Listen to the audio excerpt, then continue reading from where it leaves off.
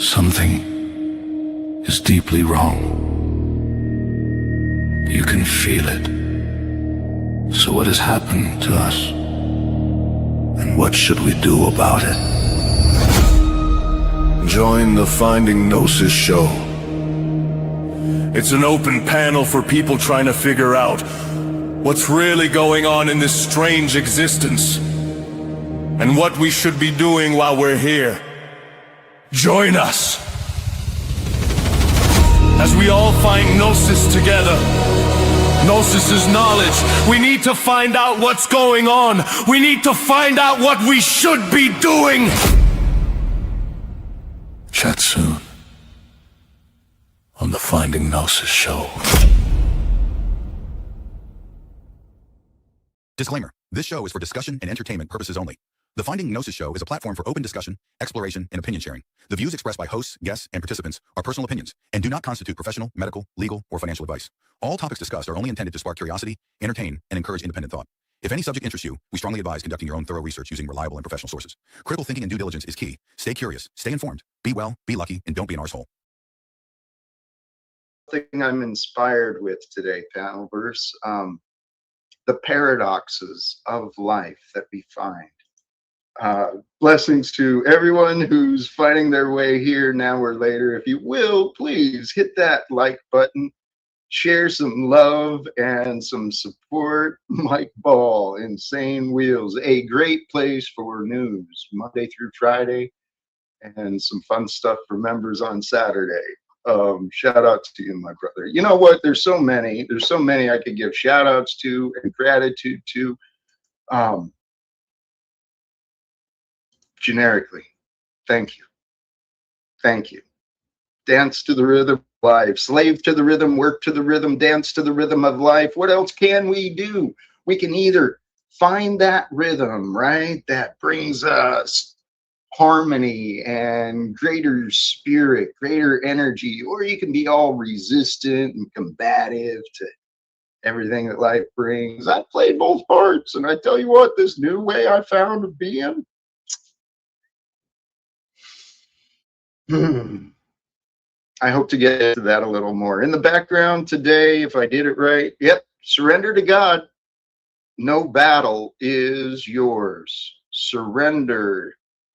That's a scary thought in this world where you're taught you got to fight to survive, fight to win, fight to defend, right? Surrender? What kind of fool would do that? That's what Jack used to say. But along those lines, today, that's something I want to discuss. It is a paradox. How do you win through surrender?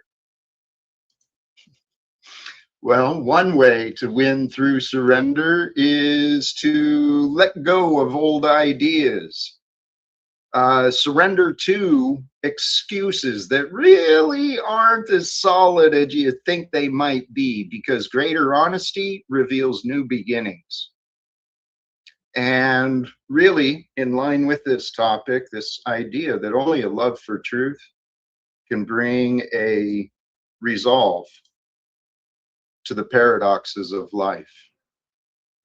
And what, in line with the idea, greater honesty, a greater truth, that reveals different directions, different choices, different perspectives. And when you find those different choices, different perspectives, well, guess what you found yourself? A new beginning, a brand new start. That's what God's all about, man. God's all about the new start. The new is always beginning. Every moment is a new moment. So let it be new with you. Let you be new. Breathe easy. You made it through. You made it through everything of the past. You made it to where you are, right? Good for you. Not everyone does, right? Not everyone is going to make it through today. Not everyone made it through yesterday. Not everyone made it through last night. Life brings this paradox, right? And we want to believe in this good God, but death loss, suffering. It's all around us. So how on earth can you resolve this paradox of human suffering and God's goodness? That doesn't make any sense. It's a complete contradiction, isn't it? Well, I used to believe that too. So I learned a few new things, and then my mind expanded to different ideas. Because that's one of the paradoxes of God, is how do you reconcile a good God and human suffering? Which you can't deny the human suffering. We've all felt our pains. We've all witnessed what we've seen. Well, there's another paradox that goes right along with God and the human suffering. There's this other paradox of being and becoming, right? You became you in the past. You've become who you are now, but who you are now depends greatly on how are you being. Are you being filled with sadness? You being filled with anger? You being filled with limitations and a lack of hope? Or have you surrendered that away? Because you can't.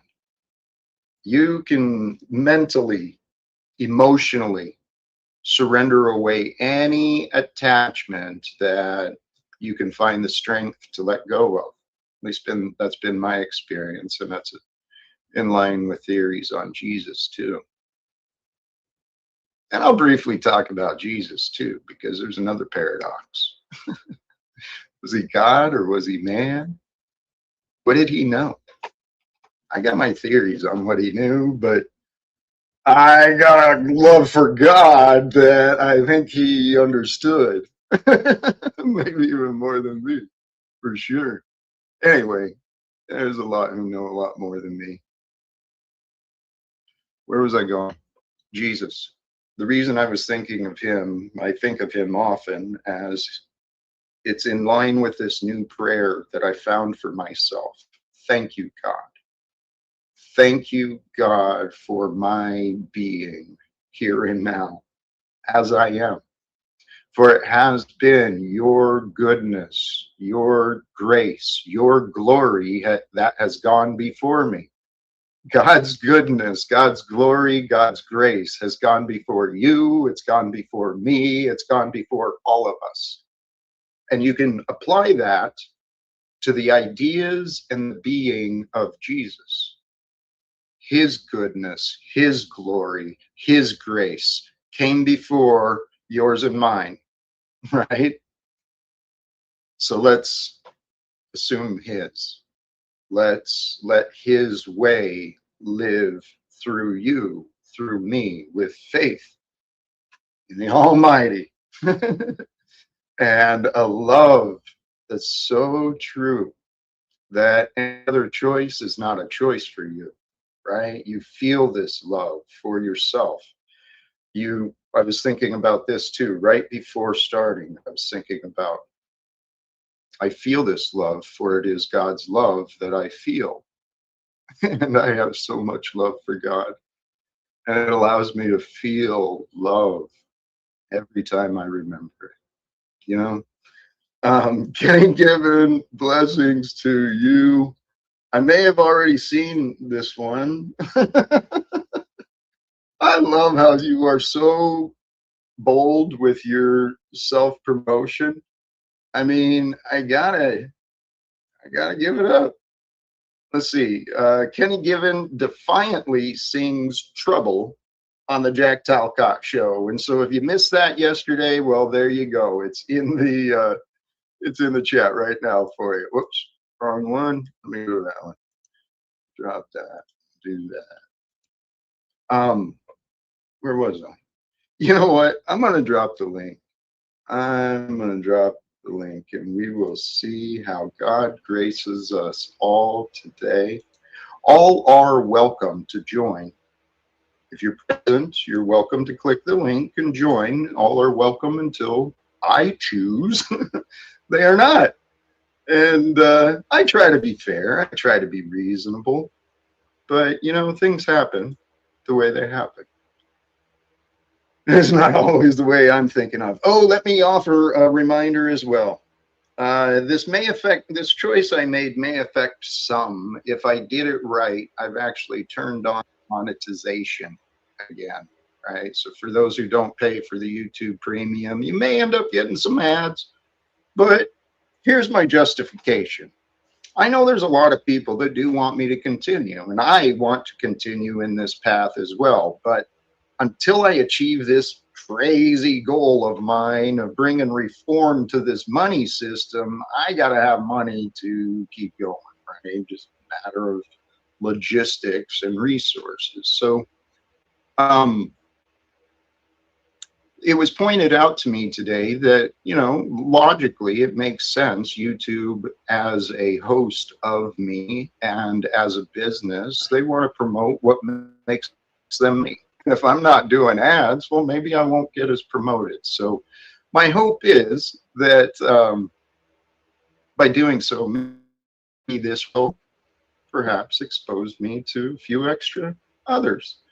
You just one, and yeah, it's an inconvenience, and you just wait 5 seconds, you can skip it. But hey, thank you for that understanding, and it's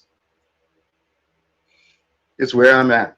It's where this world is at. But for those who do want me to continue and you don't want to inconvenience others with the commercials and the ads, there's other ways to do this. In every video stream in the description, there's other links to reach out to me and ways to support economically. You know, the two go together. If I find to achieve my goals, well, that takes care of my economic needs. If I can find support for the economic needs, that helps me pursue the other dream a little bit greater. And you know what? Yeah, as it is now, we all have this need. It's a reality we face. Anyway, it is a hot one today here in Baltimore, and we've got a couple of guests. I dropped the link. I haven't brought anybody up yet, but let me do this first. Let me welcome first our friend and brother DNW of Finding Gnosis. How are you today, my friend? Hello, Jack. I'm I'm very well, thank you. I feel good. And you? You seem good. You are good. I've been listening to you. There is something flowing through you, inspiring you, lifting you, and motivating you, and it's quite something. Thank you. Thank you for recognizing it. I do truly appreciate it. And here, let me bring up our next guest without further delay. Welcome back, JG. Pretty foggy, but how you doing, brother? Good, good. Just got a new phone, so the camera's kind of weird. Maybe you still have the plastic over the lens, perhaps? Yeah. I don't know. Hey, congrats on the I'm assuming an upgrade. Congrats on the new device, and you're welcome here. DNW, this thought, I think you might have something with this. Recognizing that there are paradoxes in this life, unless we find a love for truth, I don't believe we can find the resolve. Know what I mean? Does that make sense? I mean, it does and it doesn't, Jack, and that's the paradox, as you know. Because on the one hand, I don't think we can know the ultimate truth. Yeah. And that's part of the kind of, I mean, it's either a kind of spiritual thing or it's just a practical thing. We haven't got the sensory ability to see and know everything, you know. It's outside of our potential. But reaching for it, Jack, is important. You know, reaching, going as, look, Jack, it's about fulfilling your potential, isn't it? I mean, that's the greatest tragedy, humans who don't fulfill their potential. We may not get to the ultimate knowledge about what is going on or what is, but the tragedy is when people don't fulfill the utmost of their ability in reaching for it. Absolutely. Took me a long time in this lifetime to realize that my purpose of being is to become my greatest potential. Simple as that. Every one of us. The reason we get to be today is to become our greatest potential. And D&W, I struggled with that idea for a while too. The recognition, can't know everything. Actually, that was my thought process when I started first thinking about Jesus. I was like, well, if he would, that means he knew everything. So how can a man be like that? Mm. I can't know everything. But then I started to see signs where maybe Jesus actually had his own limitations, right? Well, I mean, My he did pray. interpretation. He did pray. Yep, He prayed to the Father. You know, exactly. the power from him came from his Father. You know, he was the conduit to the power. Even on the cross, he said, "Why have you forsaken me?" You know, he wasn't talking to himself. He was talking to his Father. You know, I mean, it was the story is, it's God becoming man, God seeing what it's like to be a man, being a man, and being a man who has a connection to God. Yes, It's very interesting literature. it really is. But this is what I was considering as well. Question earlier I saw on social media, someone asked, is the Bible true? Something like that. Or Bible from God? I think that was a question. Is the Bible from God? And the first thought that came up is all that is true, that which is true, has no source but God. It is from the one source that all truth, all real emerges. Right. And see, And that was one of the paradoxes. Please go ahead. yeah, I mean, Jack, I don't get caught up in this idea of, oh, everything in the Bible is true, everything in the Bible is from God. Because first of all, there were many gospels.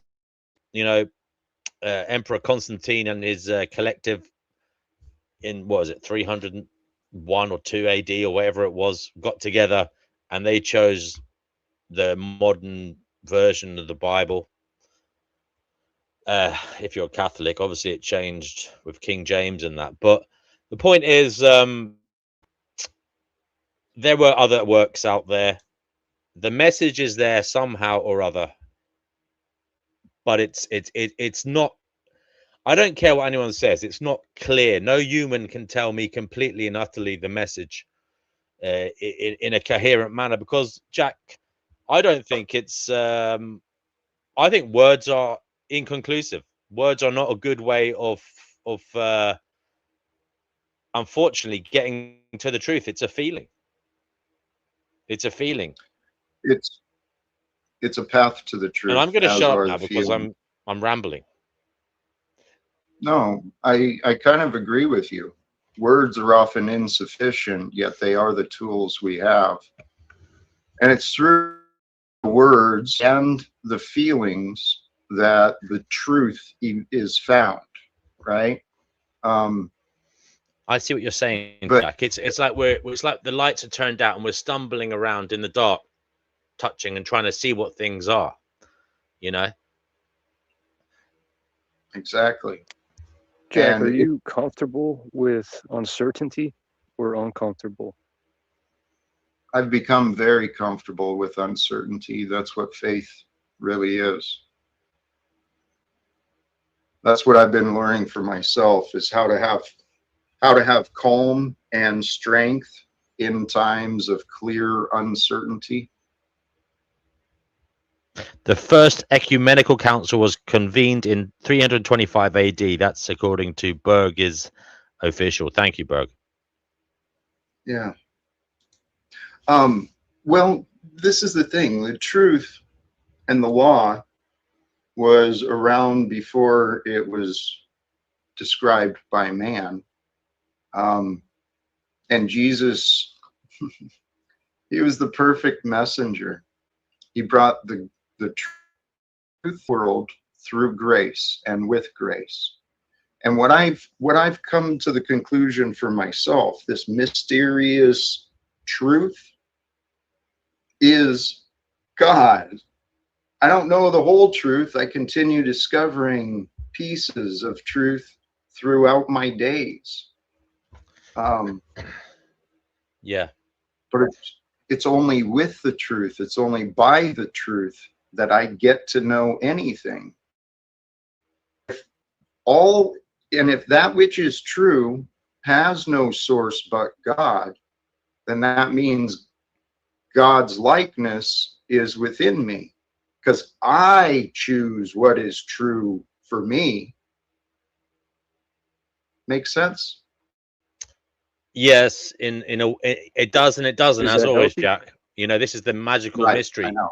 It makes sense to you. It won't make sense to everybody. Right. But the thing is, Jack, you're on your own journey. Everyone's on their own journey, and they may get it eventually. They may get it eventually. I hope they do. I get where you're coming from. Jack, what's the topic of today's show exactly? Sorry, we want to make sure. Well, I was thinking about the paradoxes of life, the paradoxes of God, and I've got some words about them, you know, some I mean, ideas. it's one big paradox, isn't it? Good and evil, for example, you know? Well, exactly. And this is where the power of truth, humbling ourselves to accept all aspects of what is true, to resolve the paradoxes, you got to take opposing elements and hold them as one. You see, It's Jack, hot and cold, right? Some people say then it cancels out into nothing. I mean, have you ever heard these non-duality people talking? You know, they kind of, I don't know, I find them hard to figure out. They get a lot of peace from just seeing the paradox and seeing it all means kind of nothing, and there is nothing, because everything cancels everything out, because there's all these kind of different sides to the spectrum, and they're both valid. But when you have both in existence, they cancel each other out. So there is actually nothing at the core. I mean, I don't. Have you ever looked into it, Jack? The non-duality stuff. It's quite strange. People get a lot of sorry. I've got a guest in the back and check out, and I want to swing back to non-duality because actually it was very helpful for me. And it's related to this, Jack. Paradoxes. It's yeah. It is. So let me double check. I think I know who this is, but I'm going to bring up Sean. Do I know you? Yeah. Hello. Yeah, we Yes, know sir. Sean. We know Sean. Yeah. Okay. All right. Thank you. Forgive me if I don't remember, but No, it's fine. were No, you? I'm the atheist. The contradict the negative and positive. You need the negative in life. Well, in nature. Just for comparison. That's all it's for. I mean, and that's kind of what I mean by holding opposing ideas together. Things are and are not real, right? And the non-duality idea, once I realize that I am actually no thing, well, then I am exactly like the no thing from which everything has been formed. And that is our truth. We're not more than ideas, and we're not more than the awareness of life, the awareness of our life. It's going to be collectively in the memory forever, as far as I can tell. This life we're living, this is what I learned for myself. If you're not feeling at peace, there's no immediate danger, you might be just imagining yourself into a state of unrest. We have the power within us. And if we recognize that, yeah, in the biggest picture, do things matter? Well, yes and no, right? And if you can go with nothing matters and I don't really matter, well, what do you want to do? I want to do what I love. What I truly, truly love is the idea of a better world for us all. Yes, and Live you streaming. see, Jack, things do matter at a point on the spectrum. That's my view, because if you zoom out too far, yes, it becomes kind of meaningless. If you zoom in too far, it again becomes meaningless. But we're in the middle, Jack. We're in the middle, and we are a point on the spectrum. And for us, it is meaningful. Yes, we are. Shout out somewhere in time. Thank you for your continuing support. Congratulations on the membership. I do hope to, I still say I want to offer a lot more to you folks, and we will eventually. Let me welcome in Plastic African. How you been, brother? What's going on with you today? It's fantastic. How's it going? Hello. You guys burning like I am. I'm going red. Oh, geez, you wouldn't believe. A lot of sun today. You know, I look like I hate fathers. I'm brethren. My father has failed me so bad. Isn't that true?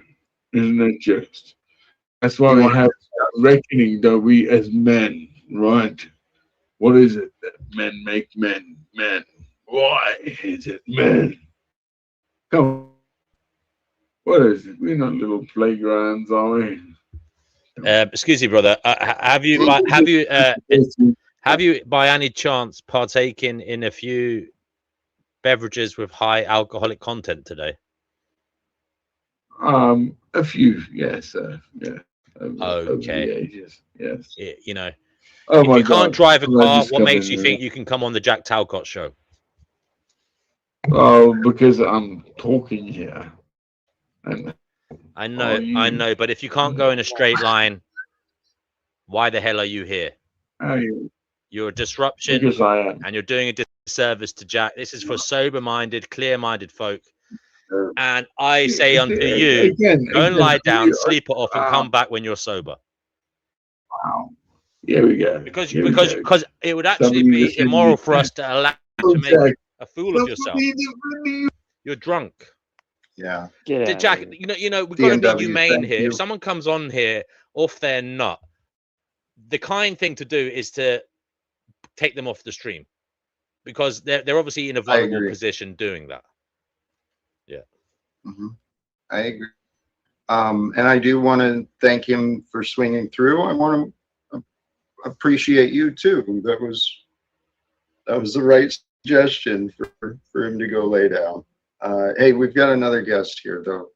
I have more trust. Welcome back.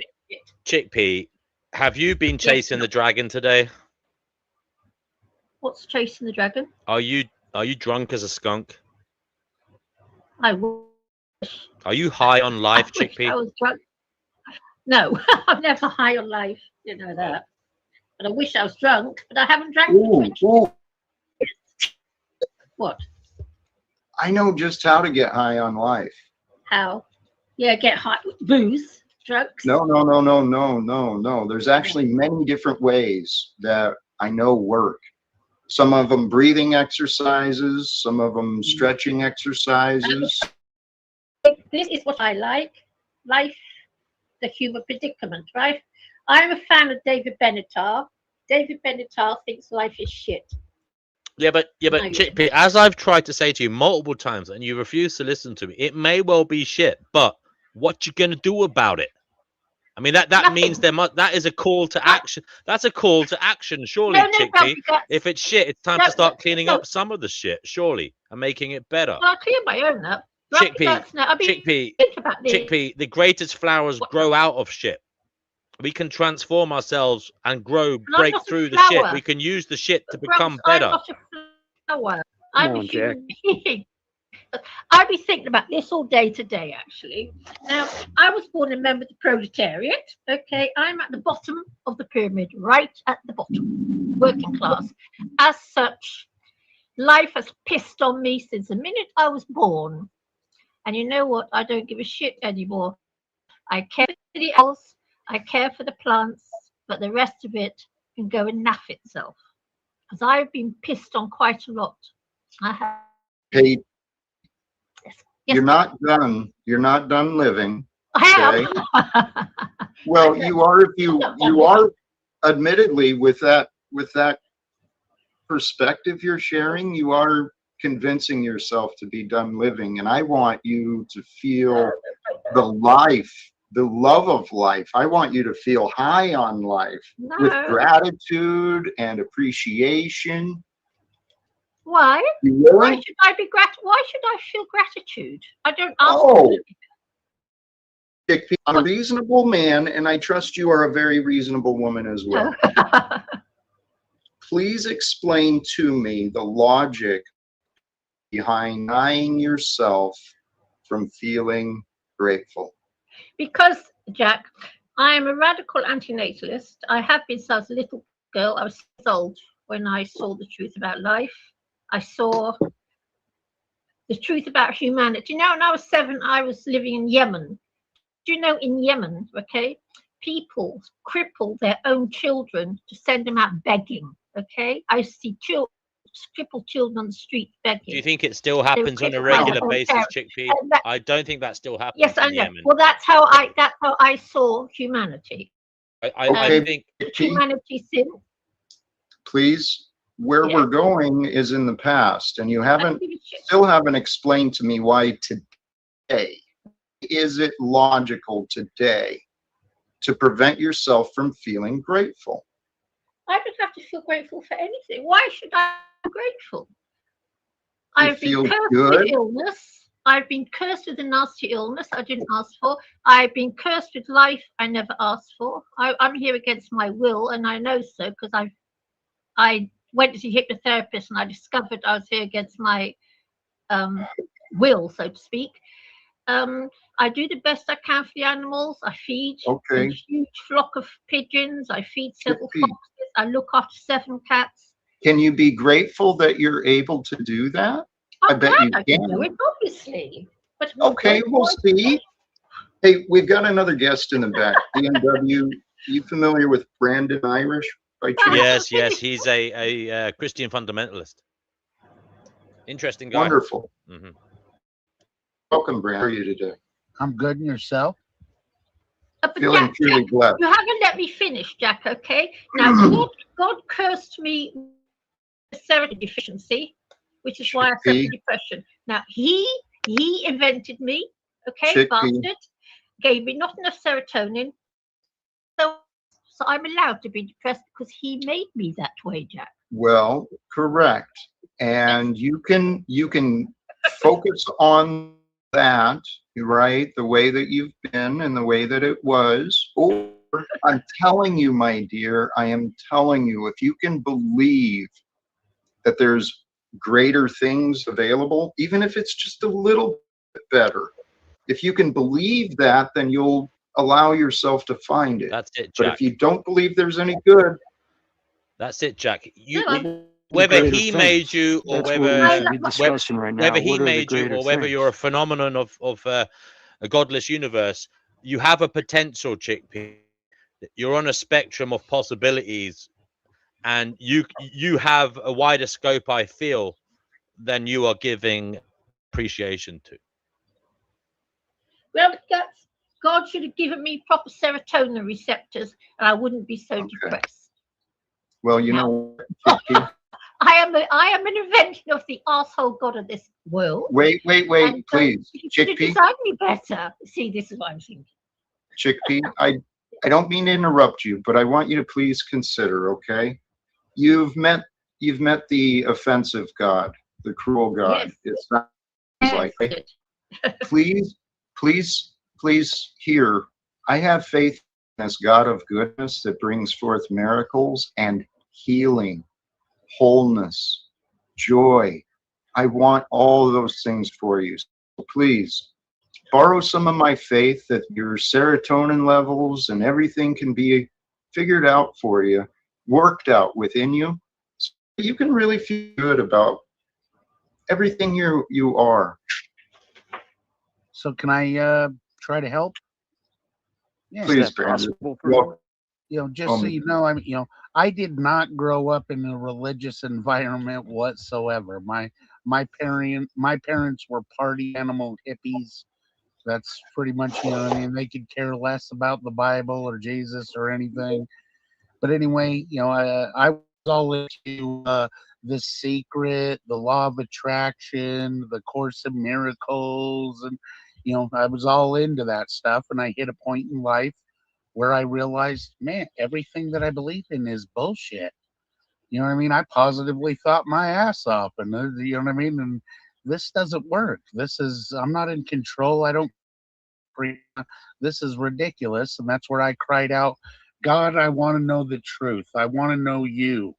Please. I'm tired of wandering around. And, you know, strange, you know, over the next couple of weeks, some strange coincidences happened, and the King James Bible into my life, and it made it very clear to me, look, kid, I'm right here.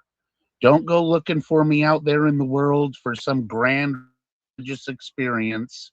There's no bells, no whistles. It's just right here, a simple old book. You want to know me? Climb on in here and start reading, buddy, and you're gonna find me. You're gonna find the true creator, and not the little g god of this world, who does not want you to be happy and does not love you in any way, and actually despises anything that bears the image of God.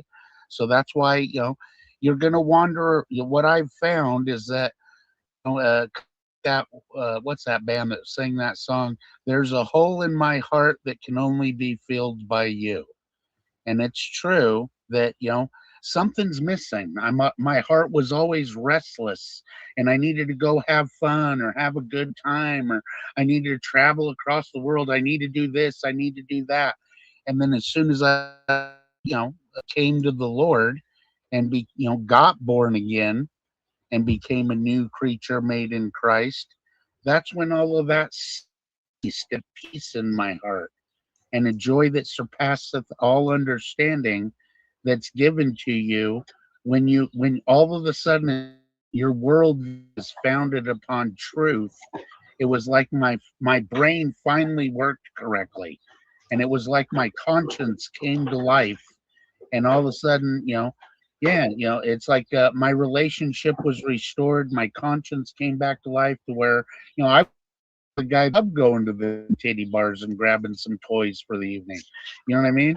That was, you know, but after that experience, it's like I walked to a titty and I was like, I totally don't belong here. I'm in the wrong place. When that used to be my natural habitat. You know what I'm saying? That's the whole thing. Is it's this relationship that needs to be restored, that's missing from you're missing that relationship with your creator, and you're just going to sit here and dwell into life is meaningless, when it's not true. It's not true. They think these Syroxat codeine, Syroxat codeine. Without them, I will be dead. Well, let me just say this. Corporations. One thing that bothers me, is that, you know, a lot of people don't realize that medical symbol of the scepter with the two wings with the two snakes around it is an ancient pagan satanic symbol called the caduceus to the god Mercury, the god of commerce. So our medical industry is totally corrupt. Our doctors may not know what that symbol means, but I assure you, those who created their curriculum, their educational curriculum, knows exactly what that symbol is. That's why I Yeah, have a but you hard said time. satanic. Do you know that Satanism, they reject God. They don't believe in the devil.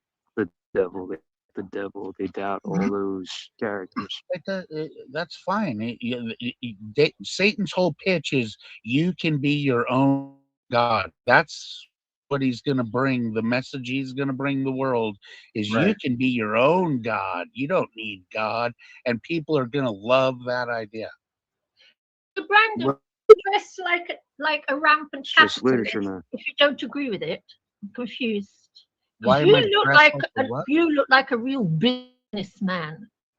Well, I think I think we need to get to business here. All That's right, so why. why Hey, you brother. dress like a businessman? Do you Well, know that the well, collar and tie is? Do you know collar and tie is a mark of submission? The collar is what they put on slaves, and that tie is the leaf. Do you know that? I Okay. mean, Hey, go ahead, You Jack. don't know that, do you, about I'm, collar and ties? well, I'm sorry to interrupt the I fashion. like the suit myself. I do too. Collar and tie is a symbol of slavery. Well, there's many symbols, and everything can be interpreted however we Let me want. show you. No, Jack. Okay? I've read about this. The collar and tie I'm is a symbol Can of I Chick say slavery. something, I'm guys? aware. We're meant to be talking about paradoxes. Now, the funny thing here is, Jack, Brandon is a paradox in many ways, because he wouldn't have become this guy so confident in his evangelizing if he hadn't been a woefully degenerate, individual, pissing skirt, guzzling down gallons of beer and snorting God knows how much Every drug on the Colombian planet. white powder. So That's it. this is the real paradox. I suppose you could say sometimes people who have led lives of sin become megaphones for the word of God, for goodness. Is that not interesting, Jack? That he was made. Would you agree, Brandon, that what made you the man you are today is your past? Absolutely. I had a lot. Experience is the teacher, dude. And and even the Bible says is that the Spirit of God is striving with every person. He stands at the door and knocks. He's not trying to force his way into your life because that's Right? not love. That's not love. He can't force you to love him, and he's not ever going to do Is that that for when you. me? Well, No, just hold on, I. Chick P. Maybe there's in here for you. I'm just sharing my Mhm. heart. I'm just sharing my experience. Well, the You know what I mean? necktie is an emblem of conformity to corrupt societal. Chickpea. Just so No, you that's not even close to what's yeah, being the said. symbolism that I Well, intended. isn't it interesting? Whenever a woman says anything, it's always disputed. I've noticed that. Well, About you, just because hold it says on, it's all quite Chickpea. clearly here by a Chick- higher brain than yours. Let me just tell you that that my intense symbology with my little avatar is I feel that real Christians need to be like a pre-trial attorney and just let you know, hey, you have a court date coming, and now let me just tell you a little bit about this judge because he is holy, he is incorruptible. You cannot Really? bribe him with your good deeds and your good works because Oh, the dear. fact remains you still committed many, many crimes throughout your life. If you're a normal human being, all have sinned and fallen short of the glory of God. And this is why, when you understand the legal Oh, transaction that took place upon that cross, all of us have sinned. We've earned our wages. The wages of sin is death.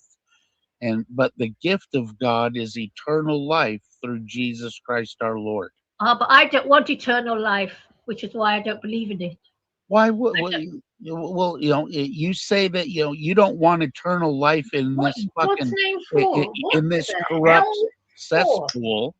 What That I do I can want appreciate. eternal life But for? look at this wonderful miracle that we call life. What? Even if this were just some great big matrix This is computer, this animal slaughterhouse. That's what this place is. are you Let me capable let of me jump listening? in, please. Let me jump in here, because Chickpea, you're back to defending the lack of gratitude. No, I'm You- not. I think you You're can. addicted Okay. to being a poor Well, me. Wait. I'm sorry for accusing.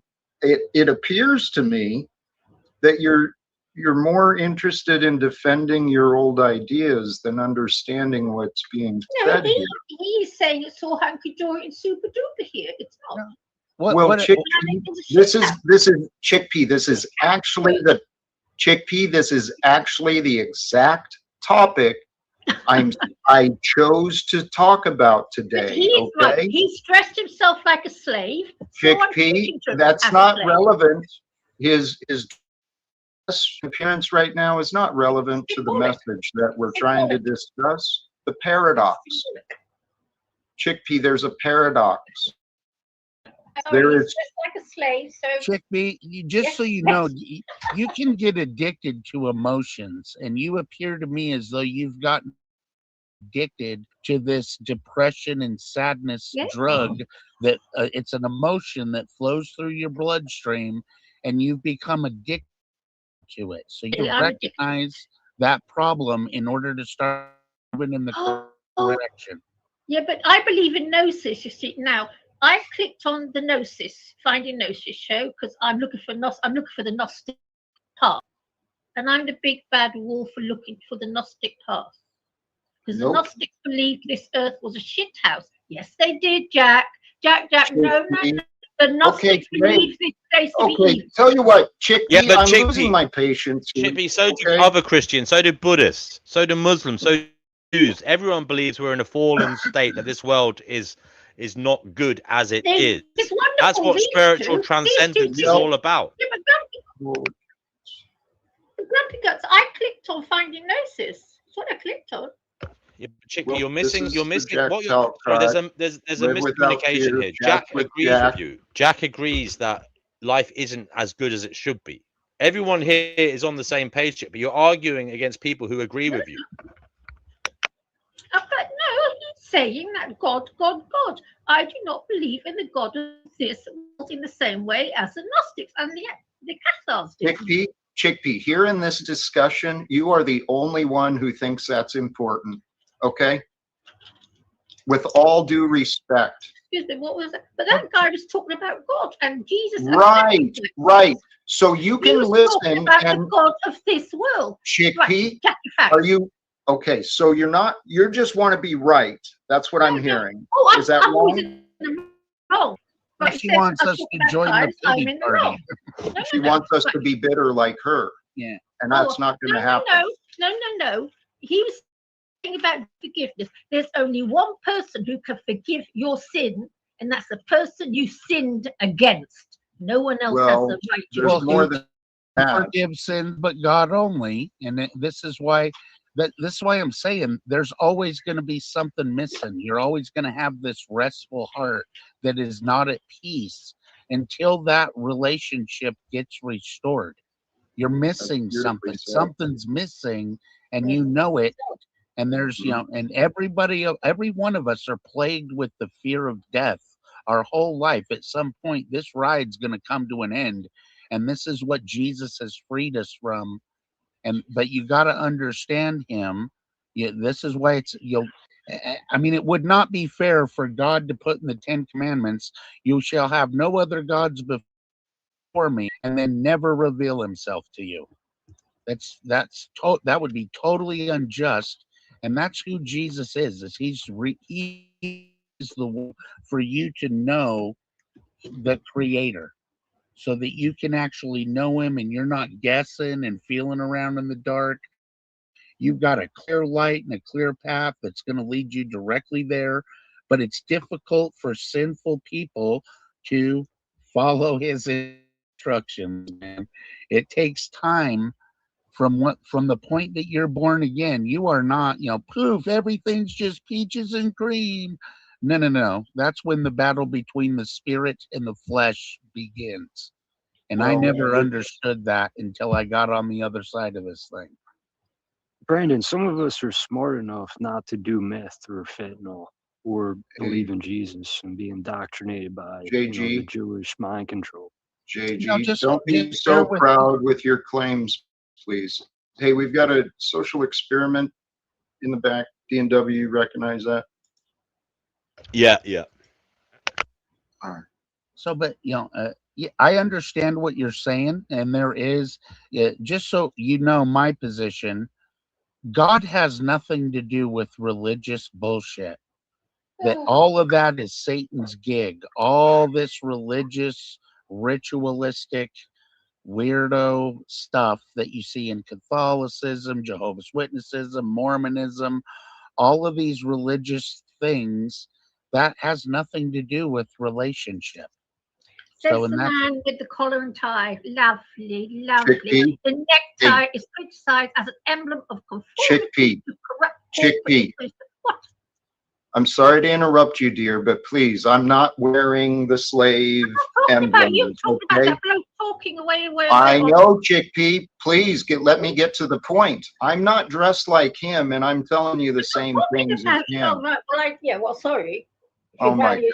If you value certain type, tell you what. Somebody has an obedience problem, and that's probably it's okay. why you're alone. Calm down. Just everybody relax. Well, let's welcome social experimentalist. Well, actually, Dirty Lowlife, please. I brought you up, if you don't mind waiting. Hello, brother. Yeah, sure. Hi, Danny. Hi, the rest of the panel.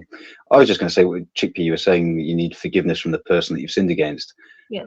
I just speculate, what if you could forgive yourself? Would you That's still the need... hardest one. I'm still looking to forgive myself. Where are you looking?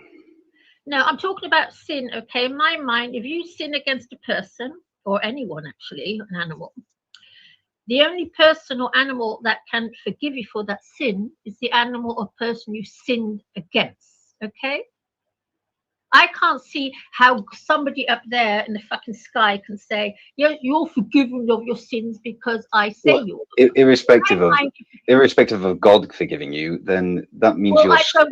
Surely, no, I understand that. But what I'm saying is, if you need this forgiveness of the other party, yeah, I've got to forgive myself. You're going to be waiting a long time. What I'm coming here to do, trying to get rid of my nastiness and just let myself go. Well, if you knew what a great tool the 10 Commandments are, it's actually a mirror for you to see yourself in through God's eyes. I do know the 10 Commandments. Thank you. I've got an A level in the subject. Give me a break with your stupid 10 Commandments. I think you should just ignore all this logic and stuff. It'd be very wise on your part. Just ignore all this. But Dirty, as I was saying to you, okay, I cannot see.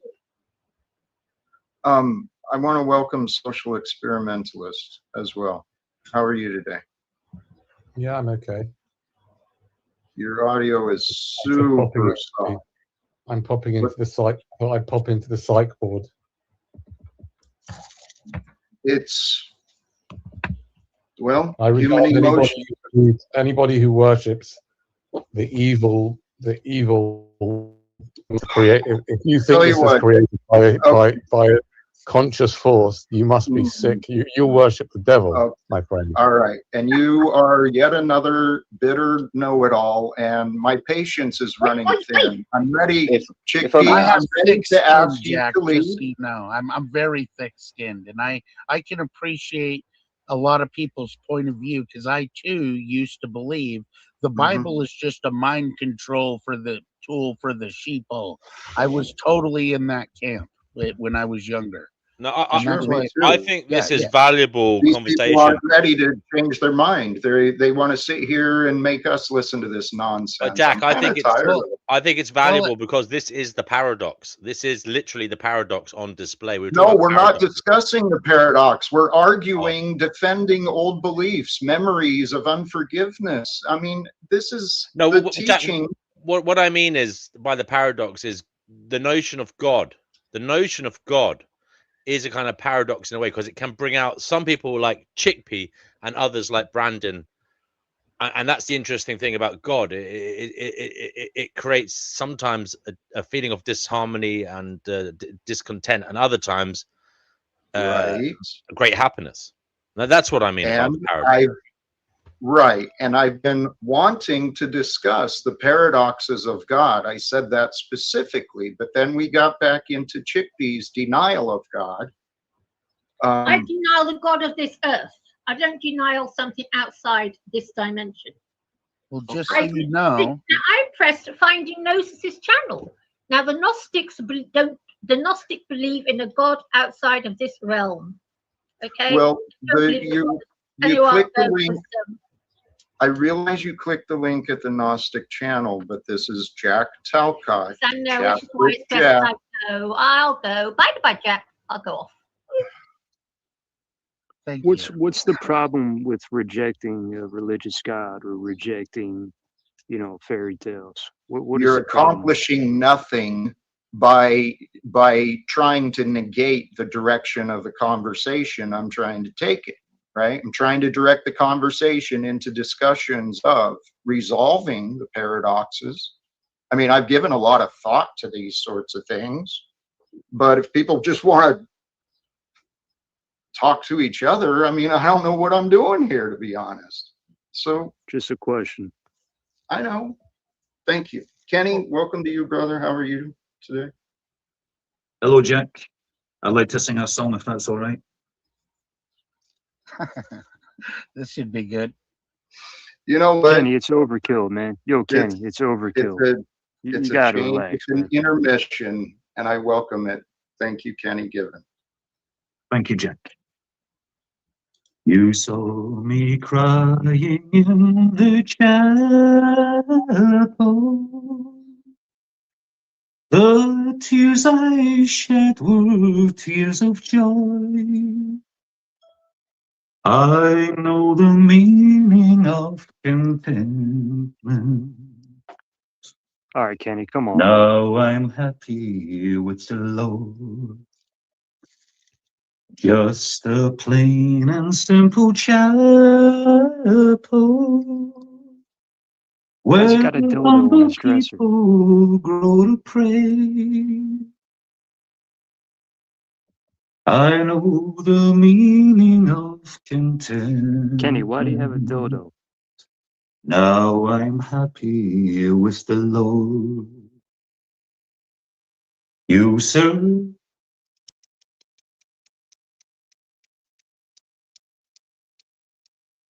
never find no way on earth to find peace of mind. Take your troubles to the chapel. Get down on your knees and pray. Then your troubles will be gone, and you'll surely find the way. Thank you. Thank you, brother. That is Kenny Given. And during that intermission, I reflect. And Chickpea, if you're listening, I'm sorry. I could have been more patient. To all of you, with all of you. Jack, quick question. Do you pray? Constantly. Are you praying right now? That's amazing. So can I say one thing? Are you praying right now, Jack? In small ways, yes. Brandon, what were you saying? I was just going to say to I'm not sure if it's JG or D&W that doesn't want to hear about the Bible or anything like that, but here's one thing that we all have to really contend with is, what are you going to do with this guy Jesus of Nazareth? We know that he was a genuine, real person that actually lived. We do know that he was crucified, and his own Jewish people charged him with blasphemy for claiming to be God manifest in the flesh. So these are absolute facts from outside of the Bible or inside of the Bible that, you know, this guy was real. He claimed to be God. So now if he was telling the truth, we ought to listen. I will say one Brandon, thing, did you Jack. ever think that there's many narratives, Brandon that is a there's kind many- of firebrand preacher. He's well able to take people on. So if there are people, Jack, in the audience or on the panel who would like to challenge him, I think we should give them space to, you know, because As much as I hate to say this, I agree. Yeah. Sorry, Zill. Yeah, I cannot stand saying that. He doesn't like agreeing with me. No. Well, Zill's just a sucker. No, not at all. Hey, welcome to you, Zill. It's good to have you back as well. I want to swing back to something I thought I heard from Brandon, in that if I heard you right, it sounded similar to my own experience. For me, I had these, when I first started, I didn't know what to think about God. And then I heard about other people have these powerful supernatural things. And I'd already experienced my own little inner thing. But what I did for myself was I actually lowered my standard of what I expected God to show me. And I started just accepting little things and little things and little things. And now I'm at this point where, why did I take so long to accept it? I wonder why people resist so much. I know why. I know why too. Stubbornness. Because Jack, a lot of us know it's pride. mind control. A lot of us know better. You guys No, that's think what you cognitive think. dissonance. Jack. Hold on, JG. Jack. Let me talk, right? You want honesty here, or do you want to? You're speaking from ignorance, brother. I know for a That's fact. gaslighting, man. Jack, stop. You're gaslighting me, man. All right. No, I'm speaking to from you ignorance. honestly as a brother. I see you, JG. Jack. I love this is where you, many but Americans you're get in trust when you gaslight people, manipulate people. Shut up, brother. JG, please. You shouldn't do that. I'm sorry for interrupting, but I thought it was You gonna. can't handle the truth, and you think that everybody I'd telling love the to truth. hear his position, and then I can analyze Okay. it. Yeah. Fair. Look. Please forgive. Brandon, Jack, he doesn't want people to shine, right? He doesn't want people to speak the truth. That's how it is. Right. Yeah, I haven't gotten that impression, but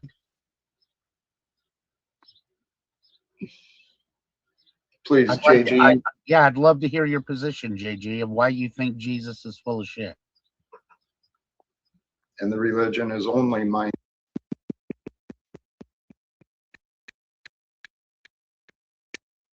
Sure, that's all it is literature, right? Jesus could have existed, but they've blown it out of proportion, and people are carried away by what? Tales, right? What kind of tale? God Curly uses tail? stories to illustrate a point for you. When but that's your belief. Once again, that's your belief. Let me Think just about say that. this That is real just quick, something I believe. just so That's you your opinion understand and my idea. position. Yeah. The text is there. It's not like he's inventing. Once the again, text. you're getting carried away. Please, guys. Carried away by beliefs. Carried please away let- by ideas and opinions. JG, please let Brandon finish what he was saying. Well, it's just that just so you understand my position and why I'm what everybody calls a King James onlyist. So because the inspired text in Psalms 12, 6, and 7, God promises, he says, the words of the Lord are pure words as silver tried in a furnace of earth 7 times. Thou shalt preserve thy word, O Lord, from this generation forever. So anyways, here in the inspired text, we have God promising that he's going to purify and preserve his word. And then, so somewhere out there has to be a perfectly preserved word of God so that we have a true record of what's been said. And this is where you have you're a getting big carried problem. away, man. No, you just have a big problem with all these different Jesuses in all of these modern Bibles. And this is why we have 20,000 different denominations that claim to all be Christian and follow Jesus and follow the Bible. but none of them agree on doctrine. So, hey, Brandon, it's all theories. I've actually tell you what, all JG, theories. Right, great, JG. Jack, why are you keep telling yourself that? I'm interrupting you because I am the host here and I've got a purpose for why I'm speaking.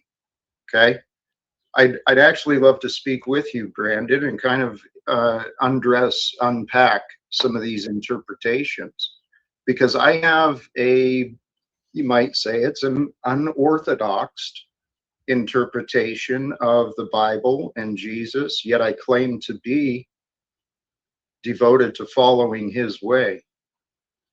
Nice. Well, this is why it's there's several Jesuses out there. You know what I mean? Like, for example, the Mormons, okay, they believe that God was once a man on some planet near the star Kolob in a galaxy right. far away. There's tons of beliefs. Yeah. Right.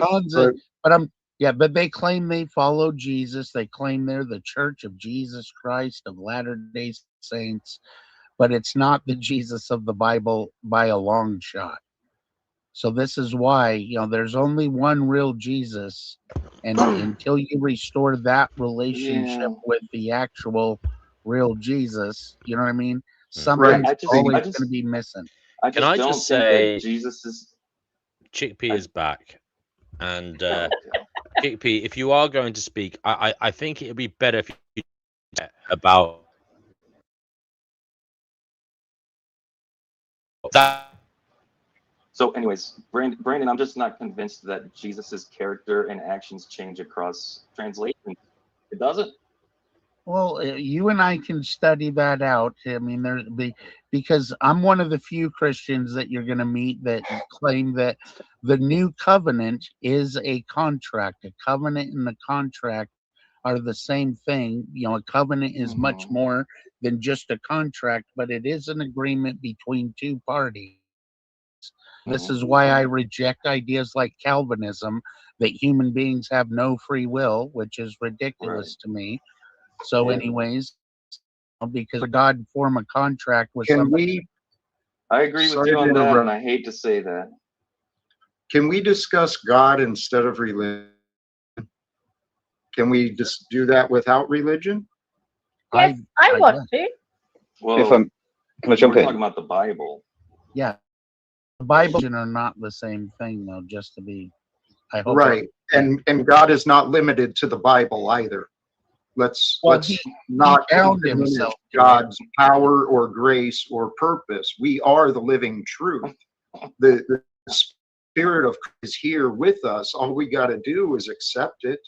As you were saying earlier, God doesn't force itself on us. Love doesn't do that. We got to choose it. Sure. I've chosen. I feel it. And and believe me, I'm with that. And all I'm trying to do is help to enhance your experience. I've been, I got born again about 16 years ago, and I've been in the Bible every day since the day I began. So I mean, I've been thoroughly through the Bible, and this is why I'm just saying in my particular experience, he made it super clear to me that, look, don't go looking for these grand, mystical, magical, religious experiences. Born again is just simply now all of a sudden your worldview is founded upon the truth, and it really enhanced how my brain worked. You know what I mean? It made it very helpful to start understanding and interpreting data correctly, because I'm looking at it through at the right angle, through the right lens, so to speak. Brandon, can I ask you something? Are you a walking, talking graveyard, might I ask? Oh, am I a walking, talking graveyard? Yes. What do you? She's I don't coming with understand. the heat. Are you stuffed full the brim with the slaughtered animals? Am I stuffed to the brim slaughtered animals? Yes. I do not understand this question. Okay, fine enough. Are you a meat eater? Are you a vegan? non-vegan. Not a vegan, no. No, I thought not. So I'm not going to list any more you have to say because. Oh, now I remember your Bible says quite clearly, okay, whispering and twitching about your Jesus. But the meat you eat is to be perfect and free from defect, you sinner. Okay? I won't say another word, Jack. That's the end of it. But I'm right. I know the Bible better than he does. She knows the Bible better than I do. I find that hard to believe. Chickpea is now gone. Okay, she's been put in the bed. Right there. Well, there's truth in the Bible. Okay, but what do we do with what we know? When God allowed me to awaken and I started gaining more trust in God, the first question is, what do I do? What do I do with what I've learned? What do I do with what I feel? What do I do with what I know? Well, I've been continuing to learn and to grow in my education, in my ability to communicate, and in my faith. And not long after God touched me with the Holy Spirit, I found my purpose, Veterans for Peace. The reason I exist is to try and end wars. Nice. Nothing more. That's it. That's why I live. That's why I'm here. Nice. No, that's a great, that's a good mission in life right there. So, I have no intention of disparaging that in any way. So, but I'm just telling you that this is where we do have to be cautious, because if Jesus was telling the truth about who he claimed to be, he also claimed that there is an enemy. There really is a Satan, and he really is cunning, and he's very, this guy is very coercive. So this is where we just have to pay attention to make sure that we're we're following the right Jesus. Yep. So, and that's how I live. To me, Jesus is here. He is the King. As I mentioned earlier, one of my more recent prayers of gratitude is thank you, God. Thank you, God. I know your grace, your he has gone before me, and in many ways that is Jesus. His goodness, his glory, his grace has gone before us all, and purpose is to live with his likeness as much as God allows. And so who was he? He was the waymaker, right? He was the what was it? He's the waymaker, the promise keeper, the man of peace. Well, one of his major claims was, I am the way, the truth, and the life. No man cometh to the Father but by me. So that's where you got to step back and go, how could a human being claim to be life? Like, wait a minute, what did this guy just say? He just said that he is the life? What? Right. Jesus made so many claims to divinity. He forgave sins. Who has the authority to forgive sins? But God. Right. All of them. No. God has given us the power you don't to have forgive. the authority, Jack. You don't. As God has forgiven, we may forgive. The power of forgiveness has been given to man. As it was with Jesus, we can find forgiveness and share forgiveness with anyone we choose. You are partially right. Different. But there is sins in a different way. There is a legal or judicial aspect to this. The perfect illustration of God the Father will never sidestep justice. Justice will always be upheld. That's why, we've all sinned and we've all racked up the fine. Jesus stepped in and he paid the fine on our behalf.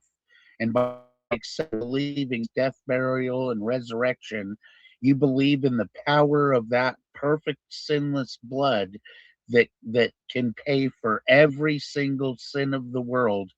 All you have to do is accept that truth, and now you've entered in by believing into this covenant with God, where he is promising you eternal life in a kingdom where people are no longer greedy, murderous, selfish, that we live in a society. That's why God's law is called the perfect law of liberty.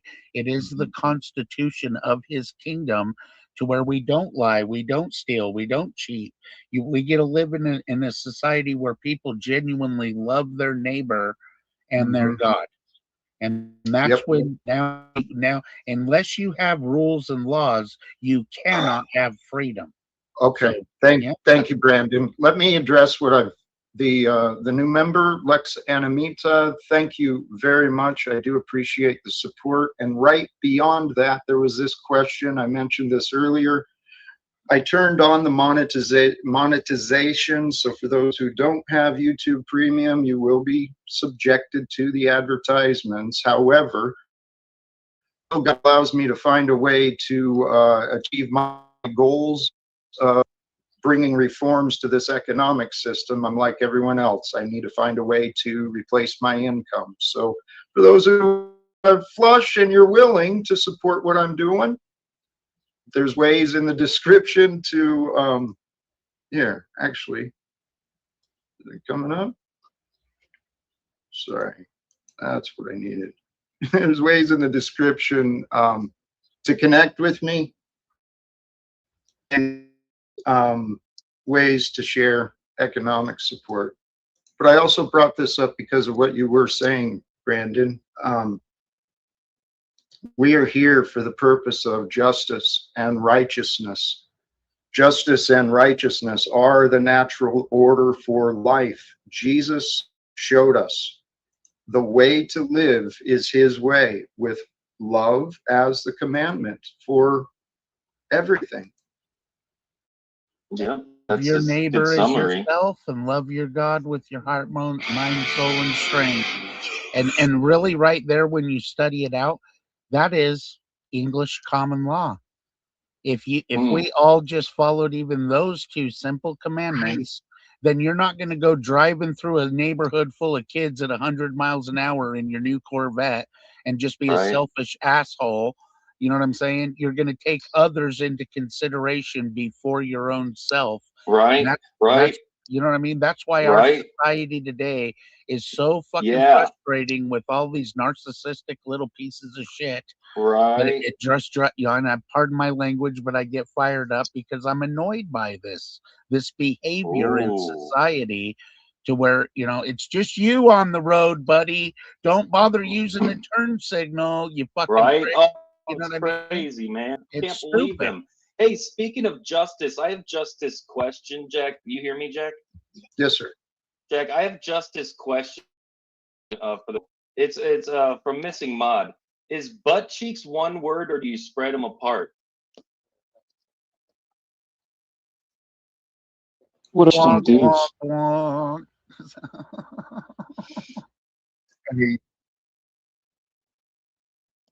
I'll say it again, sucker. He's still a young at heart. I'll say how it about again. Conformity, right? How about not conforming to non-cognitive nonsense like religious language, religion, mind control? Sorry, your audio was really rough there. That was tough. I don't think it was just me. No, it was hard to hear him. What must be the Zionists? The Zionists are attacking me again. Yeah, I'm not a Zionist. I'm a Christian. I'm saying through the internet. Oh. No, I mean, I can respect your position because what your instincts are telling you, something's wrong here with all of this religious garbage, and anyone with a logical and rational mind is gonna be going, man, something ain't right. These people all look mind programmed, because they are. You know, when you look at all of these religious systems, that's why I'm totally against religion. Just get yourself a King James Bible and see what it says for yourself. And I believe anybody that's genuinely seeking truth is going to arrive at the same conclusion I did, that, hey, none of these religions are doing what Jesus said to do. They are not following orders at all. That's not entirely true, Brandon. If you look into the real if you look into the religions and the development of the different messages and the different cultures and the different times, there's consistent messages. Oh, you're and we right. You are correct there. Sorry. But what's of it all? What's the giant cognitive picture of it all? The one, it is one, right? That's the big picture. Now, there is one story from one God, and each of us is playing a little part in it. You mentioned it earlier, I think, Brandon, in the stories of the Bible, there's meanings revealed, just as meanings revealed in the stories of your life. In your life, the stories you experience, that's where you find your lessons, which become your gifts. You discover your strengths and your weaknesses. It's all about discovery, guys, and our God is so true. And the true message is God's love is more real and probably more powerful than any of us realize, any of us know.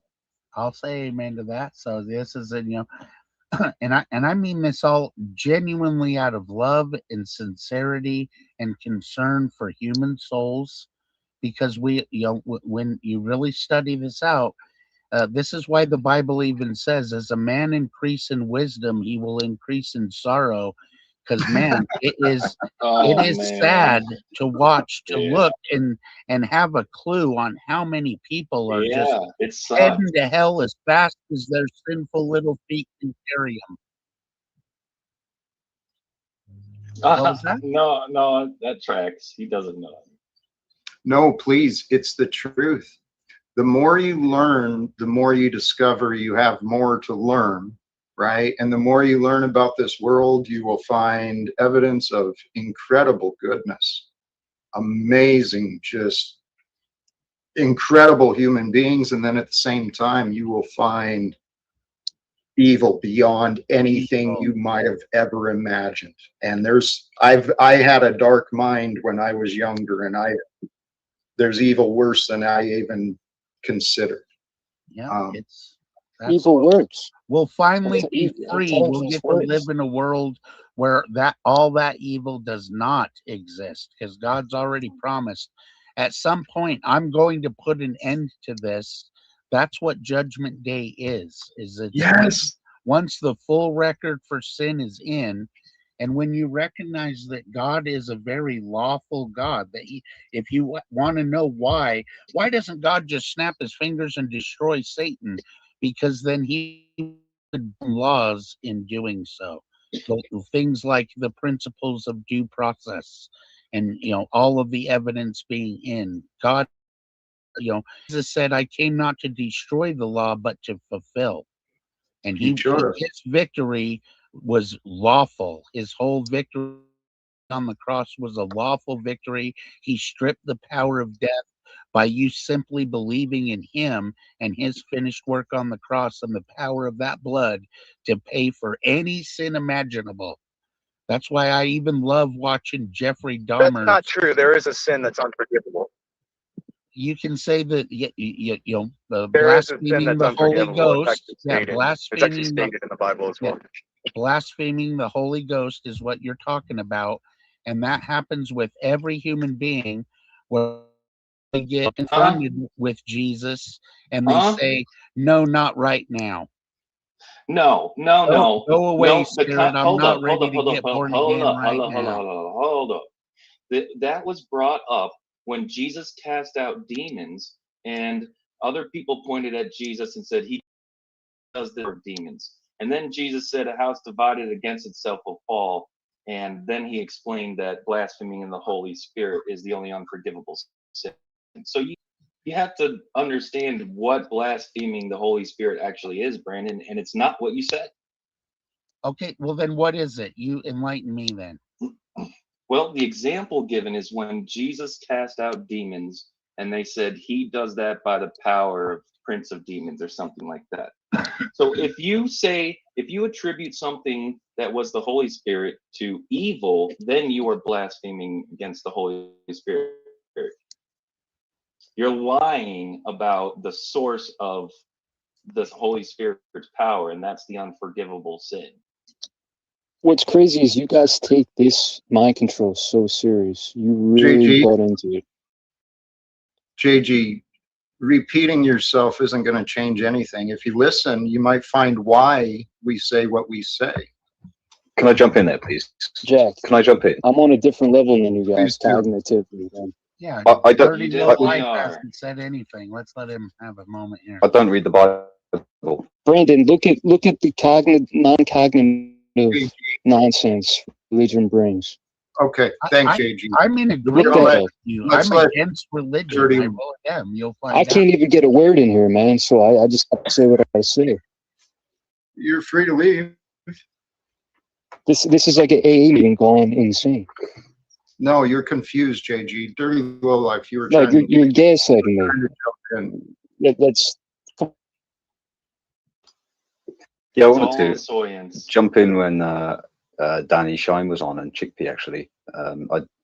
I've realized that basically I don't read the Bible at all. I come across people mentioning it and I read quotes in passing, but I've never read it. Read the book of John sometime. Sorry. But I'm still a theist. I believe. I know there is one thing to believe in. And the question I would ask rhetorically to those who don't believe is, what force do you believe created this place? To my mind, the only thing that can create and hold this universe together is the force of love itself, because love is the only thing that is accepting of everything else. Love can accept that which doesn't accept it while it's stood in front of it. It's the only thing that is monopolar. So either this place is a grand cosmic accident, which I have simply fallen out of the illusion of, or love maintains it intrinsically, in spite of the horror. Yeah, Dirty, I think that is you ain't wrong. One of the most important questions. That's a false dichotomy, I must say. That's a false dichotomy. I'll tell you why, because there is an alternative way. That is to simply embrace paradox, that which we cannot know for sure. Does that make sense, BMW? I just want to say peace and love, Jack. Peace and love. These guys are absolutely nuts, Jack. I'd like to say a few words. Let me in when you get a second. They're not. They have no conception of what they're even trying to idealize, Jack. They're just babbling, and you need to guide them, Jack. I say you take your belt off, Jack, and deal with them. Go ahead. No, we'll get through it. We're learning together. Kenny, please. Dick, do you wear a belt? Go ahead. Okay, I'd like to say a prayer, and I'd like everyone to join in, because even those who don't believe in God, you can still embrace the nuance. That's why I'm an agnostic. I don't claim to know either way. There might be a God. It's just simply, I don't know for sure. But right, but that doesn't change what I'd still like to say a prayer that would lift everyone up and give us some insight and maybe some kind of spiritual guidance. Help us. So do you God, believe in Jesus? give us grace to accept with serenity the things that cannot be changed. Oh my God, he's reading Psalm 38. Shut up! Please, please mute anyone that's interrupting me. I'd like to go uninterrupted. You're reading please. a prayer you don't believe. Every time I get interrupted, I'll start again from the beginning. It's that simple. God, give us grace to accept with serenity things that cannot be changed. Courage to change things which should be changed, and the wisdom to distinguish the one from the other. Living one day at a time, enjoying the moment at a time, accepting hardship as a pathway to peace, taking this sinful world as it is, not as I would have it, trusting that you will make all things right. If I surrender to your will, so that I may be reasonably happy in this life and supremely happy with you forever in the next. Amen. Brought to you by Evolution. So bad faith. It is read from Psalms 139. That is some Psalms 139, which he said he doesn't believe in because it's a Christian religion. No, it doesn't mean anything. Source, hold on. Don't dismiss because of the messenger, please. It's the true message, right? We recognize that. And it's beautiful. No, he doesn't recognize that. That's the point. It doesn't. He obviously did if he brought it No, he forth. didn't. He just said beforehand he doesn't believe in religion or faith. Imperious, I'm going to step back and I'm going to let Kenny answer, but it seems he can't. He has no epistemology. Dude.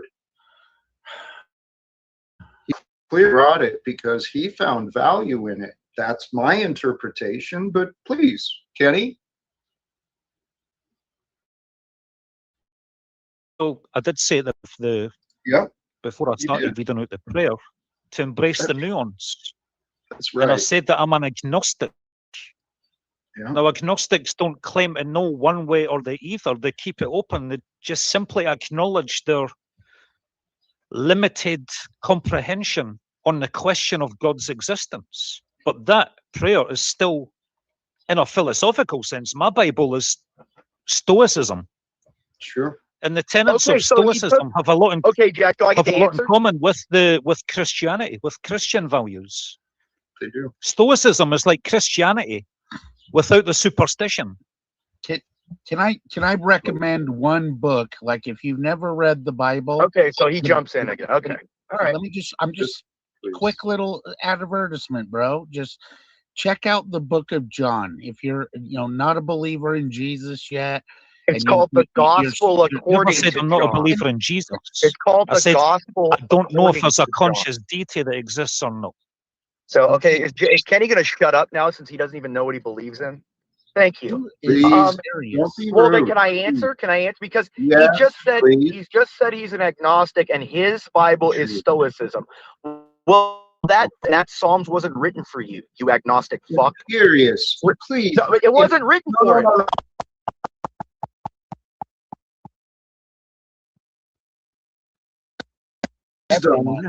Not for him. No, it wasn't. It was written for the Jews. It was written for the Jews, Jack. You sound Psalms like a written for the Jews. dispensationalism. You don't even know what dispensationalism is. I sure do. Explain it to me then, because I know what it is. The idea that there's certain parts of the Bible that are written to the Jews and some certain parts that are written to the Christians, and it's garbage. It's nonsense. No, dummy. That's not what dispensationalism is, dummy. Oh, dispensationalism is God. Yeah, you can't even behave like an adult, dude. Again, Jack, you let all these people talk over me, but the moment I'm mean, you silence me, Jack. Yes, please. Yes, I hear so everybody can disrespect me by talking. You just interrupted, Imperious. Please, DNW. Yes, I hear you. So he interrupted me. You just did.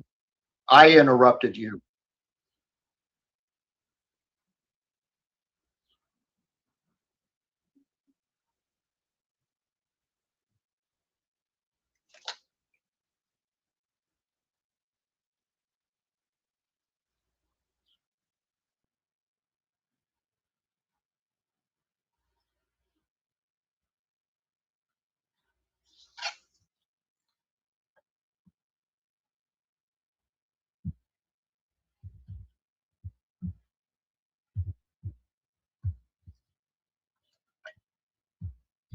He just missed an opportunity to try and convert me. A good preacher man would have sought that as an opportunity to get me there. I was looking at the opportunity like, hey, man, hold on. That's why I'm encouraging you to read the book of John. This, to me, is the greatest book because God specially I encourage you, Brendan Irish, to read page 30. Of Daily Stoic.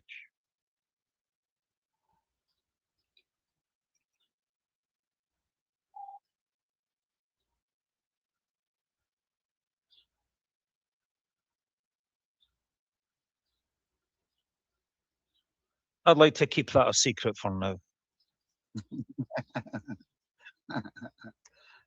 So anyways, but yeah, dude, it's, this is the thing about truth is it's either true or it's not true. So, and truth is very important. And that's why every single human being is thirsting for truth. They're hungry for truth. And that's why Jesus even said, "He who ever comes to me will no longer thirst. He will no longer hunger." Because you've landed on the guy that claimed that I am the truth. I am the way. I am the life. We have to have that relationship restored with the Father, and there's only one way to do that, and that's through Jesus Christ, the real Jesus. That's why this is important, because the Bible, I have to not the fake point one. out to other, Bible believers, like 2 John verses 9 and 11, where it says, "Whosoever transgresseth and abideth not in the doctrine of Christ hath not God. He that abideth in the doctrine of Christ, he hath both the Father and the Son." So our doctrine is very important, and that's what what's more important. Jack, you let him ramble for forever. Why don't I get to ramble now? I'm just going to the fridge. Hey, I'll be back. Jack, it's because I'm black. You have different rules for me. Yeah. No, Jack, actually, I was trying to respond after I waited patiently. I realized you did too, but you only mute me. Why don't you mute these faggots and put them in back? Why don't you fucking grow clean up? up your language, Imperious. I think we're done today. You shutting it down, like 15 man? years old or what? Man, we can get past this, Jack. We just woo-saw one or two times. We're good. I would like to hear Jack's response to my comment, because I could see he was, not just it. Oh, okay.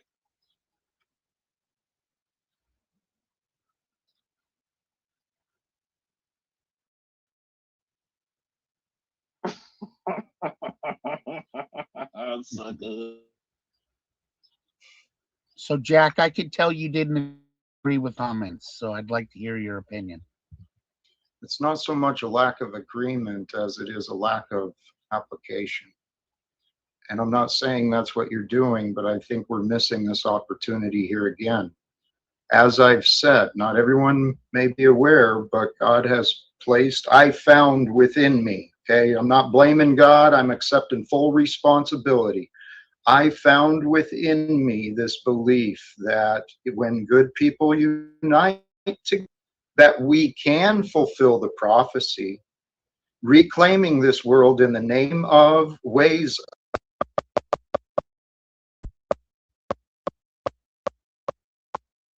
world, setting the truth free so that we become free. No more legal secrecy, no more billionaire status, right? We level the playing field by the truth of God.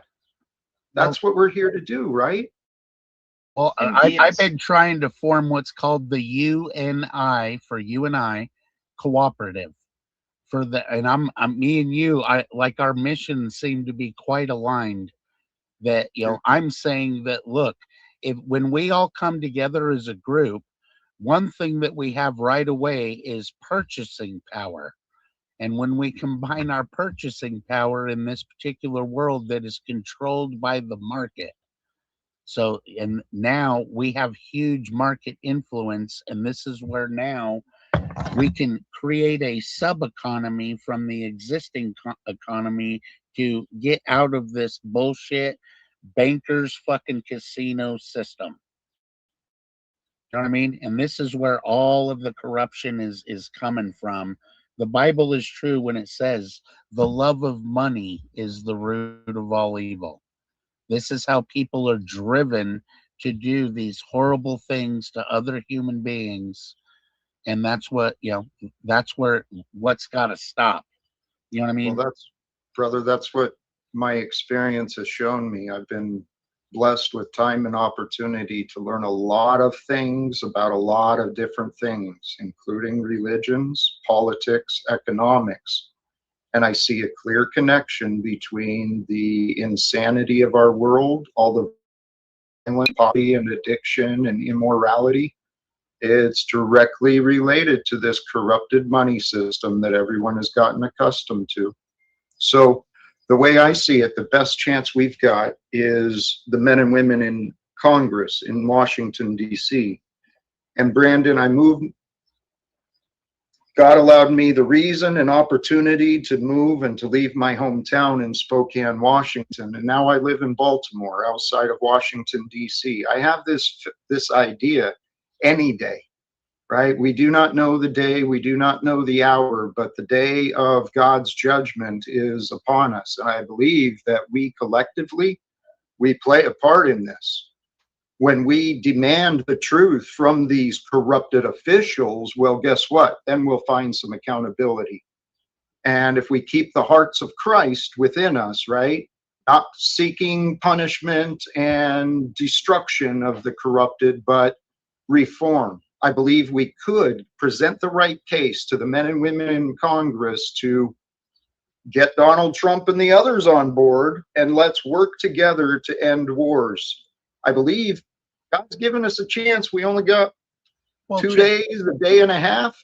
We have the chance to share Independence Day with the entire world if God would allow us to move here in America. Well, I have a unique position that, because, I study the Bible and I study prophecy. That's what really first, got me interested in the Bible as even a young kid, studying prophecy. And this is where, God's already told us everything that's going to happen in the future. That's, and if you read in chapter 17, I don't think there's a single prophecy more clear than the Catholic Church being the whore of Babylon, mother of harlots. And they're also the ones that are behind the ecumenical movement, which is this. I can walk you through it.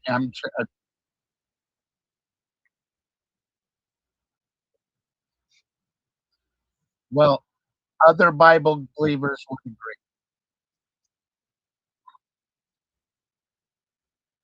That's Thank the you, point of BMW. prophecy. I would like to say something, if I may. Please. Just to play devil's advocate here, right? I really admire your vision and your commitment to what you're trying to achieve.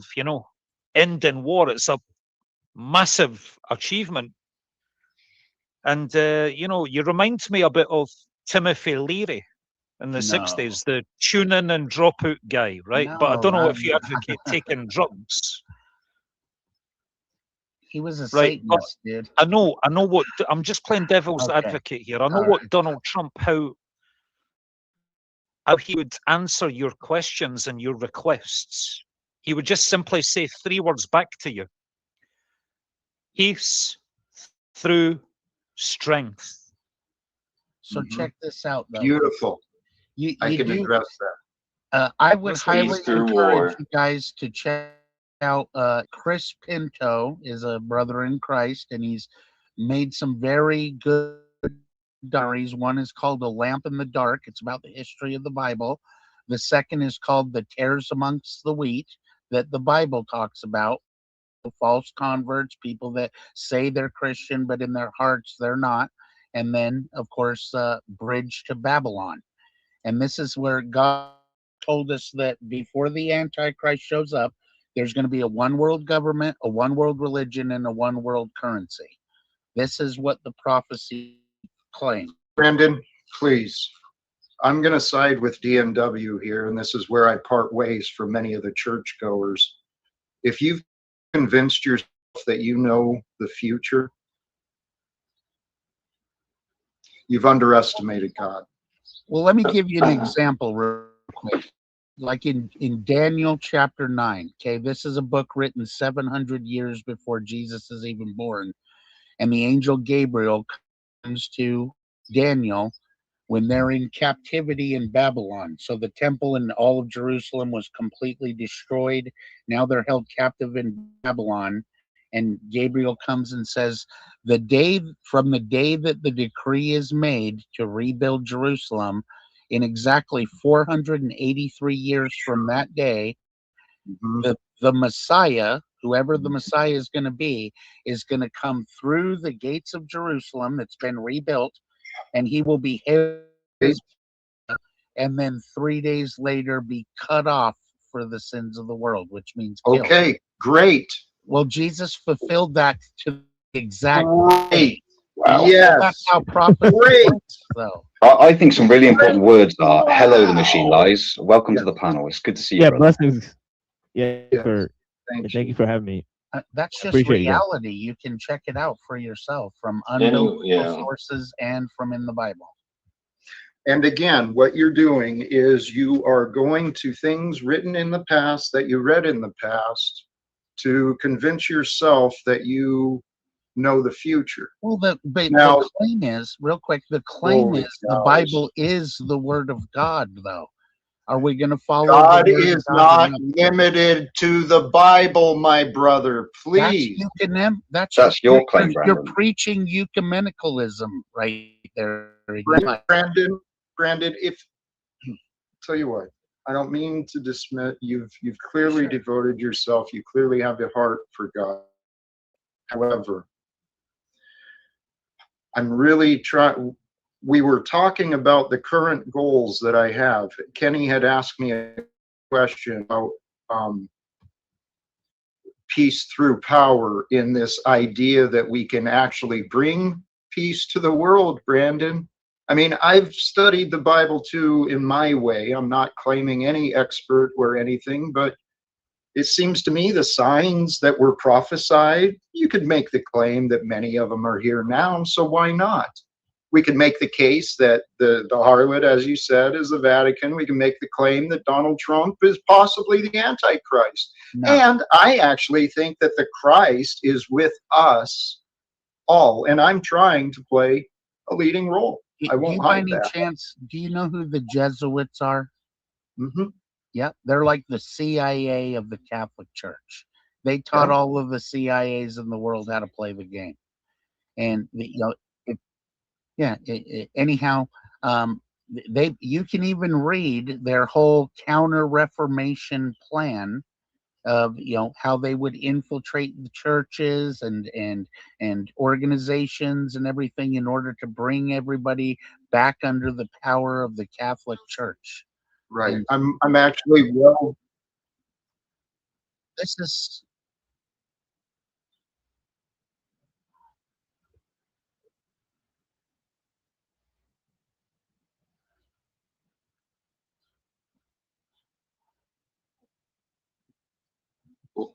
I'm not being a hypocrite, though.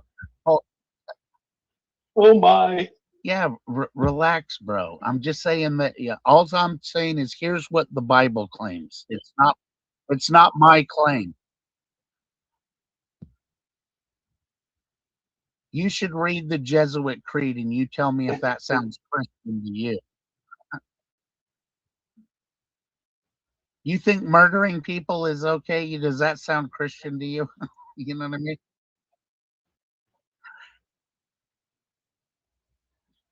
Uh-huh. Go ahead, Jack. Jack already checked out, guys. Well, Jesus was very clear that there's one narrow Tell you what, way to get out of here alive. Yep. Brendan, do you have any interest in the things I've been saying? I do, absolutely. I just said that it sounds like you and I are kind of, in mission in life, or, I'm building low income housing and stuff because I genuinely want to help the poor. That's where that's the direction I'm going, and into sustainable food production, everything off grid, so that I'm not giving anybody a handout. I'm giving them back dignity to where they can earn a living themselves and be a part of the greater good of the community. That is kind of my business model for the UNI cooperative. Okay. Thank you for sharing that. I'll go back to my question. It's all right.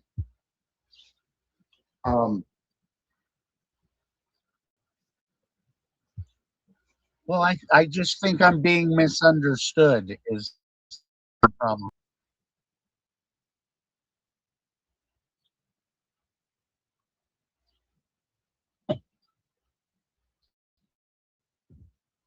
Well, I'm just trying to, you got to know your enemy in this battle. That's all.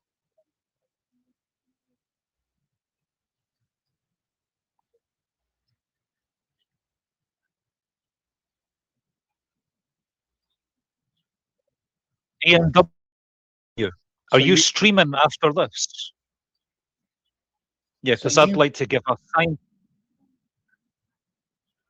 I'd like to give a scientific.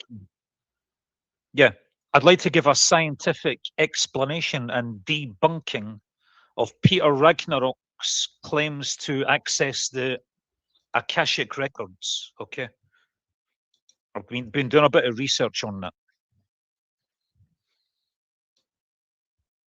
Real quick, let me address this. Hank, thank you for the support, the generosity. Jack Talcott pulls off the Charles Manson look, the best in the panelverse. I do a lot of things the best in the panelverse. I appreciate you recognizing that one.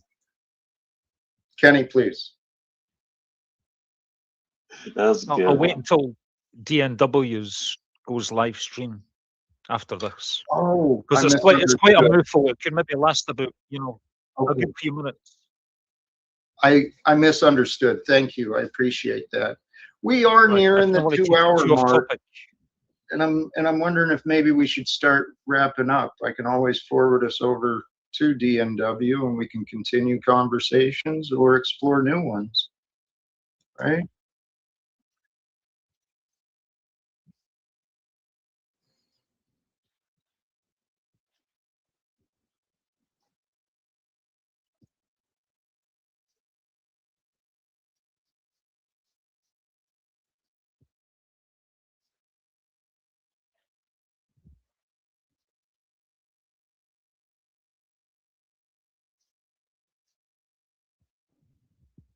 DNW.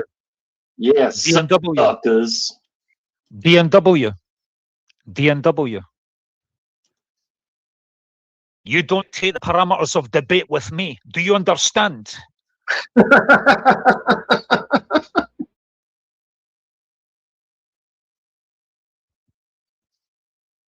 Ooh. Ooh.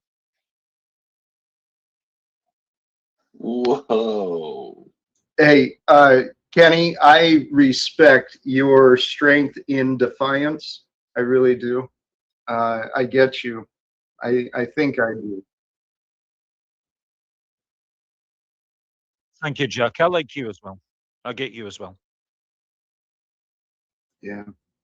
Hey, we have had great conversations. I think we should start doing our parting words. Although, golly geez, Machine Lies, did you even get to say anything besides hi? Oh well, actually, I actually came here with an offering, and it's like a 4-minute video I made of yesterday's show. So it's up to you guys if you want to play it at the end. So I'll just stick around here until and if. So guys, I mean, we can none of us could really assume that we have more wisdom than Jesus Christ, right? And that's what he's, this is what he's talking about is, and why, I'm against religion. I just want to follow the word. Jesus is the word of God made flesh. The Bible is the word of God. This is what we're to follow, not some religious organization. That's why Jesus, even in Matthew 23:9, you're never to call another man on earth father. There is only one who is in your Father who is in heaven, because no man is supposed to have authority over you. All of us, anyone that is a born again believer, you know what I mean? And Jesus said, you must be born again. You have to, until you're made that new creature, you do not have the ability to ever obey God's law. This is why the being born again thing is very important for you to understand, really get to know God, because this is about coming to know him. So the whole point of this. So anyways, this is where, I just caution you with this idea that there's many different ways to God, because that's what the ecumenical movement is about, is that, we all worship the same God, just in different ways and different names. And that's exactly what God said is idolatry. Don't do that. It's dangerous. And he tells us these things because he loves us, and he's not going to play games with our soul. Okay. Yeah. I think a few people point out in the chat that it's not ecumenical, it's actually ecumenical. Maybe that's for Brandon. What tomato, tomato, you know what I mean? Right. But I think people seriously if you pronounced it correct. Right, maybe. Well, I mean, I believe Brandon is also American. Some breaking news coming in. There's some breaking news coming in. An England football fan vanished on his way to the World Cup 2 weeks ago is found in a pub in Barcelona. You've got to admire that guy's commitment, don't you? Turned off his phone and only kept open a communication channel with a barman for 2 whole weeks.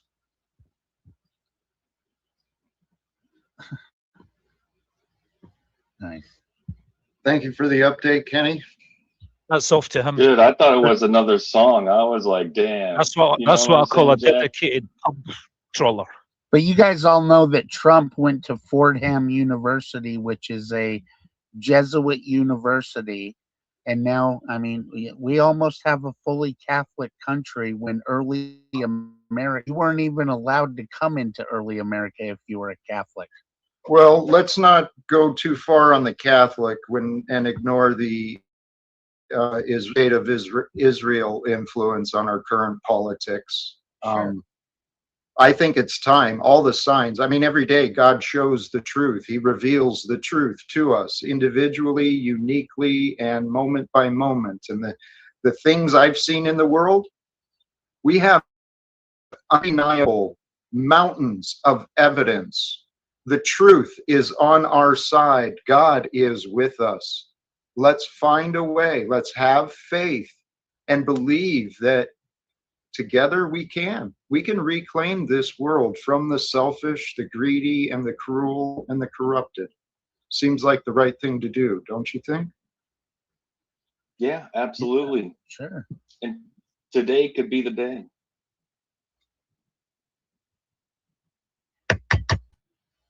Please.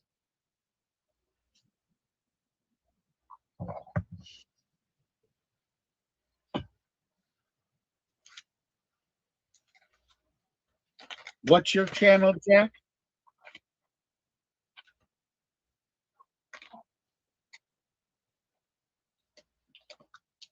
Thank you. Finding Gnosis is the channel. I do appreciate that. I'm dropping the link for DNW's current stream, which is currently this, but that's where folks will be heading once I wrap this up. So if you want to head that way, you're welcome to. Thank you, DNW. I'm going to drop. What is your channel, Jack? Sorry. Jack Talcott. That's oh, it. that's it? Oh, okay, cool. Yep. I'm going to Thank you, subscribe. DNW. Please do. Brandon, anything else? You've been a wonderful guest, and I appreciate you. And Well, he's been a guest, Jack. Be real. Okay? Be real, okay? No, he's bringing a lot of study. He makes it sound like that. Whatever, dude. If anytime you want to fact check me, please do. Yeah. All right, Brandon, I'm going to drop you out. The link to DNW is in the chat for those who want to head that way. And thank you again, my brother. Something how about you, is deeply wrong. Kenny? Have a good evening, everyone. You can feel it. So what has happened to us? And what should we do about it? Join the Finding Gnosis show. It's an open panel for people trying to figure out what's really going on in this strange existence and what we should be doing while we're here. Join us as we all find Gnosis together. Gnosis is knowledge. We need to find out what's going on. We need to find out what we should be doing. Chat soon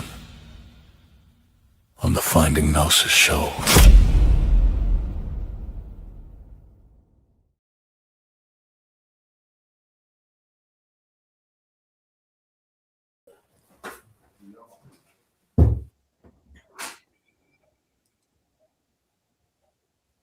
Hello, good to see you.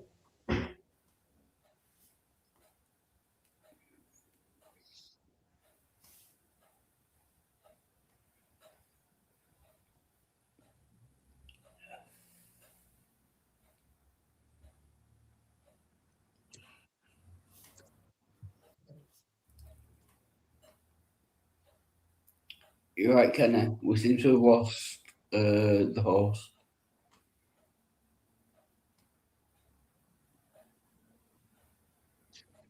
Sorry, Kenny. Can you hear me?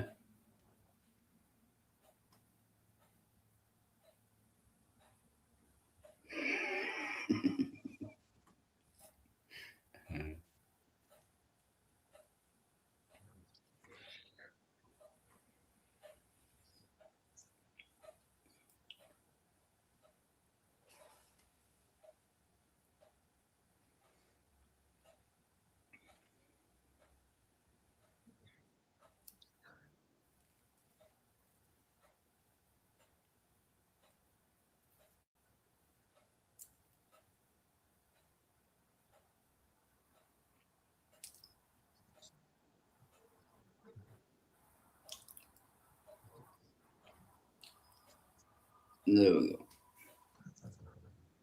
Good evening. Good evening. Good to see you all.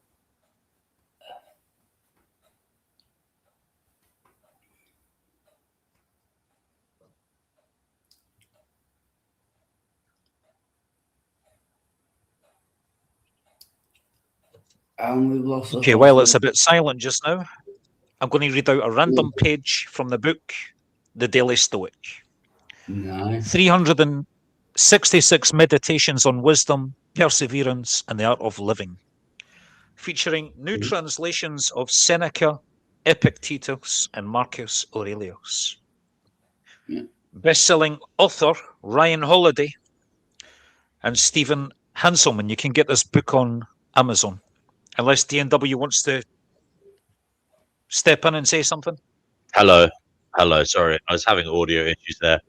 Welcome, everybody. We are here again at Finding Gnosis, trying to find out what is going on and what we should be doing.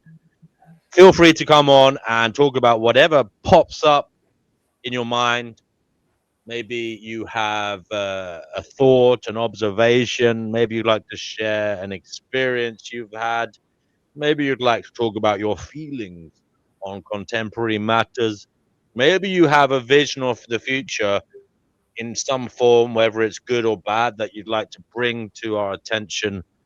Whatever it is, maybe you've discovered something recently. Maybe you've been reading or witnessing new technology, new news, and you've discovered a fact that you'd like to bring to our attention. Do come on. We are trying to find out what is going on and what we should be doing. We have Kenny Given here, the infamous Kenny Given, the famous Kenny Given, and Sir God of Manchester. Oh, yeah. Yeah, sorry. No, I was on another stream before they changed my name. Okay. Yeah. Anyway, Kenny, I'm sorry for interrupting, brother. You were going to do something. Go ahead. Yeah, I just wanted to read out a scientific explanation and debunking of Peter Ragnarok's claim of being able to access this unconscious, what he calls the Akashic records. So, sorry, Kenny, just before you start, and this is a joke, it's sometimes difficult to understand the Scottish people. I've never had one problem. I've never had one problem. I've never had one problem with his elocution. Never had one problem. But I have been unable to. Sir Wildheart of Manchester, you needn't understand anything I have to say because it's not directed towards you, mate. Okay? No, it's fine. There's nothing I can do to help you. It was just a joke. There's nothing I can do to help you, mate. All right. That was uncalled for because Kenny has his accent isn't that thick. I've never had a problem understanding him. He doesn't slur his words. Understanding somebody. People, but I do have a problem understanding drunk people. Right. And by the way, you did say you were going to give up drinking, Wild Heart. Have you managed to do that yet? Is it something on your agenda?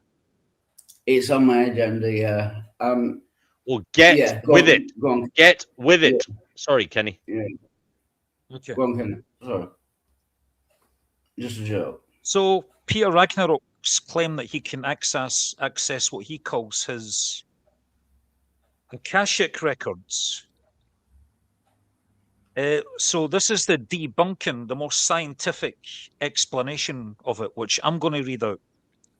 So the claims of the Akashic records are,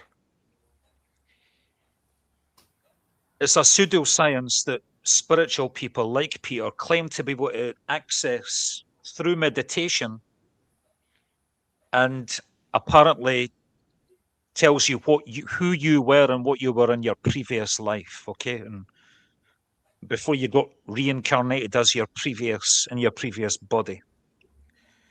Now, the Akashic records have no basis in scientific reality and are categorized by the scientific community as a pseudoscience. They cannot be objectively measured, tested, or verified, relying entirely on subjective personal experiences. Here's how the concept is viewed from scientific, historical, and psychological perspectives. A lack of evidence. No empirical evidence supports the existence of a cosmic energetic library or a physical field holding all universal knowledge. Because the records supposedly exist on a spiritual plane that scientific tools cannot measure, the claim cannot be proven wrong, however. In science, if a claim cannot be tested or falsified, it is not considered real. Scientists explain the insights people receive during these sessions as products of vivid imagination, confirmation bias, or deep meditative relaxation. The concept does not originate from ancient traditions. It was popularized in the late 19th century by Helena Blavatsky, the co-founder of the Theosophy, a movement that blended Western occultism with misinterpreted Eastern philosophies. The term Akashic comes from a Sanskrit word, Akasha, meaning sky or ether.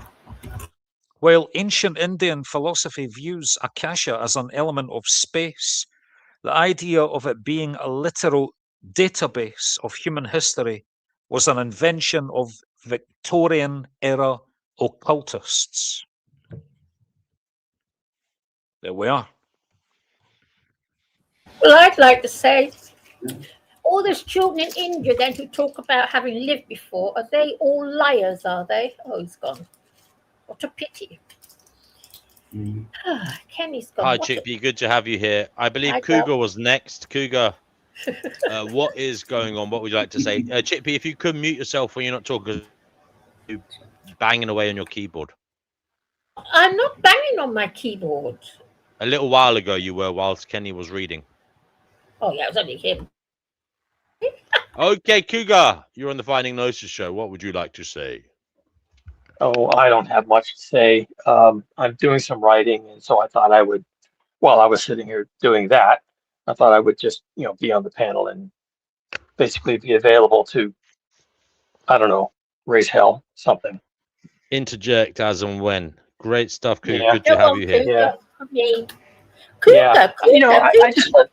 I do want to say something in general. Sorry, Chickpea. I'll let you ask your question in a second.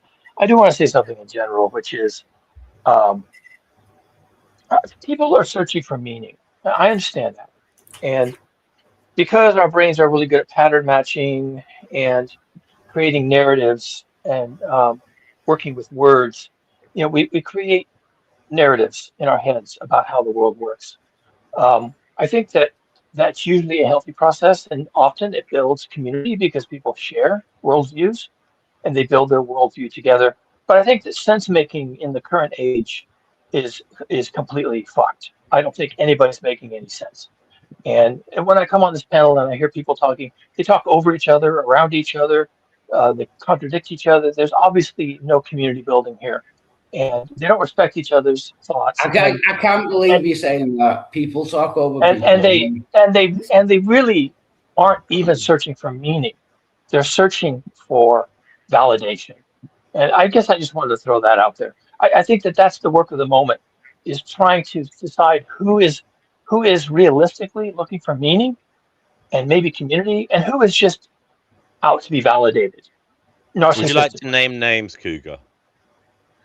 Me. No, I want to hear who he thinks perhaps is looking for community. Who is looking for meaning, and who is just here making noise? Okay, I think it's easier to point out who's looking for meaning. I think you are, DNW. I think you're looking for meaning. And you and I've had good conversations the few times we've had them, and I've detected that.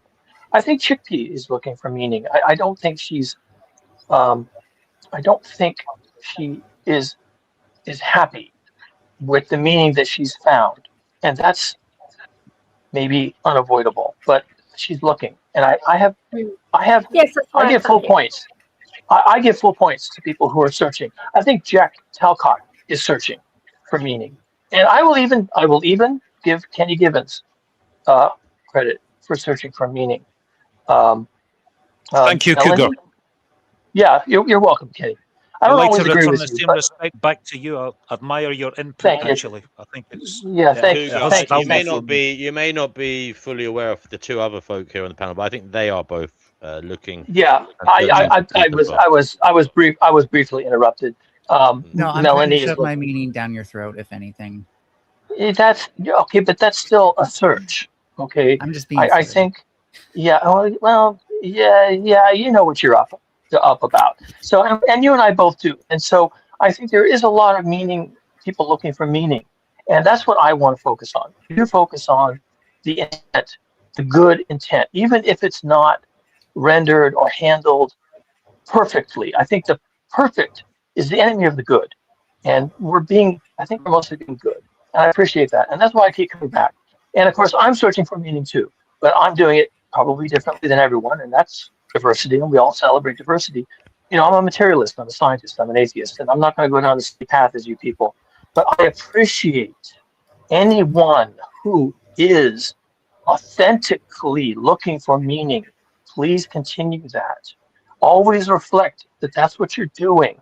And try, and I don't do this well, try to filter out, ignore the trolls who are trying to destroy meaning. That's their point. They are here to do that because they can't find meaning. And when they see someone or a group of people talking like adults about the challenge, the work ahead of us, and they see that and they don't know how to participate because they're just stupid. Okay, I'm going to call it the way I see it. They're stupid. They're morons. And because they can't participate like adults, they just want to shoot the whole thing down. And this is what's happening in the US right now. Some people will see it differently. I think it's happening globally. I think we are losing our ability to make sense. And that's all I wanted to say. Now I'm going to shut up. I'm going to listen. Kenny, a tremendous entrance onto tonight's show. Thank you for that. We have a Melanie next. Melanie, welcome. Good to have you back. What would you like to say? Well, actually, it's kind of funny because over the past week or so, I really do found like I've found my meaning, especially like a lot of the things that tormented me about myself and made me feel dysfunctional. I no longer feel dysfunctional, and I've never felt better. So, you know, maybe some people are searching for meaning, but what about the people who have already found theirs? Oh, wonderful. Do you think any of your meaning might help our search for meaning?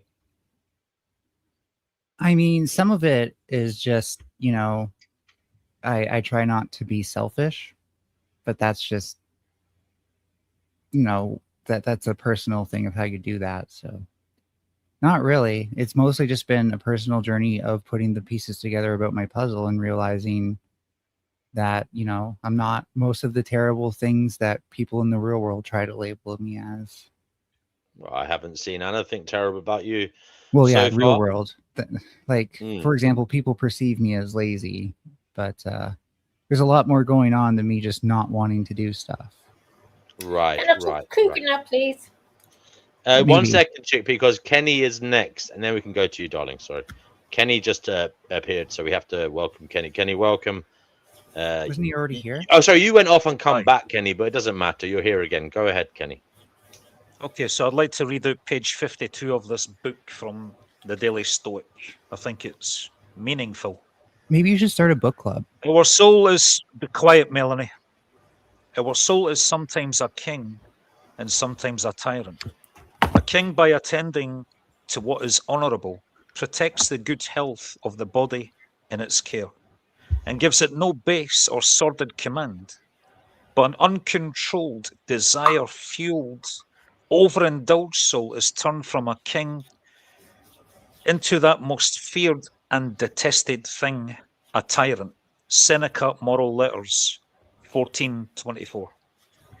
There is that saying that absolute power corrupts. Absolutely. At first glance, this is true. Seneca's pupil Nero and his litany of crimes and murders is a perfect example. Another emperor, Domitian, arbitrarily banished all philosophers from Rome. Epictetus was forced to flee as a result. Many of Rome's emperors were tyrants, yet not many years later, Epictetus would become a close friend of another emperor, Hadrian, who would help Marcus Aurelius to the throne, one of the truest examples of a wise philosopher king. So it's not so clear that power always corrupts. In fact, it looks like it comes down in many ways to the inner strength and self-awareness of individuals, what they value, what desires they keep in check, whether their understanding of fairness and justice can counteract the temptations of unlimited wealth and deference. The same is true for you, both personally and professionally. Tyrant or king, hero or Nero, which will you be? Because I find that a lot of people on these kind of panels, the people that are attracted to these topical discussion panels, they all have a similar distrust of the rich, the wealthy, the powerful, those in political power. You know, they just don't trust them and they think they're all corrupt. Well, I mean, so to give the devil their due. That was to bring some perspective on that angle. I mean, look, Kenny, you may be right, but isn't it healthy to have skepticism about those who are and to not trust them, so that we hold them to account, so that we keep providing checks and balances to make sure that malactors, bad people, don't do these things whilst they're in power? Yeah, there's a difference between healthy skepticism and just a blanket criminalizing of anyone who has more fucking money than you and more power than you. Right. Can I have a chance to read something? Yes, go ahead. This is called, The Burnout Society by Byung-Chul Hall. And so it goes, so this is from the first page. Every age has its signature afflictions. Thus, a bacterial age existed. At the latest, it ended with the discovery of antibiotics. Despite widespread fear and an influenza epidemic, we are not living in a viral age. Thanks to immunological technology, we have already left it behind. From a pathological standpoint, the insipid 21st century is determined neither by bacteria nor by viruses, but by neurons. Neurological illnesses such as depression, attention deficit hyperactivity disorder, borderline personality disorder, and burnout syndrome mark the landscape of the pathology at the beginning of the 21st century. They are not infections, but infarctions. They do not follow from the negativity of what is immunologically foreign, but from an excess of positivity. Therefore, they elude all technologies and techniques that seek to combat what is alien. The past century was an immunological age. The epoch sought to distinguish clearly between inside and outside, friend and foe, self and other. The Cold War was followed by an immunological pattern. Indeed, the immunological paradigm of the last century was commanded by the vocabulary of the Cold War, an altogether military dispositive. Attack and defense determined immunological actions. The immunological dispositive, which extends beyond the strictly social and onto the whole communal life, harbors a blind spot. Everything foreign is simply combated and warded off. The object of immune defense is the foreign as such. Even if it has no hostile intentions, even if it poses no danger, it is eliminated on the basis of otherness. Recent times have witnessed the proliferation of discourses about society that explicitly employ immunological models of explanation. However, the currency of immunological discourse should not be interpreted as a sign that society is now, more than ever, organized along immunological lines. When a paradigm has come to provide an object of reflection, it often means that demise is at hand. Theorists have failed to remark that for some time now, a paradigm shift has been underway. Sorry, one more. Just a bit more, I mean. The Cold War ended precisely as this paradigm shift was taking place. More and more, contemporary society is emerging as a constellation that escapes the immunological scheme of organization and defense altogether. It is marked by the disappearance of otherness and foreignness. Otherness represents the fundamental category of immunology. I can't speak right now, apparently. Every immunoreaction is a reaction to otherness. Now, however, otherness is being replaced with difference, which does not entail immunoreaction. Post-immunological, indeed, postmodern, difference does not make anyone sick. In terms of immunology, it represents the same. Such difference lacks the sting of foreignness, as it were, which would provoke a strong immunoreaction. Foreignness itself is being deactivated into a formula of consumption. Well, for goodness sake, I'm almost done. Literally, 2 more sentences. The alien is giving way to the exotic. The tourist travels through it. The tourist, that is, the consumer, is no longer an immunological subject. Okay, thank you, Melanie. Would you like to give your own thoughts on what you just read? Because I think it's all very well, guys, reading something, but I want you to give your own thoughts on what you read, actually. In future, we should have that as a rule. Anybody who reads something has to give their own thoughts on what they've read as well. Go ahead, Melanie. What Kenny read... I already done that with after what I said. Yeah, you did. Thank you, I want Kenny. Melanie to do it now. Thank you. It was brilliant. So what Kenny said was talking... I think he wanted it to be not an exoneration of the rich, but us to have skepticism of our skepticism. I think that when it comes to the way power concentrates and how we should consider these things, we should consider whether or not the rich weaponizes consumerism against us. To which I would answer yes. Things like advertising, things like weaponizing city zoning rules and stuff like that against us. And if you look at New York right now, everything's shit because they privatized pretty much all of the public services in New York. So, you can say that like, oh, let's not get mad at the rich. But at the same time, like the rich are the only ones who have control of their outcomes. The middle and lower classes are losing control of their outcomes more than ever. And what they're being taught to do is get mad at anything they perceive to be different, even though it causes us no real harm.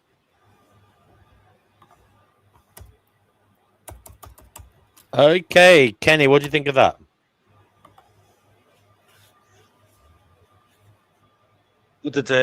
What did Melanie just say? Oh my God, he zoned out. She's saying it's not as simple as you're making out, Kenny. The rich are the ones in a position to do something. They have the real power.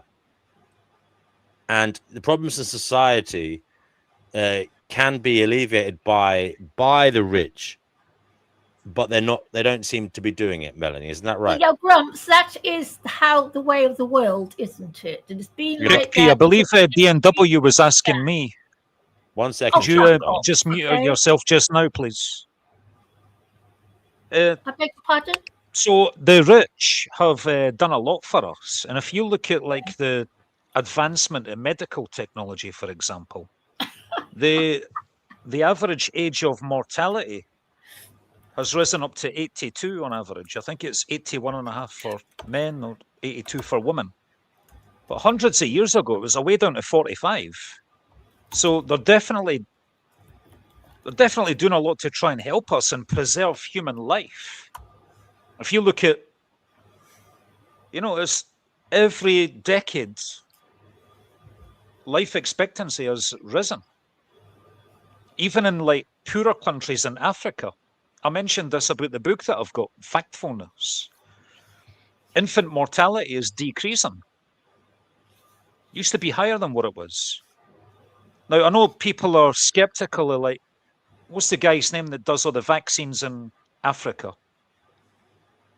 Bill Gates and his wife. But actually, them getting rid to diseases like smallpox and other stuff, they've helped reduce a lot of annual deaths in poor African countries through their vaccination programs. Now, I do understand why people are really skeptical and distrusting corporations. You know, there is a, you know, it's like a beast that cannot be tamed, where it's profit, profit, profit, and sometimes that does come at the expense of human dignity and suffering sometimes. But the bigger picture, the bigger aggregate, all in all, I think the rich are doing a lot of good for humanity in the world. Yeah, that's what I wanted to say.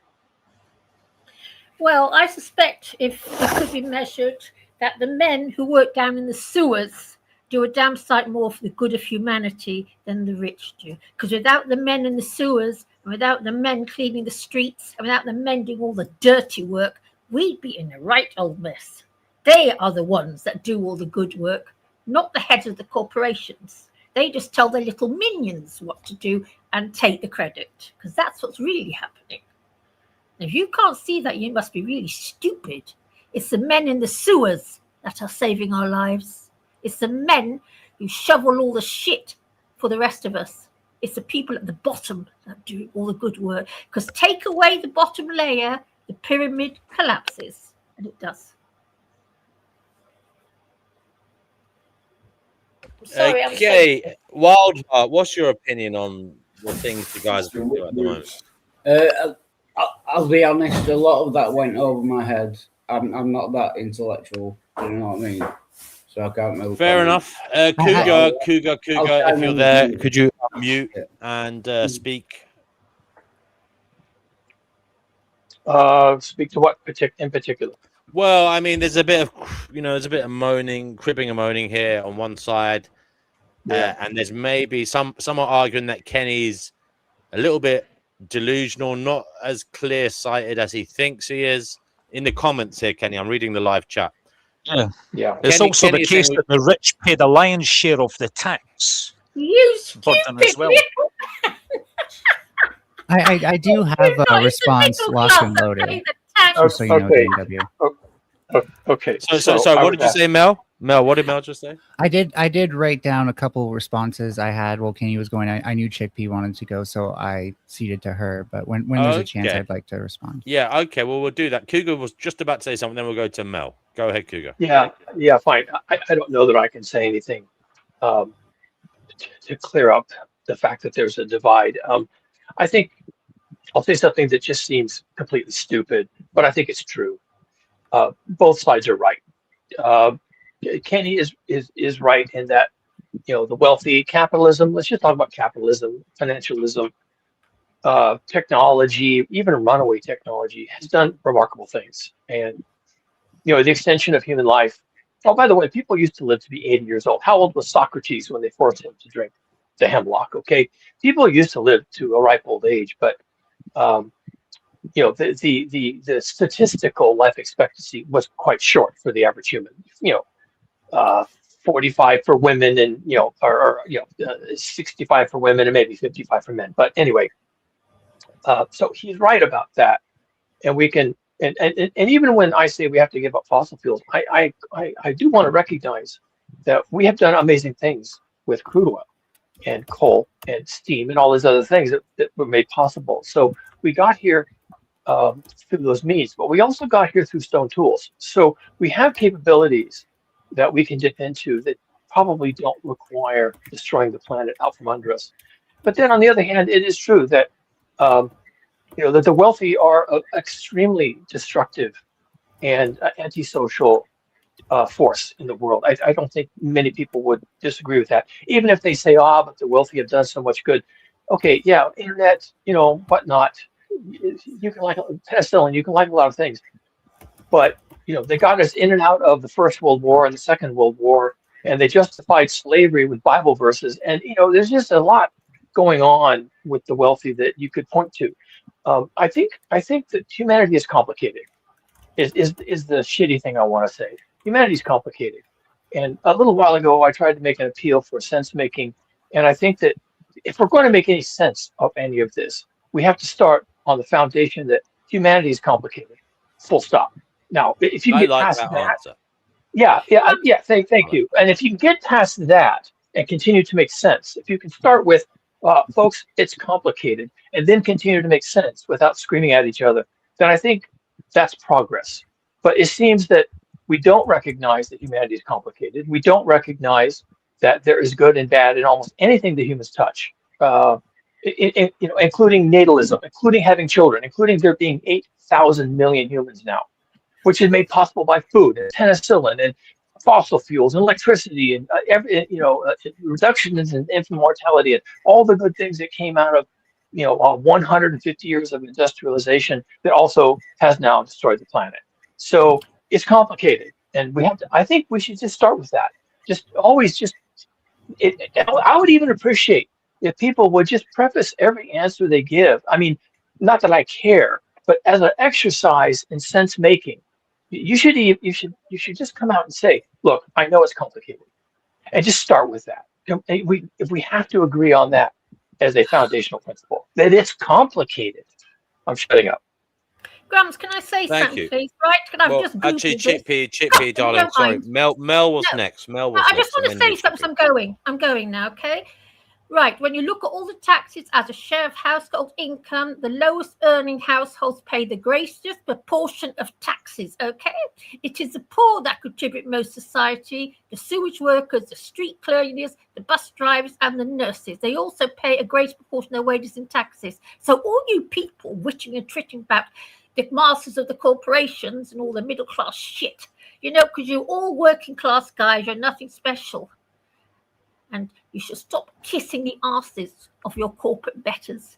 I may be a socialist, but at least I know the truth about all this. Because I tell you something, it is the proletariat that keeps society going. Take away the work of the proletariat and the whole bloody lot will collapse.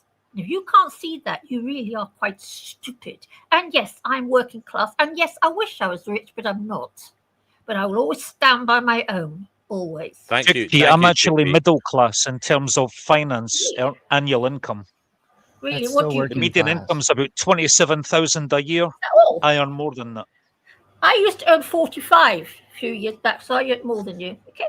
Melanie. Yeah, I earn more than that.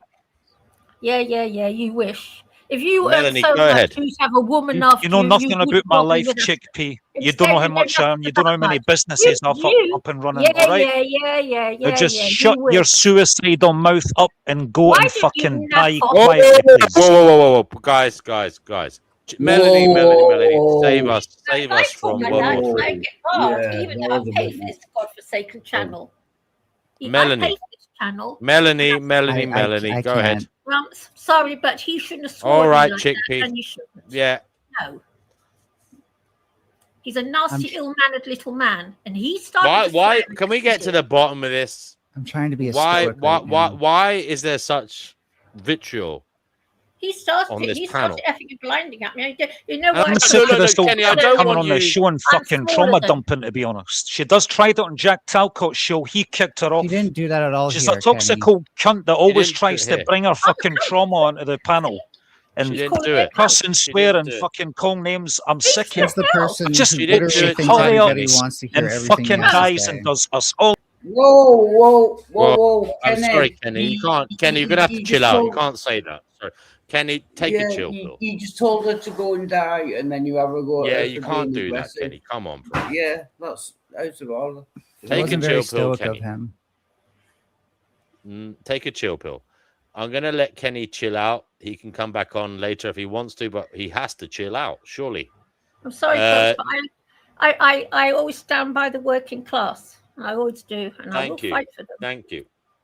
Melanie, go ahead.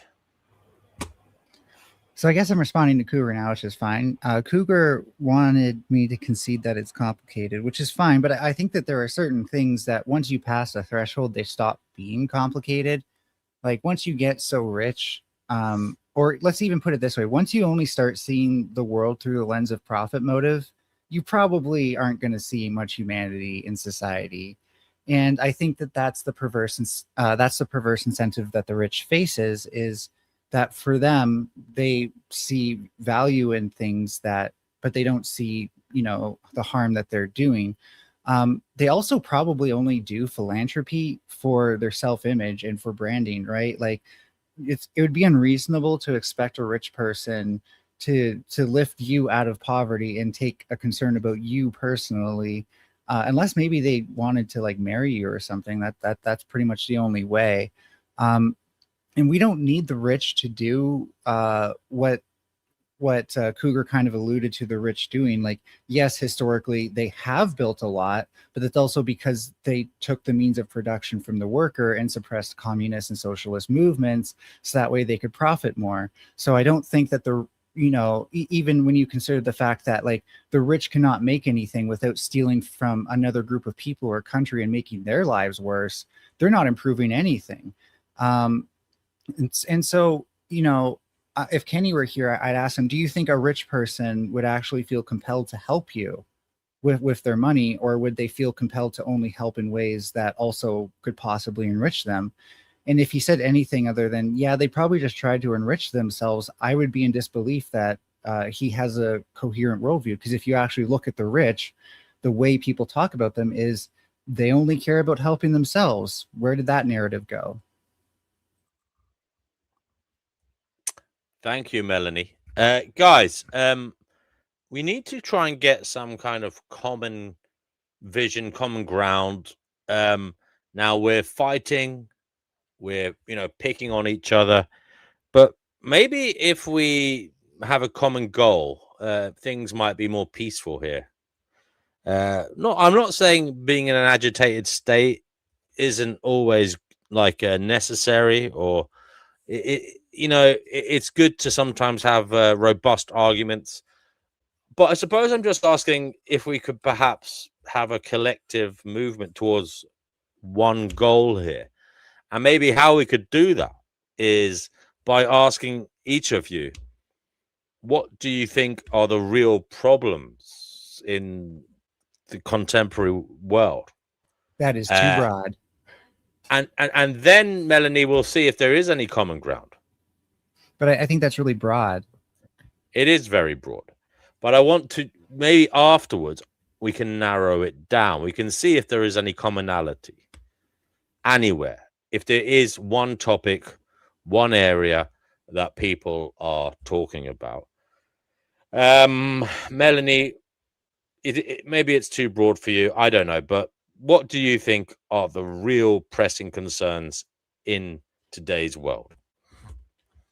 Well, I guess I'll try to bring this back to what is preventing us from being unified. And I see a lot of people online who take strong opinions opposing something, but don't actually understand that thing. The biggest piece of wisdom I've always followed is know your enemy. You can't criticize something that you don't understand without just, kind of throwing crap at the wall to see what sticks. And chances are, if you do that, you're going to be wrong. So, society right now is not very critical of that it's almost incentivized by the internet to have an opinion, have it very strongly, have it very more loudly than people who are truly informed on that subject, and to get a following based on that rather than actually become more informed on that subject matter. And I think because of that, that's where the polarization is really occurring.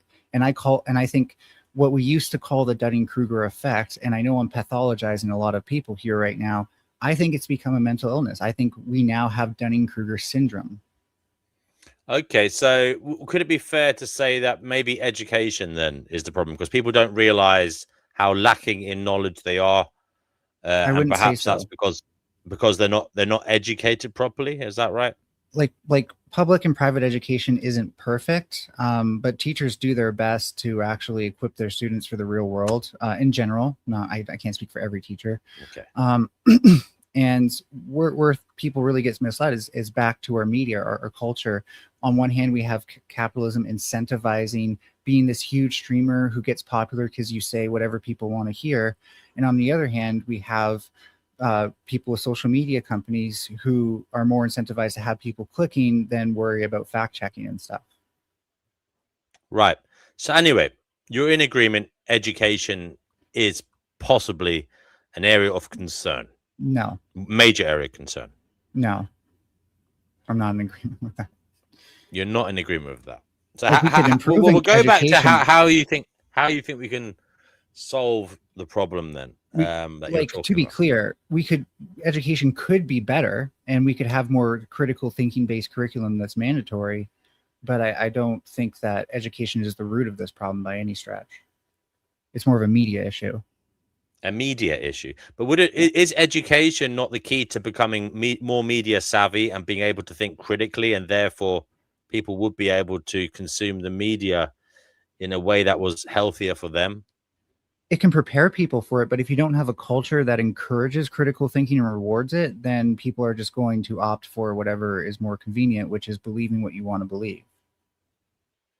Again, I think that's part of the education process, showing people how to think critically and showing people how to test their own beliefs, showing people how to test their own beliefs. I'm not so sure, Melanie. You could say it could do it better, but there are plenty of teachers out there who teach critical thinking skills, and there are plenty of curricula that have it. Okay, thank you very much. Well, listen, Melanie, we'll come back to you in a while. Sure. And we'll see if we can I might get have to dip if I do. Nothing personal. No problem. But thank you. No worries.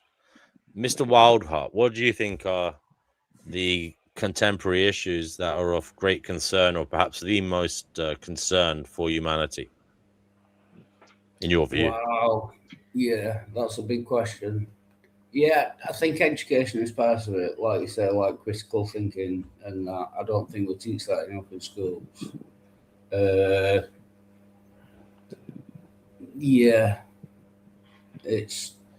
It's a big question. I think there are lots of problems for humanity at the moment. Yeah. Okay, thank you for that well thought out glib comment. Cougar. Yeah, I just want to say something. Yeah, I want to follow up on what Melody was saying, and really what you were saying too. The conversation you were having about education being important. I was mentioning something about complexity, and I think complexity doesn't get nearly as much credit as it should. Let me just point something out. We used to talk about what they used to call the bell curve of intelligence, where most people were in the middle, and there were a few people on the far end, the Einsteins and the Newtons on one end, and then of course the benighted people who really need a community to help them survive on the other end. So, but what's happened is that our technology and our ability to communicate with each other, plus our huge numbers of people that are involved now, has made the world itself too complex. The world itself is too complex. And the average person who is probably average enough to ride a horse and harvest the crops and create relationships and fix a chair, that average person is now out of their league. The number of people who can actually cope with the level of current complexity is very few. It's not most people. It's very few. Now you're back to the Einsteins and the Newtons and the Da Vinci's, who can actually move through this complex landscape and not be overwhelmed by it. It didn't used to be that way. It has become that way of late, and I know it has because I was part of that revolution. I think you're right, Cougar Duma. Cougar Duma, and one of the problems, Cougar Duma, is some of these highly intelligent individuals are kind of like idiot savants. They're highly efficient in one area, and they go off on this highly focused journey in life in that area. But they as individuals, they kind of detached from other areas and society and people. But yet they are the same people we need to somehow reach out to get knowledge from, to save us as a species. Do you know what Yeah. I mean? Oh, I know exactly And what you're talking about. I'm that one of those is, people. to me, that's one of the problems. How do we reach these individuals? Okay, And well, how do we bring them into, because Cougar, I think we're wasting a lot of potential. I think there's a lot of those individuals who aren't being educated and giving opportunities to become these highly efficient thinkers and doers in these little niche areas. Okay, so I can speak to that. I'm one of those people. My life has been rich with complexity. I have pursued complexity since I was a child, and it set me apart from others. You know, I had to forge my own way. I had to educate myself. I had to come to terms with my apartness, and it worked. It worked for me. But I can tell you, those of us who can navigate this complexity have learned how to do that alone, because we have no friends. We have no peers. There's no one to talk to. And everyone who is a peer doesn't want to talk. We don't talk to each other. Peers don't talk to each other. There are Mensa clubs and things like that. And when we get together socially, we weird out and we dork out. We have a good time. But socially, we are ostracized in society. The great mass of humanity that really needs us to engage pushes us away, so we don't engage. And we are perfectly happy not engaging. And that's a personality flaw on our part. We are so focused on what we're doing that not being engaged with all these other people is perfectly acceptable to me. Absolutely, completely acceptable. I don't have to talk to anybody ever. You know, I come on here and I do some of that, but that's because I don't have to go anywhere. I don't have to go to a pub. I don't have to go to a bar. I don't have to go to a club meeting. I just have to sit here. I do my writing on my novel and I listen to people, and sometimes they say something. Or I'm building a staircase, or I'm doing something else with my hands and my mind. And so I can be engaged in a superficial way, but I'm not leading you. I would never do that. We are not leaders. Einstein was not a leader. You know, Newton was not a leader. We get involved in our thing and we just pursue our thing. And we don't want to be distracted from our thing. And that's a flaw. We're not going to lead you. What you need to lead you are people who will engage with us, bring us back into the conversation, ask us questions, respect us, you know, not push us away, because we're used to that. We're used to being pushed away. It's like, okay, fuck you. I got other things to do anyway. I got a staircase to build. And, you know, so we're easy to push away. And we need leaders who will engage with us. And then the leaders go to you and they tell you, okay, you know, I know this is not how you want it to be, but we've been listening to a bunch of people who know how shit works, and we believe that they know how this shit works. And you don't have to know how shit works. You don't have to like them. You can think that they're hoity-toity, that they got superiority complexes, whatever. You can't talk to them. We just spent all the time talking to them, and this is how shit works. And, you know, let's start with the basics. The Earth is a globe. Gravity's real. Okay, and from there we'll deal with the complexity that comes after. But the leaders don't want to do that, because the leaders are pulled from the average, and they're pushing us away. They don't want to hear it. I'm perfectly sympathetic. The best leaders, Cougar, recognize exactly what you're saying, you know, and they will pick from the kind of ostracized, the unusual people, you know, who are the ones of the knowledge, the advisors to be listened to, rather than the kind of neurotic, messy kind of mob. You know, we want to hear something different, because the mob doesn't work. We need to go somewhere else for our knowledge and inspiration for a better future. I guess that hasn't been my experience, except well, if you want to go back look to at someone like Nelson Mandela. I mean, he's always held up as an example of a great leader.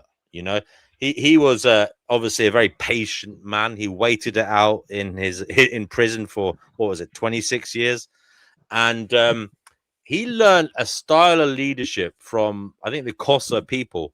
His father was a chief or a king or whatever in a tribe, in this Xhosa tribe, I believe, in South Africa. And what he used to do, Kukudima, was listen to all his advisors, let them all talk. He wouldn't talk. He'd simply ask a question, let them all talk, and then at the end, he would talk, because he knew he didn't have the knowledge. These people did, you know. And it's people like you we should be listening to, because you spent a hell of a lot of time, you know, looking into the environment, the climate, and you know, biology and all these things. And that's why I think it's very important we do look for people like you, you know, who aren't used to the spotlight. But unfortunately for you, Cougar, we need you in it.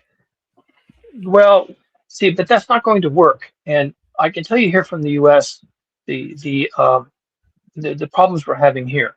The U.S. at least, and I think this probably applies elsewhere, although maybe not as virulently, is there is a huge, and since basically the 60s or 70s, a huge working antagonism towards intellectualism and science.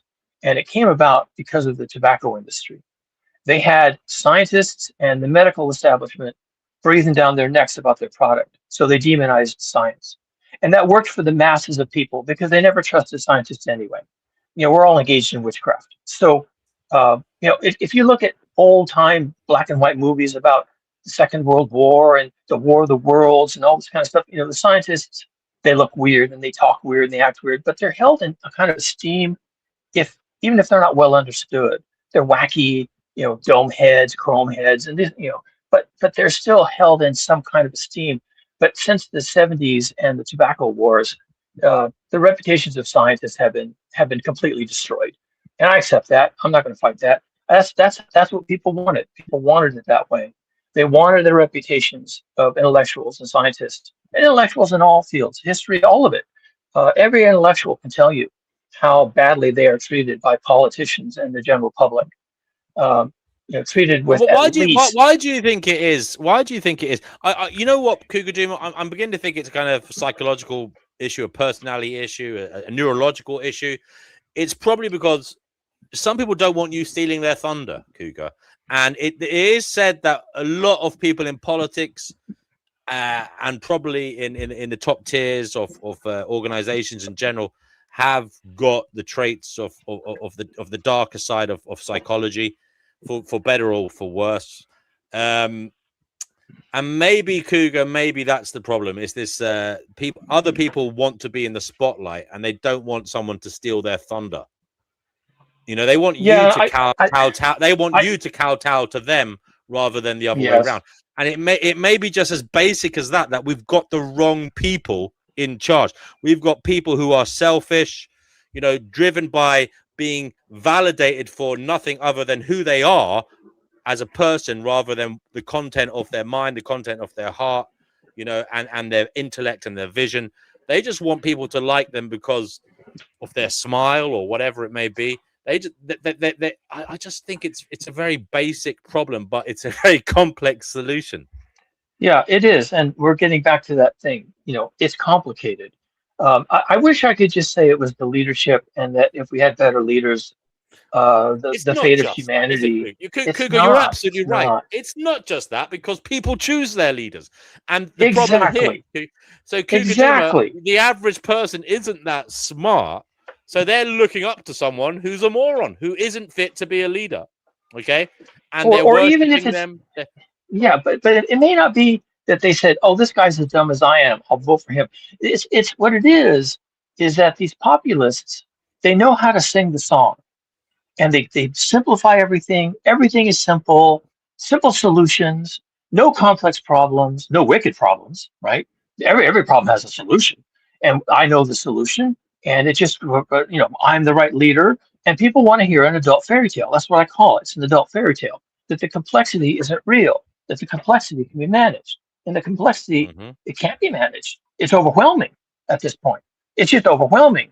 And so are these leaders who are populists, who are actually leveraging the confusion, which is real. They're leveraging the real confusion and the real anxiety about the complexity of the world. They're leveraging that to get into power. And then when they get into power, they're certainly not going to bring, you know, the scientists and the engineers and the philosophers into the picture, because they just spent their entire political career demonizing these people as being, you know, aloof and out of touch and not realistic and not politically correct. I think you're right, but it's not just that, Cougar Jim. I think you've hit the nail on the head. Sorry, I think that some of these people don't want to be found out. They don't want somebody to know they're not as smart as they are, or they're not as in charge of things as they are. They're not as competent as they make out to be.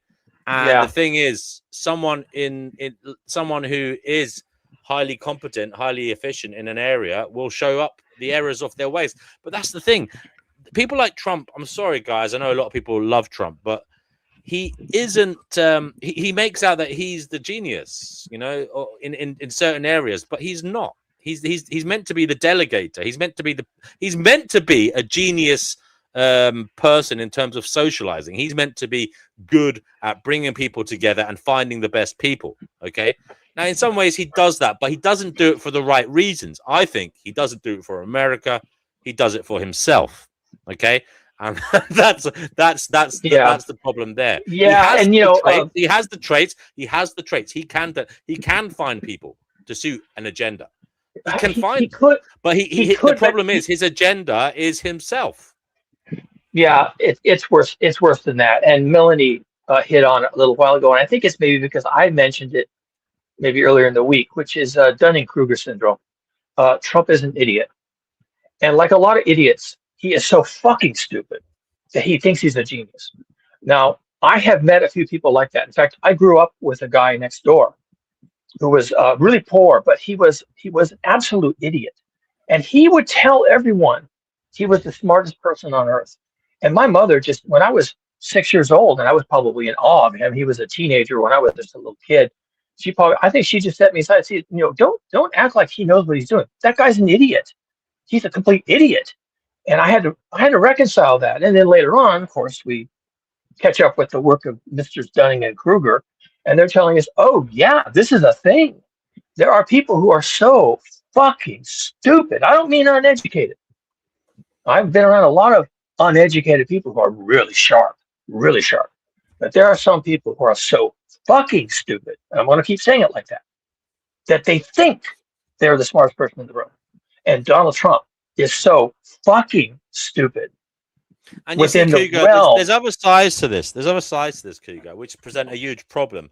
And you know, I was brought up as a Catholic. I was brought up to be mannerly, to be forgiving, etc., etc. Now, I think those are good things. But my education wasn't necessarily making me assertive or pointing out the error in other people's thinking. When in fact, I think that is important. It's important to point out errors in other people's thinking, not just for society, but for the person making the claims, because it's helpful to them as an individual. And Kugo, this may be a remnant of, you know, the kind of Christian way, okay, or the religious way, that we are taught to be humble, to be, you know, as I said, to forgive and all these things. And unfortunately, Kukajima, life may not be such that that's good. It may be necessary that we become more assertive, we speak our mind more, and we don't become dumbed down acceptors of loud voices. We need to learn how to speak up and question things. Yeah, and if my thesis is correct, if the vast majority of humanity has been left on the side, left in the gutter because of creeping complexity, so no fault of their own, I want to make that abundantly clear. It's no one's fault. The internet was created. Okay, maybe it's my fault, but it's nobody's fault. The internet was created, but the internet was created in a completely unregulated, inhumane way that brings out the worst in people. It's a cesspool. It's a sewer. No one created that. It just turned out that way, and people can't cope with it. If you know, if you were in a pub and you were with some guy and he was a loudmouth drunk and you didn't like what he was saying and you wanted to shut, you could just punch him out if you wanted to. You could have a fight right there in the middle of the floor, and you could solve a problem possibly. And then the two of you could pick each other up and go to the bar and have a beer together. Okay, but we can't do that in this complex world. We can't do the things that we could do. Cougar, we're taking up a lot of the panel time. Yeah, here. I know. I will say one thing. I think we've gone back kind of full circle, because we were talking about the problem that we don't think the education system is good enough. And I think if people were educated better, they'd be able to think more clearly, and they would be able to put people in their place, question them. And unfortunately, I think we're getting better as a society. I don't know. Maybe you can tell me this, Cougar. Do you think more people are aware now of, you know, the fact that people are trying to pull the wool over their eyes than ever before? or do you think we're getting worse? Do you think we're becoming more easily duped? Because I actually think we're go ahead. Sorry. Yeah, I think we're both in agreement. There's signs of that, but the signs that I would point to, and I want to do this with some trepidation because I don't want to demonize anybody. One of the signs that people are waking up, so to speak, in air quotes, is the rise and prevalence of conspiracy theories and conspiracist groups. And they'll tell you behind every conspiracy there's a kernel of truth. And yeah, some of the times that is true. By the way, conspiracies, Cougar, people might be starting a conspiracy that we don't want the women to talk here. So we better let Emily say something. She's been waiting a while. Yeah, fine. I just want to say one thing for the conspiracists in the room. Under a certain frame of reference, the Earth is in fact flat. Thank you, Cougar. Emily, sorry, darling. Go ahead. By the way, Emily, your hair looks remarkably lush and well today, I must say. Thank you very much. He makes a lot of, hang on, I think I'm double hearing myself here. He made a lot of good points, but like that part about the internet just ending up being a sewer for no reason, there's a lot of social engineering out here. So, like to ignore that. I mean, even the engineers like Jaron Lanier will tell you that it's built into the thing. So, I don't really fully agree with that. And many scientists wouldn't fully agree with that. But I actually came with a purpose to tell you all about something. But like this topic is super interesting. You touched on a million different things. Like when Kenny was here and that got all gangbangy with him and Chickpea, I was thinking like, without the laborers, there is no capitalism. So they always talk about the top, without them and their tax revenue. Are you kidding me? Without the laborers, you have no capitalism. And we're, pillaging the earth. And also a shareocracy, we're even in capitalism, wealth works better when it circulates. So, but anyway, Jack said something at the very end of the show the other day when he said saving the world from America, and that stuck in my head. And Kenny and I are communicating on Twitter. I gave him a bunch of links because he was telling me, proof up what you're saying about the Israeli war. So I did. But he hasn't had a chance maybe to look at those. I gave him a lot of stuff and he gave me one that I will look at as well. And we'll talk about that sometime. But yeah, there's a lot of information and disinformation and you have to go digging. Thank you, Emily. Now, we did ask the question earlier, what are the most pressing concerns in the world at the moment? Have you basically said it already? Because I don't know when you joined, but is that kind of in the middle? Basically what you just said.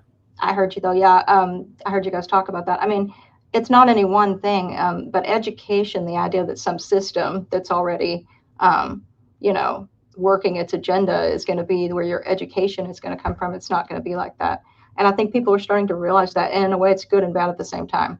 People pulling away from systems, but then also they're so fragmented, they don't get together and do anything. So that's why these things like these, the only 2 panel shows I look at are the most interesting to me because, and there's a few more now that I like. The Machine Lies subscribed to me yesterday. And so I looked at his channel. He's pretty interesting. Like people talking is something that's important. And if they're going to be off fragmented on their devices, then if they can find intelligent spaces to do that, that's pretty cool. I think really it just is a matter of people already kind of know some things. They have more access to information, but it's just all over the place. And so a cohesive movement. And one thing Cougar said that's really interesting too, you have your people that are kind of not to be, ableist to make a comment about people with disabilities, but like if you're an Asperger's type of person and you've got your niche interest, you have a lot of people like that out there. And they have special skill sets, but they're not necessarily leading any movement. So you do have to go and like retrieve those people and pull them into something. I get off on finding legal stuff and being like, oh, we can do this, and then I get really excited about it, but then it's kind of a quagmire by the time you're done with it. But the initial thing is really exciting. And if you had more help, and if people that were trying to do good things had more help and more interest in whatever their thing is, and build some momentum, and you have enough things like that going on, it does start to carry over into being a full movement, I think. I think you're right. Look, I'm not fully au fait with the current education system in America, but do you think these neurodiverse people are having their needs met in the education system? Are they being allowed to flourish? Are they becoming the people in the future who will give us those little kernels of knowledge that we need to progress. No. They're being trained to, like dogs, to be a bag boy at a grocery store. They're not being trained to flourish, and not in the public education system. The kids that did the best, even looking at like Temple Grandin, and you have to go a little back for that, but like if her mother hadn't worked with her one-on-one, that's where she would have been. She was practically catatonic, and then turns out she's brilliant. So, you know, if you trust the system to tell you about your kid, you're going to have problems. Now, that's not to say there aren't people within the framework of that system wanting to do a good job that care about kids. There are. And there are some good things to come out of that. But generally speaking, it's too much like an assembly line. Like when you go to make products, you know, when you go get furniture and it's been handmade versus furniture that's been made in a, you know, factory where it's all the same. That's kind of how schools are. So if you want your kid to come out like a product, then put them in one of those schools. I don't think they're serving them now. Right. Yeah. That's where we're probably failing. We're failing society as well as the individuals. You see, these people, I believe, are key to a better future because they're wasted resources, human resources. These people literally can pull us out of the mire. You know, they can do things that the rest of society can't, you know, and I do think it's a terrible shame that they're being wasted, you know. Melanie, do you have any views on this? I will note that we are skipping Chickpea, but if Chickpea, oh, sorry, well, we can go back to her if you want. Sorry, she did. Yeah, I just wanted to give Chickpea a chance to. Thank you, Melanie. That was very good of you. Thank you, Melanie. Sorry, Chickpea, we didn't mean to skip you. Are you still there? Yeah, I'm still here. Don't worry about me. I'm writing in the thing. As far as the education system is concerned, but that was going on in the 60s and 70s already. It happened to me. I was conditioned to work for a corporation, and it wasn't until I got older that I realized that was not really for me, but it was already too late. We were all conditioned. I was conditioned to be a little corporate slave. I mean, all right, I enjoyed it, but that's what I was conditioned to do. And I was. Yeah. But that was a long time ago. And yeah, that was in the 60s. And it's sad to hear that it hasn't really changed much, according to Emily. Changed. No, it hasn't changed. It's still the same. But that's the system, isn't it? I mean, that's what they have to do to maintain it, to continue it. Well, at least they don't. Yeah, at least they don't hide a child away that's disabled. They say they're being included, but they're not reaching their full potential. No way. But then, yeah, most of us don't. No, that's true. That's really true too. Yeah. If we're gonna do crosstalk, I was just talking to Chickpea about what she said. That's not crosstalk. That's how conversations kind of go. But I know, but we were trying to do one at a time. If I interrupted her, she's welcome to say, "Shut up, Emily," and that would work out fine too. Well, I was going to say I do have quite a bit on this, and I would need a chance to get through it. Oh, no worries. Chickpea, are you done? Yeah. I was just saying it was in the 50s and 60s already when I was young. Yeah, so Emily, I would have liked to have worked with animals, you know, as a vet or something, or veterinary nurse. And because I couldn't pass my O-level biology, and I couldn't pass it because I can't dissect an animal's eyes, and it was a cow's eyes I had to dissect. Yeah, that's gross. That messed me up for the rest of my educational life because I couldn't pass that O-level. So even if I wanted to be a botanist, I would have still failed because that's how the whole thing was designed. Yeah. I still remember that exam and that cow's eye, and I knew I couldn't do it. Yep. Still all those years. Anyway, I'll go now. No one's asking you to go. I'm not going. I'm just going to shut up. So yeah, going back to like education. Well, we're already there, but particularly, I just wanted to point out that education really does want to teach critical thinking when it can, because that prepares people for the world around them. Whether or not they use that in the world once they enter it is another question. And they're constantly going to be bombarded by advertisements and short videos on the internet that encourage them to not use their critical thinking skills. most people don't realize that advertisers are against you. They're against your ability to think for yourself and to ask whether or not you actually want things. They're trying to manipulate us. If I tried to manipulate you people, I'd be called like a Machiavellian or a narcissist or something, but it's totally fine for corporations. But I digress. And if we were in a communist society, it wouldn't be the jobs of teachers to prepare us to work for capitalism still. It would be the jobs of teachers to prepare us to be workers who own the means of production. So I don't think it's teachers' faults that we feel like we're being trained to be slave. They're just trying to make sure we can function in the world, because most teachers are evaluated, well, based on test taking. But when we think back to our teachers, we think about how they prepared us for the world. Also, most, like, when it comes to access to special needs care, this kind of goes back to what Cougar Drimmer was saying and what I was saying about know your enemy. Like, this is a complex thing. There are not easy solutions. One big solution is don't treat everybody as if they're in the same bucket. People have diverse needs, and I'll admit, as an institution, the way that it's designed and how slow it is to change, education is right now very poorly suited to identify people with diverse needs and accommodate those needs without deteriorating their education. A lot of the times that I spent having my needs accommodated was time I spent away from class learning things, because they couldn't think of a way to integrate a model where I got the special care they need. I didn't know what I need, and they didn't even know what I need, but they were doing their best. I can tell you that much. Without having and to actually learn something at the same time. Those two things are really hard to mesh, actually, especially when you have children who are misbehaving and stuff like that. You can't always control those things. And my biggest problem with the way that this discussion is having is that it's dismissive. Nobody here can tell me what an education system that actually is a solution looks like. It's a lot easier to say, here's what's wrong with it, and kind of do that from an armchair.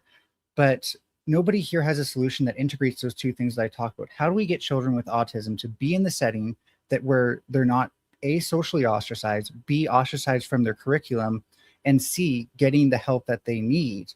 That's not an easy answer.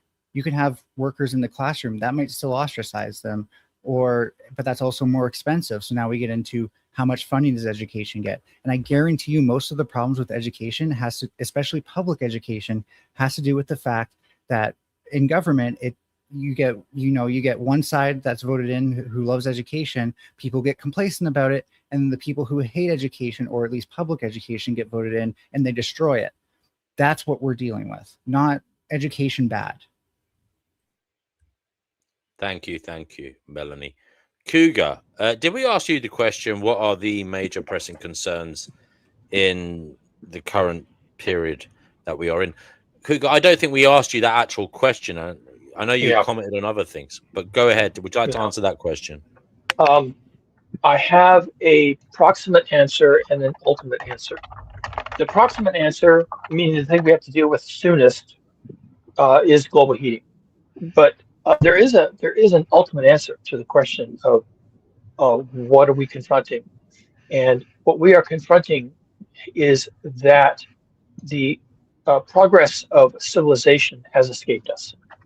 We don't understand our ability to, borrowing a term from Daniel Schmachtenberger, who I have a lot of respect for, our ability to sense make, and that's a hyphenated word, sense make. Okay, it's like a verb, right? Our ability to sense make has been destroyed, just completely destroyed. And the rise of people like Donald Trump is not, he didn't destroy anything. He is symptomatic of filling a vacuum where no one can make sense of anything anymore. That is our ultimate challenge. Now, Melanie will say, and others will say, Emily probably as well, might say, okay, we need more education. And I think that's a very sound and valid approach. But the problem remains that our inability to comprehend the world we have made around ourselves, our inability to comprehend it, does not lend itself to education. The human brain cannot comprehend the complexity in which we are now embedded. Cannot. It is a very different type of person who can actually think in multiple dimensions, who understands multivariate statistics, who understands chaos, who understands, all the things that are driving the system, that can just begin to wrap their head around the problems we are now facing. And with all due respect, and not to discourage anyone, I don't think education is going to save us. I'm not sure what is. And here I am, Cougar Doomer. I mean, there's a part of me that's given up. Okay, there's a part of me that's just, it's like, well, here we go. We're going through we're going over the Seneca Cliff, and that's it. That's it. But we just can't save ourselves. And I think that is the ultimate challenge. In addition to global heating and a bunch of other supply chain collapse and a bunch of political instability and the rise of authoritarianism. Yeah, it's a long list. Okay, but our ultimate problem, which I think is the problem, and which we cannot solve, period, full stop, is that the complexity of civilization has outstripped us. All of us, nearly all of us. Wow, that is quite gloomy, Cougar. Well, I'm not going to pull. But what you're saying, you haven't said it's completely irredeemable. There is some window of opportunity, isn't there? But it's kind of in the lap of the gods. I'm just using that phrase. I know you don't believe in God, but it's kind of it's not obvious we're going to make it, is it, Cougar? I think I don't want to say. The short answer is no. We're not going to make it. But that's not the answer. The nuanced answer is we're running out of time. The amount of complexity that hovers over us, hangs over us now, is like a tsunami wave. It's cresting, it's gathering, it's building, and it's going to crash on us. And could we manage that? The answer is not no. The answer is yes, we could. But I don't think we do it as a civilization. I think that things are so complex and so fragmented, and we are so distrustful, and we are so confused. We are so confused at this point that the ability to know which way to run, just to run away from the tsunami wave, just the simple knowledge of, do I run forward, backwards, left, or right? That knowledge doesn't exist. We don't know where to go. And I don't know who knows where to go. Can I ask Aeon to come on, please? Aeon, do come on and tell us what you're going on about. She says, correction, you might not make it. Who's typing on Pam? I mean, Aeon, that's a bit nasty. That's a bit nasty, isn't it, Cougar? She's saying, correction, you might not make it. She's going to make it. I mean, what's that about? Come on, Aeon, let us know what you're going on about. Yeah, I'd like to hear that. Okay, Emily has been remarkably well reserved and polite, taking it all in. Emily, we always like to hear what you said. And well behaved, and what a well behaved panel, all of you. My goodness. We do try sometimes. We have these cathartic moments that bubble up from time to time on the Finding Gnosis show where we let it all out, and then hopefully that's a movement towards peace, Cougar. And we are in a time of peace. But as you well know, reality is a cycle of war and peace. So we are not completely, unfortunately, without the realistic idea that war will come again. But let us all enjoy the peace while it's still here. Speaking of peace merchants and peacemakers, here is Jack. Jack, good to see you, brother. So sorry, go ahead, folks. Hi, Jack. Good to see you. Hey, thank you. I've been tuned in. I got myself some food after I stepped away, and love the conversations. I really do. And if I can bounce back a couple of the things that stood out, I agree with the better support for education, and I think there's a lot of ways we can change it. But as far as the biggest problem I see, it's the secrets and lies. And I think it's right in line with what Cougar was saying, the complexity of this time that we're living in. For one, to comprehend and to really do it, we can have better oversight. And earlier in the conversation, you were talking about how many talented or brilliant people might not be really living out their potential. They're stuck at some minimum wage job, you know. This is real. And that's why if we work together without the secrets, without the lies, I'm sure we can find better ways of economics and all the other stuff together. We have to ask why do people deceive? Why do they want to lie? Why do people in positions of power want to lie? For me, the answer is obvious. It's to retain power, right? They're lying to retain power and to garner more power because for some reason they're worried. Okay. Now, I won't deny them the right to feel worried. We live in, as Cougar has said, a very complex, strange existence. And Cougar, I always bring this down to resources. Okay. We are human beings on a planet of limited resources competing for them. And by the way, we naturally are competitive. Men compete for mates. Women, I suppose, compete for mates as well. We do compete. There is that side to our nature. And, you know, Cougar, in this world where we have relied heavily on fossil fuels, you know, for progression, we have been competing for access to, you know, the oil and gas. And because that's used to sustain our industry and to build our fortune. So, Cougar Duma, what do you think the answer is? Like, how can we make people stop deceiving and lying? I believe it's something to do with energy. I think we have to find a way to get free energy out there that just frees people up from being worried about, you know, you know, providing fire for their industry and, you know, heating, etc. If we have free energy, wouldn't that open up a lot? But Cougar, is that possible? You know, it's a good question, and a lot of people are asking it. And like you, they're asking it in good faith. And I certainly appreciate that. And I want to answer it in good faith. Again, I will say, as I have admonished the panel, it's complicated. Okay. In fact, we have a term for this that I've used casually, but I want to introduce it into the conversation, and I'll use it in my answer. The term is wicked problem. Now, wicked problem, the term was coined, I don't know, 50 or 60 years ago. It comes to us somewhat from philosophy or maybe engineering. It's the idea that a problem can be so complex, again, back to that it has no viable solutions. And now people who believe in progress and you know, human ingenuity, they say, that's impossible. Everything has a solution. No, I'm sorry, people. There are some problems that are so deep and so convoluted and so twisted into civilization that they have no solution. And our dependency on both civilization and fossil fuels, which made it current civilization possible, is a wicked problem. So you're asking, is there a way out? The quick answer is no, there isn't. You're still going to have to stop burning fossil fuels because we're wrecking the planet for human purposes. But that's not a solution either, because when you stop burning fossil fuels, then you can't support 8,000 million humans. The carrying capacity of the Earth without fossil fuels probably drops to 200 million, maybe even 100 million.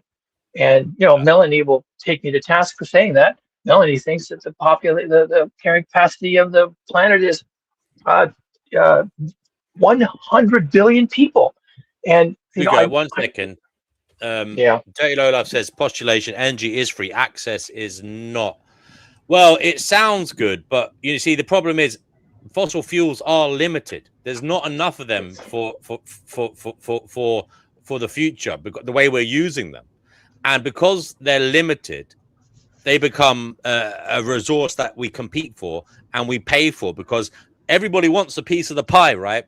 So if you can't get access to it, you'll pay for it because you need it, and that's why it's actually not really free. But the problem is, there are people who say there's things like renewable energy, Cougar, that are deemed free. Obviously, you still have to make the apparatus that garners the energy, like the solar panels and the wind, okay, and all that. You've told me before that's not sustainable. That's a problem. Even that won't be free. Even that will be problematic. So I don't Yeah. know. Go ahead. So now that we have a different forum and there's different people listening and they're wondering what the hell we're talking about. But again, this is a wicked problem. The fossil fuels that we pull out of the ground for free, essentially, except for human labor, we pull out of the ground for free, are free in that regard, but they're not free to use because in using them, we increase the carbon dioxide levels in the atmosphere, increasing global heating through the greenhouse effect, and we are destroying the planet for human purposes. The planet. So there's not just a financial cost here. There's a cost to our well-being. A cost to our well-being and our very existential. They're an existential threat. There's a cost to us possibly being here. There's a cost. Just like there would be a cost to cancer treatment. It's not free. If it was easy, everybody would do it. There's going to be a cost, and it's going to be in your health and your sense of well-being, and you may die anyway after being tortured for 6 months. Okay, so we have a tendency to name costs as being part of the financial realm, and I'm a scientist. I work in the realm of physics and materiality, so I see costs differently. I see costs in terms of the Earth dynamic system and what's going to happen to us if we continue to burn these things. Now, you can't make solar panels with solar panels. You can't make robots with solar panels. You can do a certain number of things with electricity, but you can't do everything. 20% of our current energy mix is electricity. The rest of it is fossil fuels. The airline industry, cargo shipping, I know all these things could be nuclear. Okay, fine, but they're not. And right now, we have to stop burning fossil fuels. The cost is too high. And it's not the financial cost. It's basically the costs reside in the realm of physics. And no one can see that. What about people like Elon Musk who are talking about building these energy harvesters in space, beaming down, I don't know, electromagnetic energy for us to use here on Earth? I mean, what about that? He's just. I call these adult fairy tales. It's also called folk science. He's engaging because he's a smart guy, but he's also kind of like a child, a man child, and he likes to tell stories to himself and his friends. And these are all adult fairy tales. And you can go back and look at the golden age of science fiction and what did they have? It's good that people do this. Cougar, it is good. You do admit that it's good that people have imagination and try to think of solutions. But you don't think it's a good solution. Okay, no, it isn't. And let me be fair. Okay, all of our solutions now, and again, this is a wicked problem. I'm sorry. You'll start to understand what that means as I proceed. All of our solutions now start with a basic premise. We have to do them without access to fossil fuels. So if you can do what you want to do without any inputs from fossil fuels, and that includes mining, transportation, manufacturing, raw materials, recycling, all of it. If you can do any of or all of that without access to crude oil, coal, and natural gas, then you may proceed. But we have to start with we can't consume fossil fuels anymore. If we can now build solar panels and robots and AI and data centers, and we can do that without access to unlimited amounts of fossil fuels, then we can do those things. If you cannot do those things, then they don't proceed. Cougar, there's someone in the live chat, Jeeps. As far as I know, they're a lovely person. They comment nice comments all the time, but they've said something here that I find quite shocking. They're kind of diminishing you for believing in the hype of false scarcity. They're saying you're getting overexcited about something that isn't a problem. That the scarcity that you're going on about. No. I know. You're all going on about scarcity. I never mentioned that term. I said we have to stop. You can even believe in abiotic oil. You can believe that there's an infinite amount of oil being generated in the Earth's crust and bubbling to the surface for us to find. You could even believe that. It wouldn't matter. You have to stop using it. It doesn't have to be scarce or even expensive or even poorly located geographically. You have to stop using it because it's fucking up. When you burn biogas, it's methane, isn't it? So does that turn into CO2? Yes. Okay. It does. Yeah. But again, this is a wicked problem. Biogas. Yes. The word bio. The bio is the key.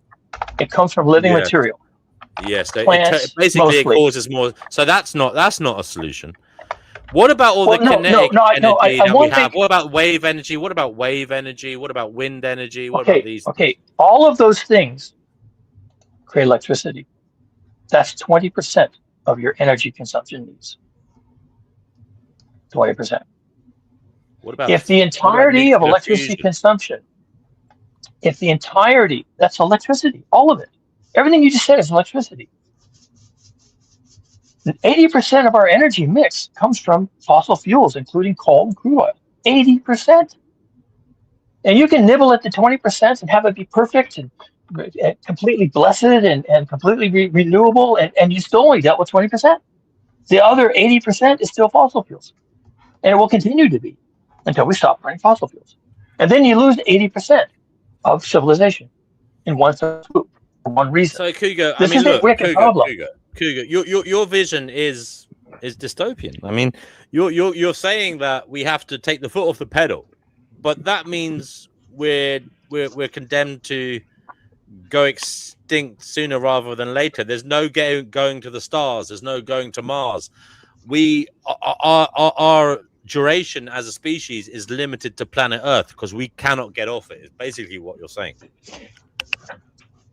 Okay, well, let me just address that in concrete terms. I don't know what the future holds. I don't really care. I just want us to be there. We'll do what we can do. And when we do it, we will do it without fossil fuels. If we're using stone tools and pointed sticks, then that's what we're doing. What about nuclear energy, Cougar? What about nuclear? You haven't spoken about nuclear. I mean, you said it creates electricity, but electricity can do a hell of a lot. Okay, but to build a nuclear power plant, you need an entire industrial civilization. We didn't build these using stone tools. To have the mining, the uranium has to be enriched from how it's found in nature. It's just incredible. And you need fossil fuels to do all those things. Again, imagine your world without fossil fuels. Now come back and tell me what you can do. And that's an assignment. I'm not being mean and saying you're all stupid. I'm saying that's the assignment. That's what we now have to figure out. And as for extinction, the carrying capacity of the Earth for a long time, using whatever tools we had, bronze, right, wrought iron, was maybe 250 million people.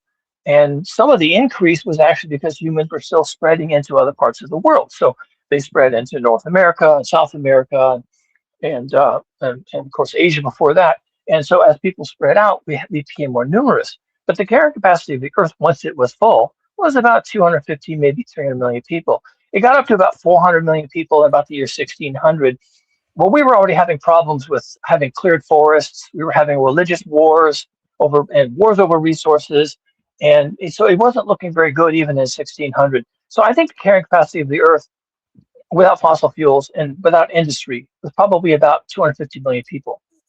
That's a tiny fraction. Thank you. That's a tiny fraction. We're going back again. We're going back in a circular fashion to what we were talking about before, and that is, you are a peculiar, unique mind, a very individual mind, and you have pointed something out to us that is a huge problem. Do you not have faith? I suppose Jack would have this kind of faith that there is the potential, there is possibly someone out there who can do something about all of this. No, I don't. Because it's a wicked problem, folks. There's no one solution, and there is no solution that all of us could pull out of our butts all at one time and fix it. We have to stop burning fossil fuels. And whatever you can do after you've done that, that's what you can do. And that's it. Thanks, Cougar. I'll open up the panel. Does anybody else? Does anybody want to comment to Cougar here? Because it's a lot to take in. He's talking about a wicked problem. There's no hope. We're fucked. There's no way out of this. We're between a rock and a hard place, and it's not looking good. I mean, what can you guys say in return? Yeah, I think it's a very depressing view. Like you said, we may need to move to another planet.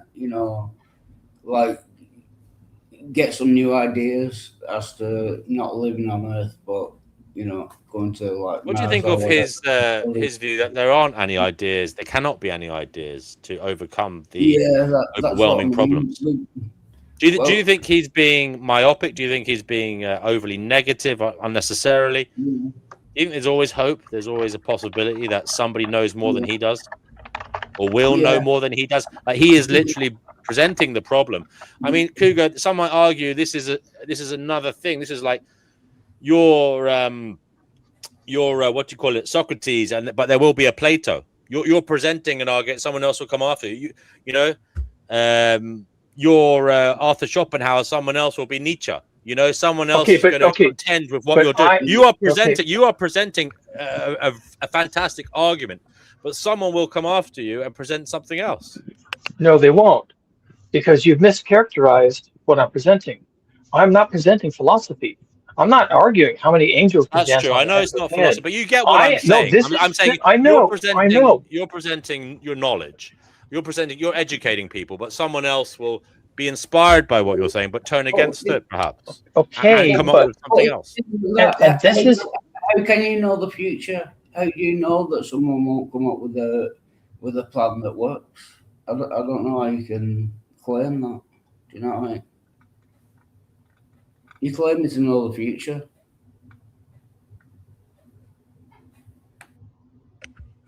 I would just Cougar, add, he's saying you're claiming to know the future, and perhaps that's a little bit. What would you say? That's an overreach, an overstep of his qualifications. How so? Wild Heart. All I'm talking about is physics. All I'm talking about is physics, folks. This is science. That's all it is. You made the claim. Defend yourself. Yeah, I was just saying, like, there could be other solutions that we don't know about at the moment, but someone will figure it out. And he's saying, no, that's impossible. There's no possible solution to, you know, the problems that we have at the moment. And I just don't know how he can claim to know that. Okay, well, this is my domain. This is my domain. I'm just going to say something, guys. Feel free to interject as and when you want to now. And I'm talking to Jack and Emily and Chickpea, as well as Wild Heart. But go ahead, Cougar. I'm just going to go and get myself a drink by Amlis. Yeah, that's fine. And I don't want to diminish anyone's thoughts, like what Wild Heart just shared. These are legitimate thoughts to have, but we're not working in the realms of philosophy. We're not working in the realms of opinion, or what Nostradamus could have known, or what I could know. We're dealing with physics, okay? We're dealing with essentially gravity, and we have known how physics works for a long time. We have known since the early 1800s about the greenhouse effect. We've known since the late 1800s that we were fucking it up. And we knew in the 1970s when the crude oil companies did their own investigations. They came up with the same stuff I'm telling you now. They did this. And then they set out to demonize science because they knew they were in trouble. And this is what we're dealing with, people. We're not dealing with, well, maybe somebody will pull a monkey out of their ass. We're not dealing with that here. We're not dealing with miracles. and that's the real Things are the way. demonization. That's the real demonization of science reason right there. You hit the nail on the head. You know, like when we're going into Venezuela, knowing they have like the third largest shale oil, I think, in the world reserves. I mean, that's why we're one of the main reasons why we're there, and we have to ignore science in order to make that make sense. You know. Yeah, and I'm sensitive to that, Emily. I'm sensitive that people will become frightened if politicians start saying, "Well, folks, you know, global heating is now a real thing, and we're going to have to do something, and it's going to be painful, and you're going to lose your quality of life, and some of you will lose your lives." And I understand that people are terrified of that. You should be terrified of it. There are many things to be terrified of right now. Right now, as we sit here speaking, there are many things you should be actually terrified of. And I understand that that's going to stop us from doing the things we have to do. That's what makes this a wicked problem. We can't do it.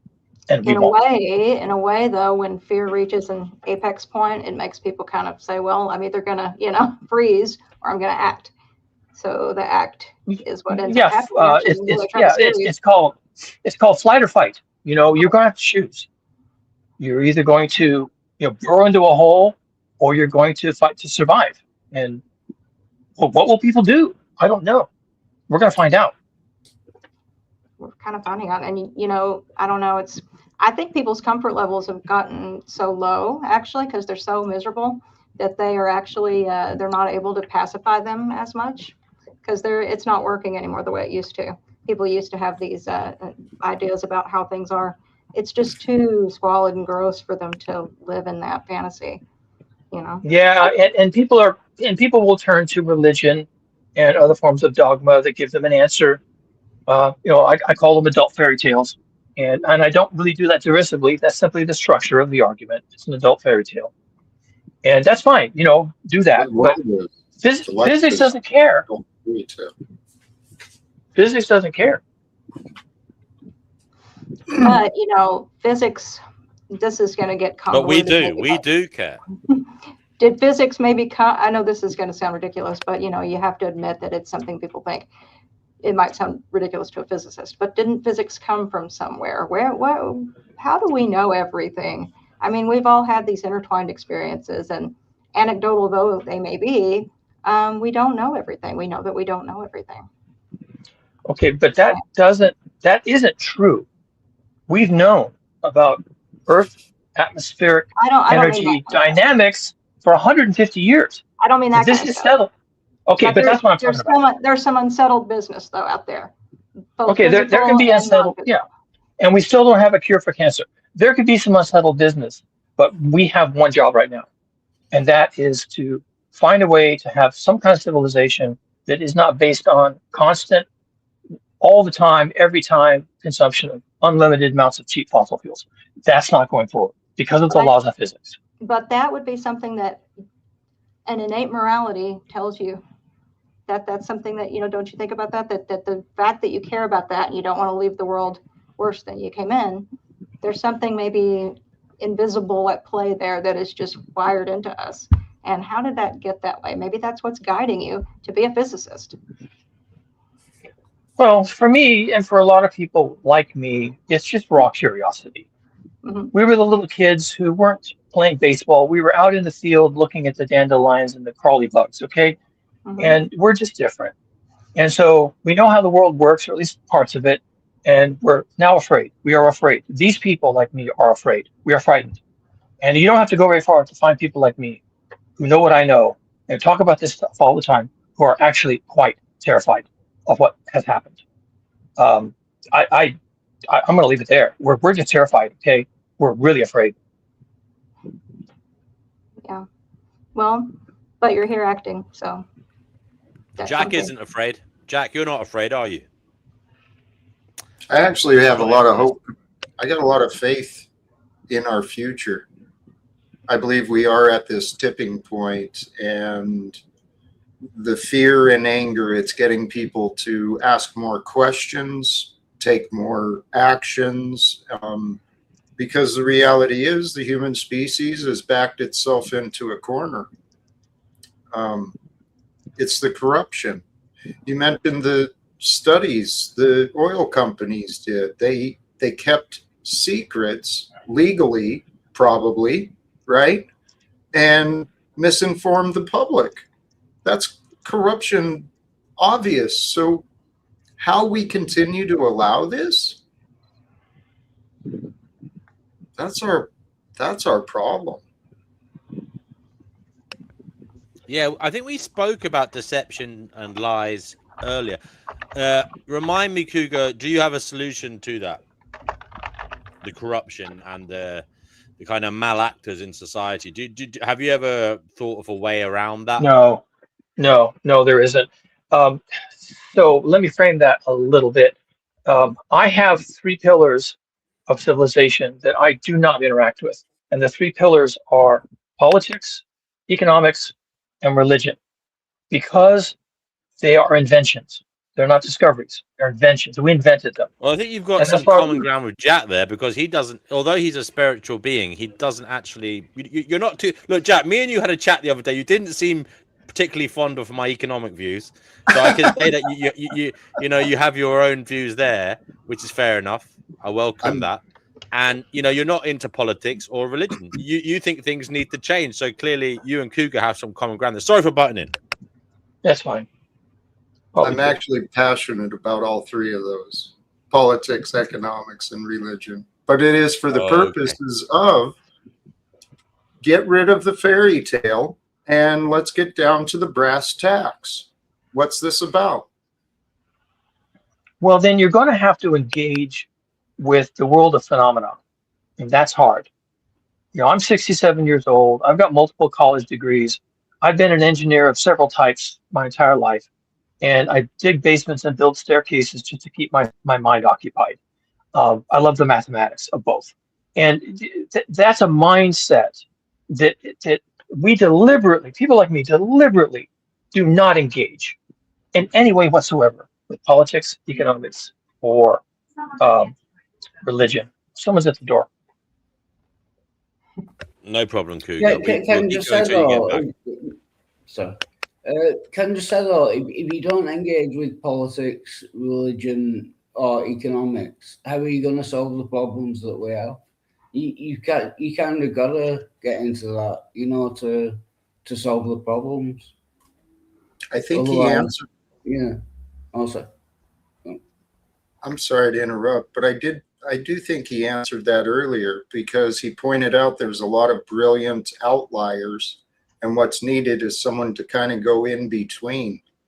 I kind of feel like that's some of what I'm hoping to do, right? You corral the outliers and get them together. I do. Outlier corral, yeah. I do find the outliers, but that's throughout history. It's been the rejects, right? It's been the ones that were discarded by society, and that's where the real brilliance emerged. Well, we got a lot of people that have been kicked around and kind of outcast, so there's a lot of brilliance emerging. And people that have been witness to the secrets you speak of in their industries. Like there's an entire department in every hospital that has a whole collection of secret files. There's a situation with the courts. That was what I came on here to talk about. I didn't know if Europe would be around, but something just happened that I got in the mail, and that speaks to court corruption. So I have to file 2 new things by the 7th, or they will not keep the transcript of everything that happened from the lower court. So that's so that I will have to appeal and just hope they believe me, you know. So I'll get that done, but that's just deliberately making things very difficult. I don't have a team working with me, paying me $400 an hour, and they do. So, you know, it's unfair. And then, of course, if we were going to go into the courts, it would take the rest of our lives, because, you know, one thing that should change, this needs to be something, I wanted to work on this in my lifetime, but wrongful convictions take about 20 years if you're wrongfully convicted, and they know it by the maybe 5-year point. Hey, this person's innocent, but it'll take them another 15, 20. So that's insane. And a lot of times we have evidence that could have been initially tested at the state's expense that would have shown you who did this, because there's enough people in the DNA data bank now to, you know, solve the problem. So things like that should be made into law, and it's really simple. That's what people call you crazy, because you're trying to simplify things. Literally, you're saying the same thing other people are saying. They're saying it in a really complicated way. And then it's like, and then when you say, you know, we just need to end the secrets, that's crazy, you know. So it's like, but that's what this other person said. They just said it a little bit differently, you know. So. Thank you. The stream somewhere now, to bring in new voices for our conversation. We do not want to become an echo chamber. Share the stream now. Bring in some new thoughts to compare and contrast our ideas with theirs. Because Gnosis is not found in isolation. Good places to share the stream include your social media platforms such as Facebook, X, Instagram, Telegram, WhatsApp, YouTube, community posts, Reddit, Discord.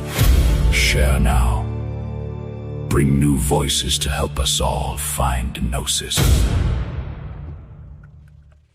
So yeah, thanks to all of you all who do share the stream. It does help bring us together. This is how we get new minds, new ideas, new thoughts and perspectives that might, dare I say it, get us out of a tight spot. How else are we going to do it?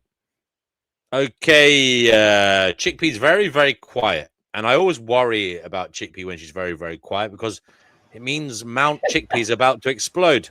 No, I'm not. Chickpea. No, I'm not. No, I'm not. I'm not going to explode. I'm sitting here. Okay, darling. Well, look, I'm only jesting. Chickpea, have you got anything to say given what we have been discussing so far? No, I'm just sitting here listening. You know me, Grumps. I only really start when there's somebody I don't like very much. Then I start. You know that about me now, surely. It's true. If I don't like somebody, I really let her rip. There you go. She doesn't hold back. She takes no prisoners. Okay. If we do go to end times and it becomes, you know, a War of the Worlds kind of scenario, or Water World, you want Chickpea in your team. No, you don't. Yeah. No. You're straight up gangsta. Tell them what you did in the late 70s. You probably hung out with the Sex Pistols and everything else cool. The late 70s, they were a lovely time. They were nice days, actually, and I look back on them all. The world was so peaceful, and as a female, you could walk about on the streets 4 o'clock in the morning and be perfectly safe. Go and sunbathe in the park with the tiniest bikini on, and nobody would take it. And you could even walk down the streets. I once walked down High Holborn, and I remember walking around with a tiny pair of shorts and a bikini top, and no one took the blindest bit of notice of me. And they didn't. And I remember it. It's just, now they'll be telling us to wear burqas next, and they will be. They were good days when I look back. 70s. Guys, that's nice piece of nostalgia there for you, Chickpea. Yes. Thank you for sharing that. You're welcome. But Wildheart, you're on here, and we do love you. We do like you, Wildheart. But you know, I'm not happy with you, brother. I'm not at all happy with your level of the level of disrespect you're showing yourself. I mean, you've already stated on numerous occasions that you drink too much. You're an alcoholic. Why on earth aren't you doing something about it, bro? I mean, all I see is you coming on here repeating the same old shite, and you're not making significant changes to better yourself. And I've already said it. I don't want Wildheart to waste his potential, because we've already stated numerous times the tragedy is when a human wastes their potential for good, for themselves and others. And Wildheart, you come on here, you're a sociable guy, you're an intellectual in many ways, and you care, you have these views. Why are you jeopardizing yourself? Why are you doing this? What the fuck is going on? Please. And I'm sorry to put you on the spot, Wildheart, but someone has to fucking do it. Someone has to put you on the spot and say, get with the program, bro, for fuck's sake. What the fuck are you doing? Yeah, it's a mixture of like mental illness, and I'm like alcohol dependent, so I have to drink alcohol in order that I don't have seizures and die, basically. So you have a physical dependency. Yeah. Okay. So look, I've known people who have that before. Now, the smart thing to do if you have a physical dependency on alcohol is to drink the kind of lower level alcohol, like the alcohol that's not high in content, because you need a bit. So, I mean, you're not drinking fucking whiskey or vodka, are you? Or cider? Are you going for the lighter stuff at least? It's vodka, but very little of it. My mum and my brother look after it for me. So they put like a tiny bit in the bottom and then fill it up with, soda. But look, are you ready? I think I'm getting a vague recollection. Maybe you said before that you're going for rehab. Am I right? You told me about rehab. Is that still in the? Is that still in the pipe? Yeah, I'm getting a new co-worker. They won't let me go. So I used to go every day. So like they call it prehab, basically. But because I started drinking again, they said I couldn't go anymore. So, but we've got a plan in place. Everything's fine. Yeah. It's not fine. It's not fine. It's not fine unless you're how are you actively moving towards that plan? Like I said, the cutting my alcohol down like every day or every week. So I'm not drinking as much. Just left on this Wildheart before you're going to be off it, or before you're going to a level where you can rehab or your rehabilitation. How long? I want to know the fucking figures here. How long is left on this plan? I don't want you to bullshit me. I want you to come up and tell us how long have you got until you're down to a level where you can be rehabilitated. They said like 2 months until I can do a home detox. I don't know what that is. 2 months. Well, I'm going to hold you to that. Okay. Yeah. So what's the date today, guys? It's July. Is it 2nd July? 3rd. Yeah. 3rd of July. Just the 3rd. It's the 3rd of July now because it's the 3rd of July because we've just gone past midnight here. But okay, well look, 3rd of September, right? You can have your shit together by the 3rd of September. Oh, September. Yeah. Plus, I'm Make sure I'm you fucking do. Yeah, but I've got other things. Jack, you've been through. Jack, I don't think you were ever physically dependent on alcohol, but you've messed around with alcohol, right? Do you have any advice for him here? Sorry, would it help a brother out? I had a very severe addiction, and I was going through each day. I'd get the shakes and withdrawals. So I'm very glad to hear you've got folks with you. They're supportive. They're paying attention to you. So that's a perfect start, my friend. And honestly, I have learned a lot of things. It seems scary. It seems tough until it's not. Okay. And if you're open to it, I'll drop my info in the back and let me just be an extra option for you. Is that all right? Yeah. I appreciate that. Yeah. Perfect. Yeah, mate, if you want to, you don't have to, but if you want to, Wildheart, you can report to us that you can make public statements saying, you know, you're working on schedule, you're keeping at the lower level, and you're doing the right thing. Just so you know, you have the support. We want to help you. You can come on here and make yourself accountable to us. Maybe it would be good if you want to. I'm not saying you have to. If that would help you, it would help you to come on and say, like, you know, guys, I'm still on the right road. I've done the right thing today. Thank you, guys. You know, we will support you. If you want to make, I do appreciate the concern. It's just I don't want to make it all about me. Do you know what I mean? well, we don't give a shit because we do like. I mean, we don't give a shit about your concern about that. We like you. We think you're important. That's what I mean. And it would be a crying shame. I'd like to see you shining, you know, and you know, doing better than you are, because I think you have potential. You know, be ashamed to see it wasted. So, Wildheart, I'm going to ask you a question now. What is the allowable limit for you tomorrow? Allowable limit. I'm on like is it 75 milliliter bottle of vodka a day at the moment, but they're cutting it down. Is it 75 or 750?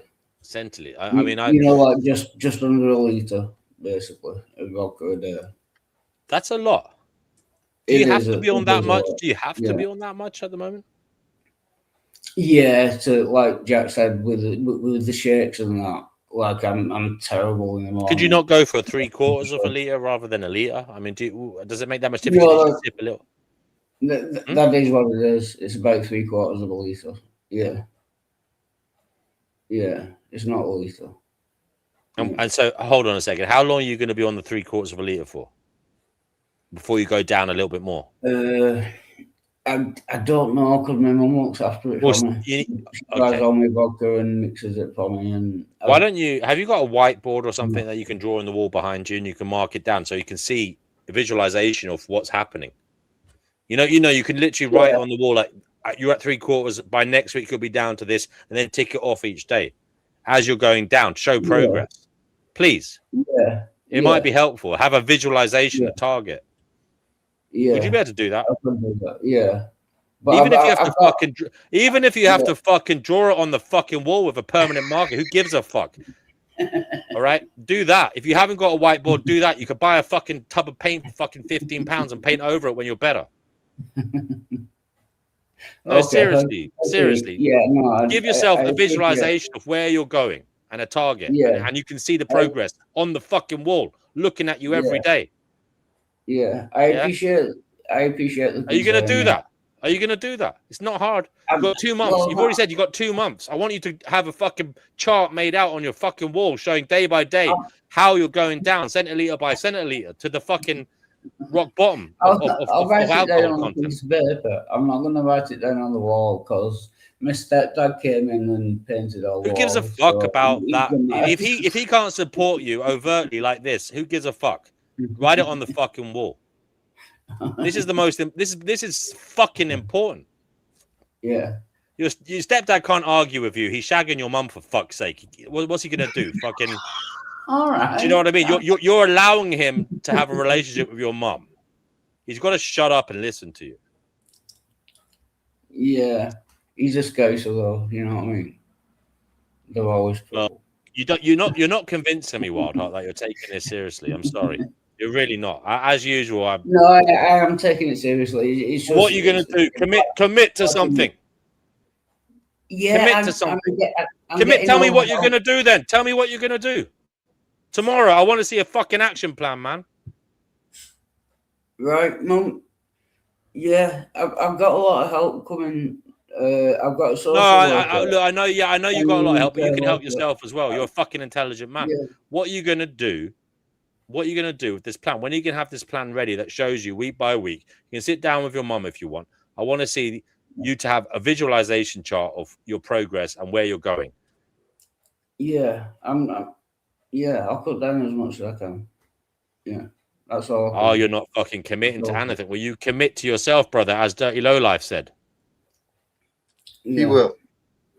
You have to commit. You have to make a commitment. You can't be vague about these things, brother. You cannot be vague. Vagueness is the demon that will come in and fucking bring you back again to fucking hell, basically. You need to be fucking sure. You need to you need to be 100% certain in what you're doing. Yeah. Yeah. I'm not making excuses, but I'm very like. I know you're not making excuses, but you're not showing me with clarity your fucking plan. Yeah.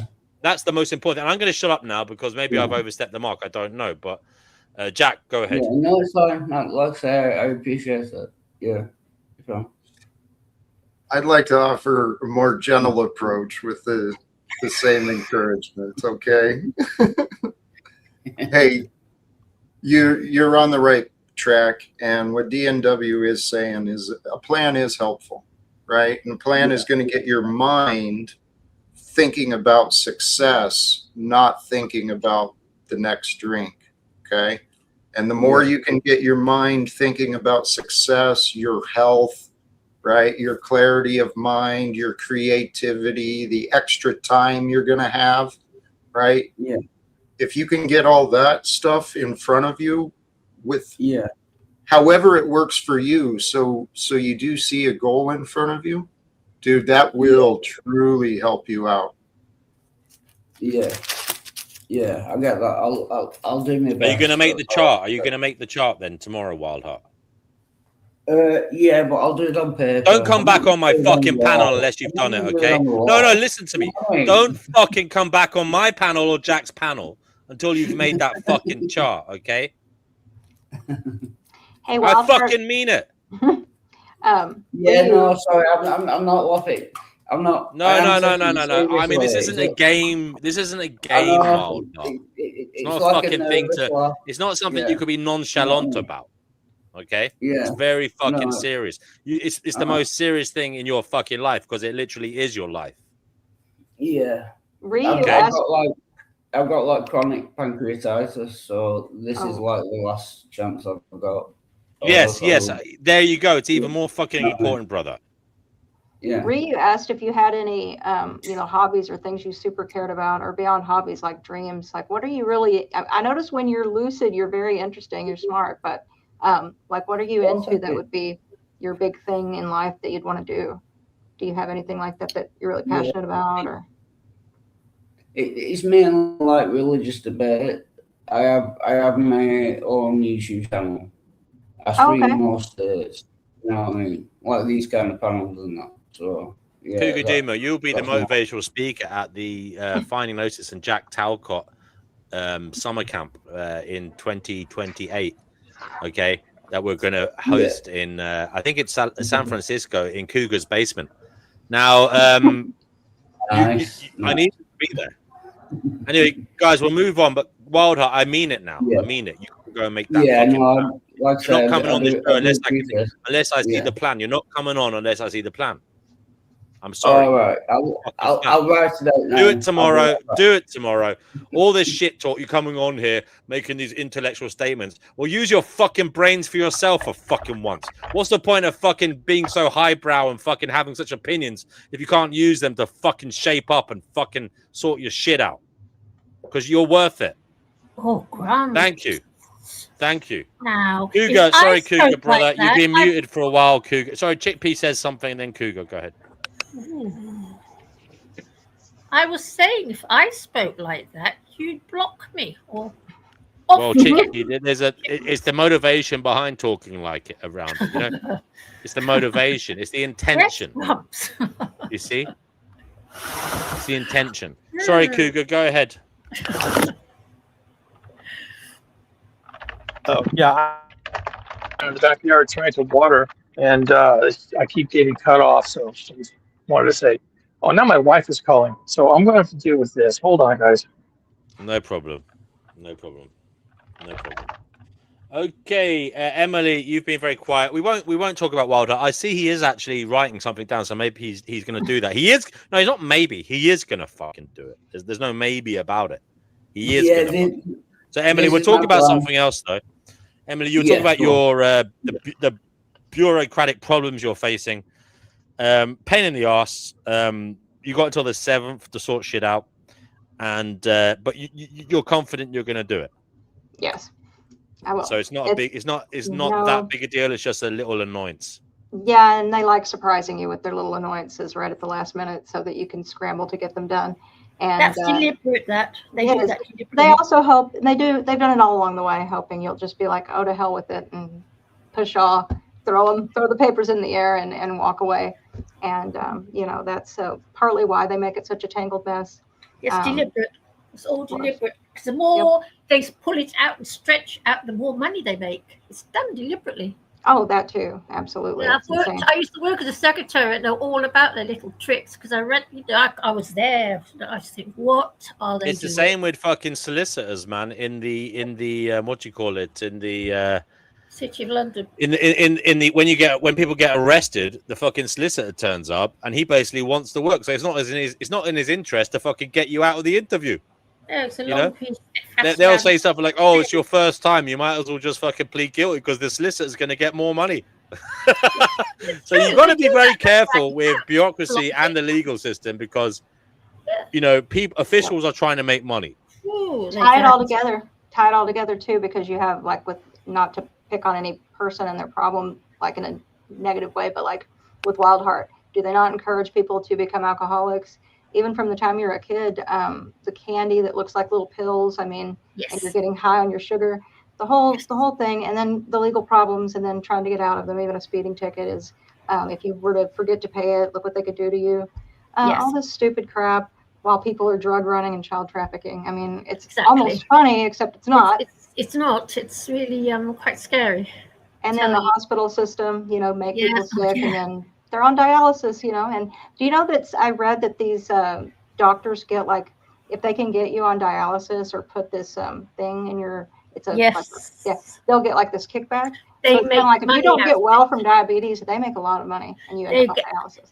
You know what? I tell you, Emily, you wouldn't believe what rheumatologists do to people. You would not believe. No, really, because I've been victim of it myself, and they got me on the most horrendous drugs, saying osteoporosis. I don't have osteoporosis at all, but they tell you do, blah blah blah. Terrifying drugs. When you get older, they'll do it to you. Just refuse the drugs. Just make sure you get enough protein. That's all you need to do for your bones. Because I tell you, it's unbelievable what they get up to. Yeah, I've never seen a rheumatologist, but there's some kind of nefarious relationship between different corporations and the medical it's in every type of health thing. Yeah, it's terrifying, and I've been victim of it. Yeah. Yes. Still, never mind. Still here. Okay, guys. Anybody watching? The link is in the live chat. You can click on it and come on to speak if you want to. Sorry. If you feel shy, we will be nice to you. We will be nice to you. Right. Who is there? We've got Salted Cedar. You ever spoke to Salted Cedar, Jack? No, they're in the live chat. Okay. I'm just looking. Dirty Lowlife, do come on if you can, brother. Jeeps, Skate, Nibbles, Elvis the Pelvis, Arpol, Chuck in Tennessee, Buttcan Reality, JE. I'd love to have JE. It's been a while since we've had JE. Are you Honorable Battle Vomit? Yeah. Stripe. There's a good few of you there. Click on the link and join. We need a new voice. We need someone else to stir the pot and bring in new opinions, new voices, new ideas. Kenny Given, even. Oh, here we go.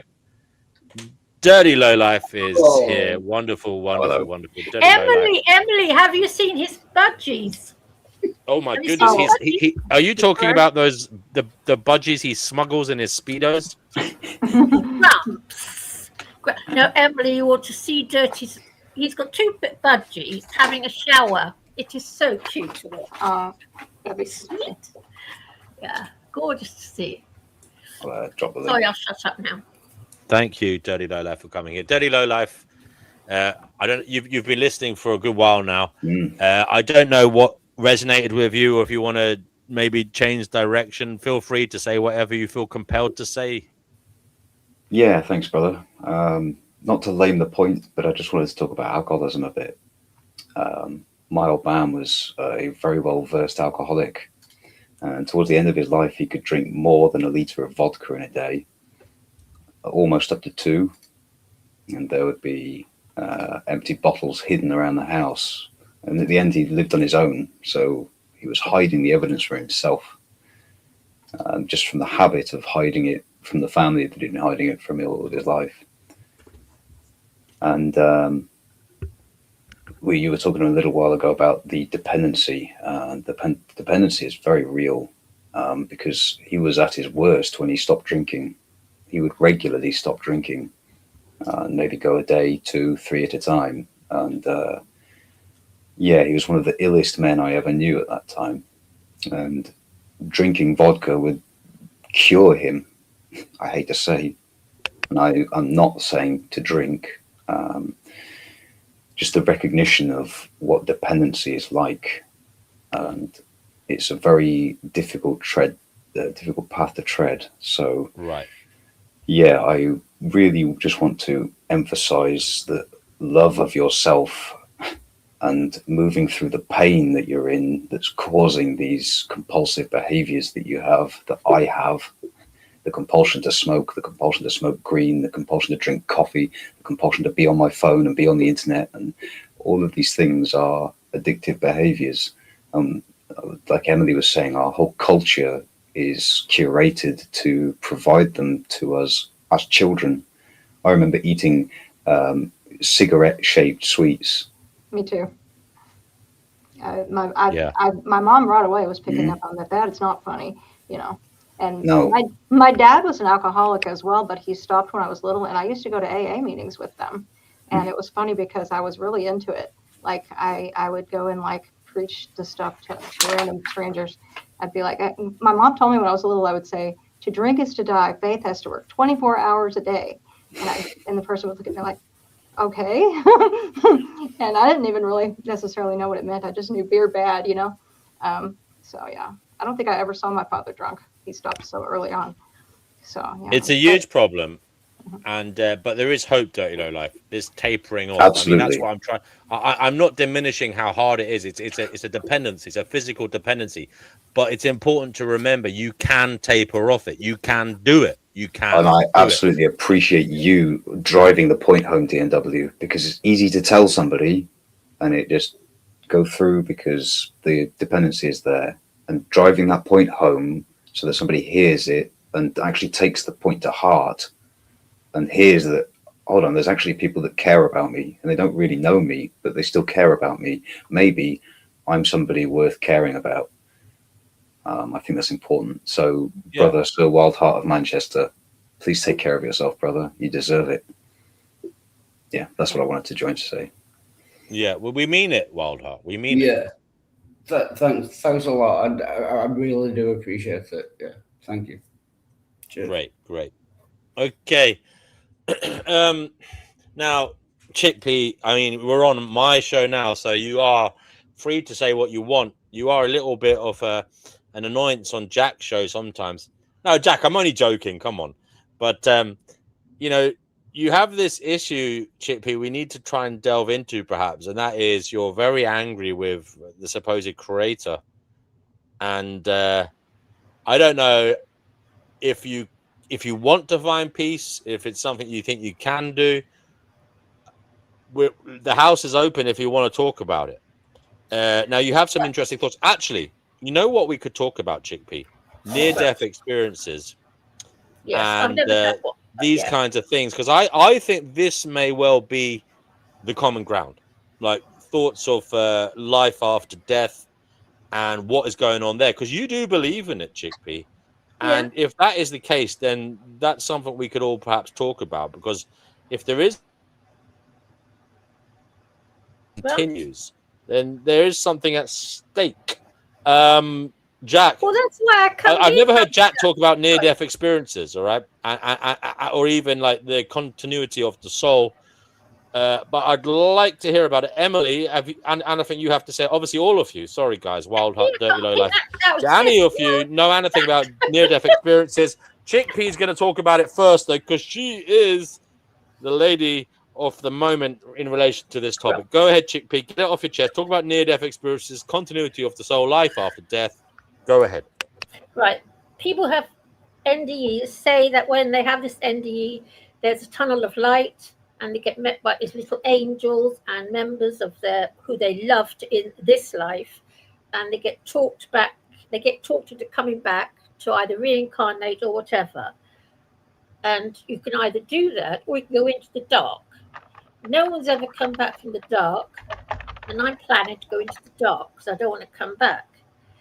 And the problem is, of course, they can get you with your unbroken attachments, your unbroken hate. And I've got a lot of hate in me still, and I admit it.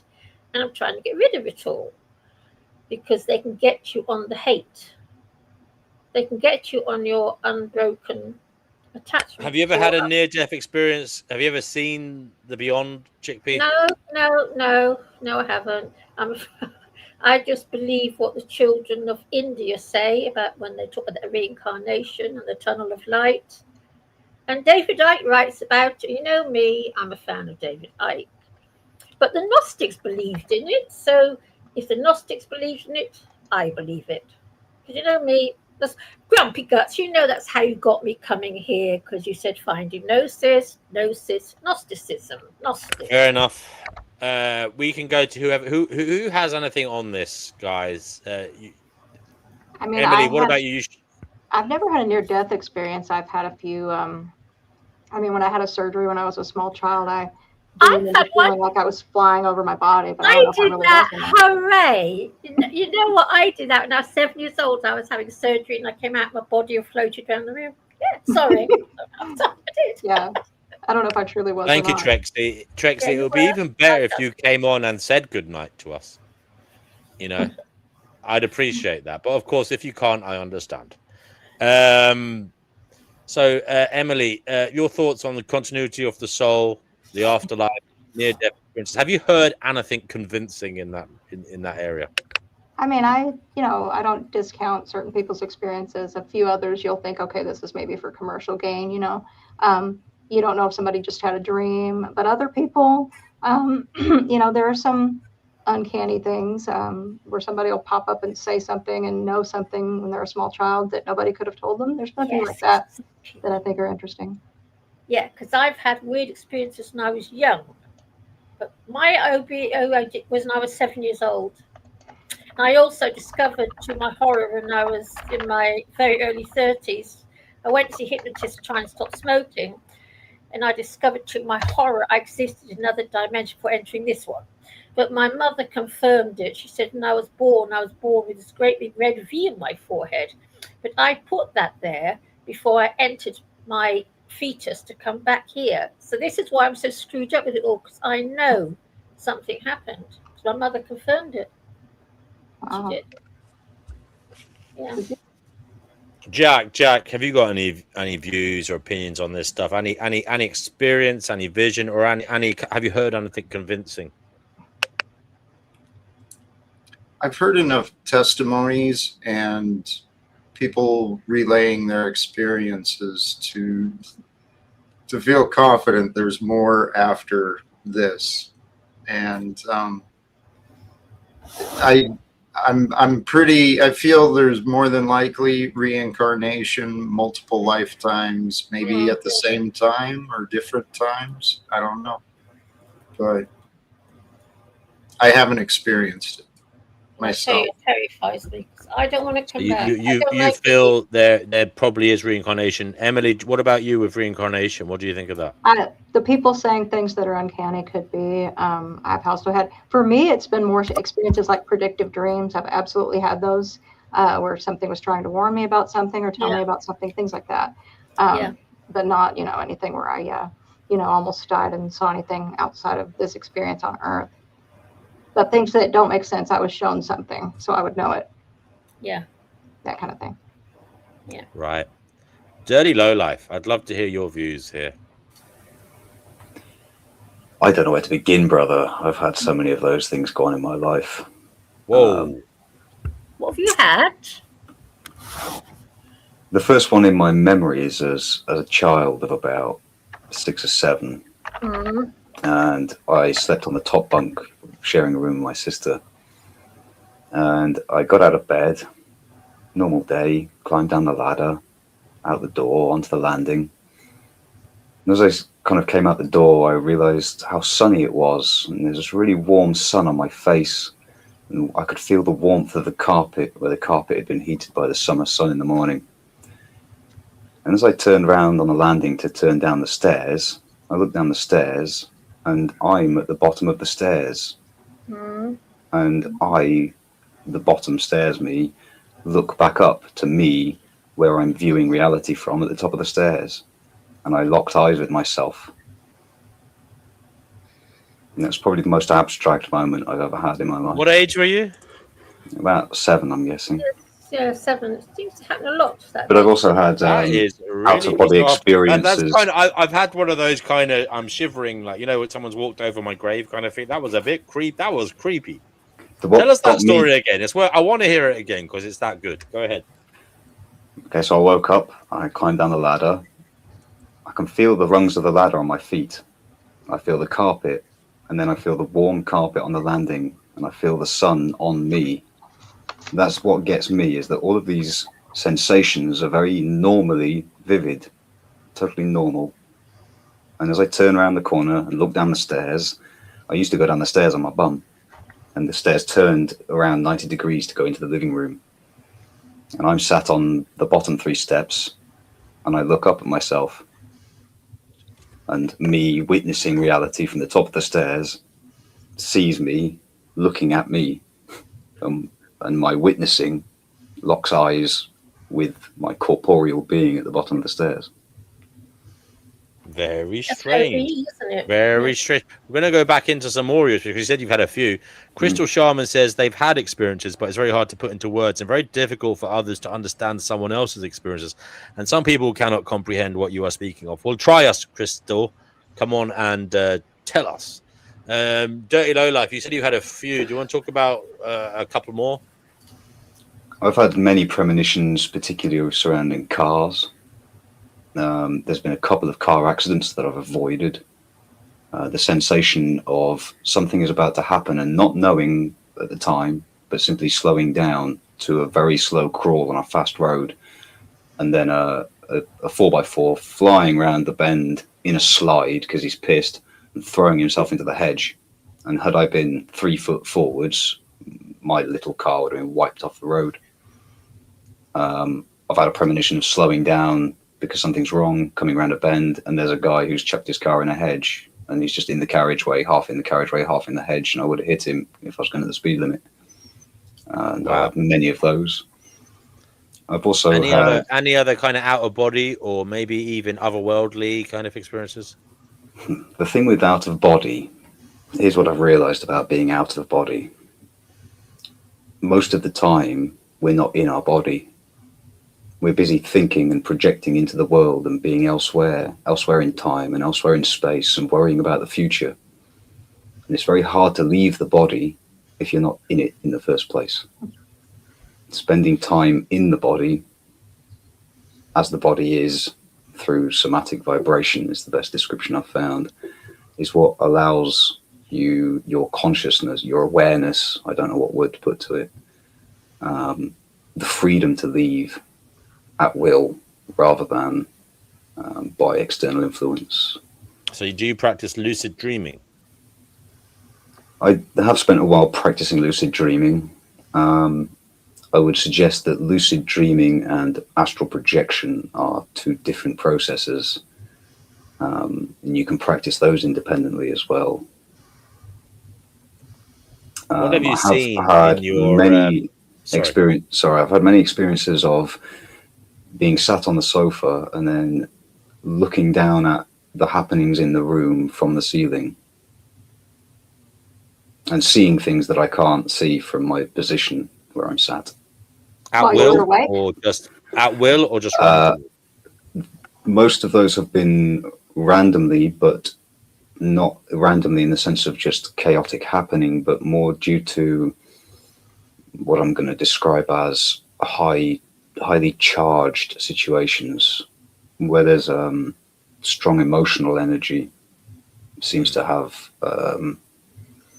more of an impact of leaving the body. To be the initiator of it, or the You're awake when this I mean, happens? they say that about a lot of spiritual things. That they say that about a lot of spiritual things, like poltergeists, for example. They say that people who are emotionally disturbed or have these kind of poltergeist experiences, and that's generally the kind of the person who has it. They're deeply traumatized, and they have this kind of feeling that things are being. They think things are being thrown around the room. They see things move. I myself have had poltergeist experiences. So, I don't know whether they actually happen, but they also say it's related to women's menstrual cycles, and when girls come on, when they're going through puberty initially, they become strangely subject to energies outside of them, and that's why they also have a lot of poltergeist activity. Now, I don't know whether it's a thing. I don't know whether it's real. We don't know what's going on there, but some speculate that it's psychokinetic, so it's your body moving things around, and we have that ability to impact matter around us with our thoughts. And it may be that we don't know how to utilize it. Maybe we're not meant to. Maybe it's just an accident when it happens, but it can happen. Other people say it's like entities feeding off our negative emotions. I've heard that as well, like archons. Demonic entities. Just on your point about women, I would. That's why we come here. I would humbly suggest it's more to do with the moon. That's what I was thinking. At different times of the year too, and different times of the month, people are more in tune with stuff. I think for sure. Probably happens with men as well. You're absolutely right, Emily. That the moon has an unbelievable effect on our psychology and our mood. They do say that on full moons there's more arrests. They literally call people lunatics because of the moon, right? And it does something to us. And do you know a little bit more about that, perhaps? Well, just that our bodies are made of a lot of water, so I would assume since it affects the tides, it's affecting us as people. There could be more the to ebb it and even flow. than that. The gravity of the moon is greatest when it's full, and that's And it seems like I have more. There's probably periods of time where you're more in tune with things, and you have like predictive dreams. What I meant by that was like I dreamed one time about driving through this place where there were 3 grain silos, and where I lived at the time there weren't very many grain silos. So we had this. The next day we were going to go get my grandma, and she was going to be put in this place. And in the dream, it told me, when you see these silos, this is bad. Get out of here. So I remember we were driving around the corner, and I'd never been down this road before. I know I'd never been there, so I'd never seen these before. I wasn't dreaming about a place I'd been, and darned if they weren't there. And I said, "Oh my God, this is bad." Turned out the place was bad, and I, in the dream, it was like telling me to be very careful how you do things, So when we got there, it was a very nefarious way they were trying to get her placed there, and I was very careful about not saying too much and just covertly like not signing anything, not talking to him. I just thought these kind of dreams are like a warning. So yeah, I've had a few things like that. Thank you. Okay, guys, we've got Kenny and Andrew, so I'll quickly bring them in, and then we can go to Wildheart and Chickpea. Kenny, anything on the topic we're talking about? Not on the topics that you're talking about, but something different, if you'll allow it. A quick sideshow. Very quick. Go ahead. Okay. Do you remember Donald Trump tweeted a photograph that was half his face and half Elvis Presley's face. Yeah, and he was just showing And the he asked people, similarity. do you think I look like Elvis? Because he accused others of telling me I look like Elvis. Do you remember that? Yes. Right. So in an alternative universe, if Donald Trump was Elvis, he would sing one of his songs differently. And I'd like to sing it with alternative lyrics. Go ahead then, Kenny. Okay, this is called Deport to Sender. I caught a fellow at the border. We put him on the bus. Bright and early next morning, he came right back to us. I stamped it on him.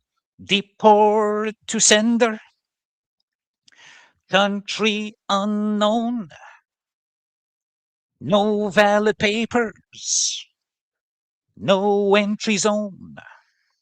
We built a big wall to stop the pack. I signed the orders, but the migrant keeps coming back. So then I called up immigration and flew them out by plane. Bright and early next morning, the way did in again. I stamped it on him. Deport to sender. Country unknown. No valid papers. No entry zone. This time I'm gonna build the wall myself with concrete, sand, and steel. And if they climb it the very next day, then I'll understand the writing on it. Deport to sender. Country unknown. No valid papers. No entry zone. Thank you very much, folks. Make America great again.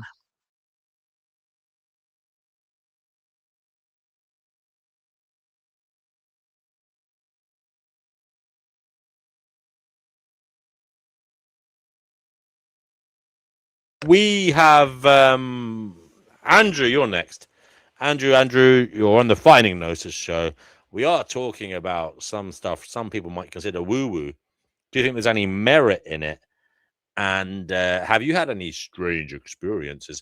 Basically, we started off, Andrew, talking about near-death experiences, continuity of the soul, life after death. We went into out-of-body experiences and all manner of strange stuff like premonitions. That's what we're talking about. Go ahead. You are muted, Andrew, if you are talking. He might be. He might. I apologize. I'm in public. Give me 1 minute. Okay, Wildheart, have you got anything to say? Yeah, I'm a little bit cynical, especially of like near-death experiences, you know, it's body experiences and that, because I don't know why you would like trust your brain more when it's like starved of oxygen and you're near death rather than normally. Do you know what I mean? I think that's mainly like hallucinations or something like that. But, I can pass comment on that. I've never had one myself, so yeah, I'm not sure. So I had a near-death experience as a child where we went out on my father's sailing dinghy without the mast up, just rowing, but out on the ocean.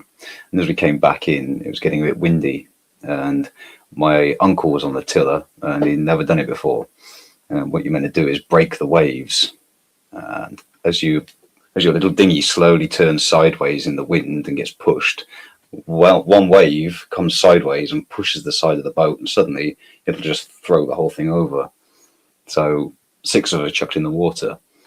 It's only very shallow, it's about 3 feet deep, but we're all under the boat.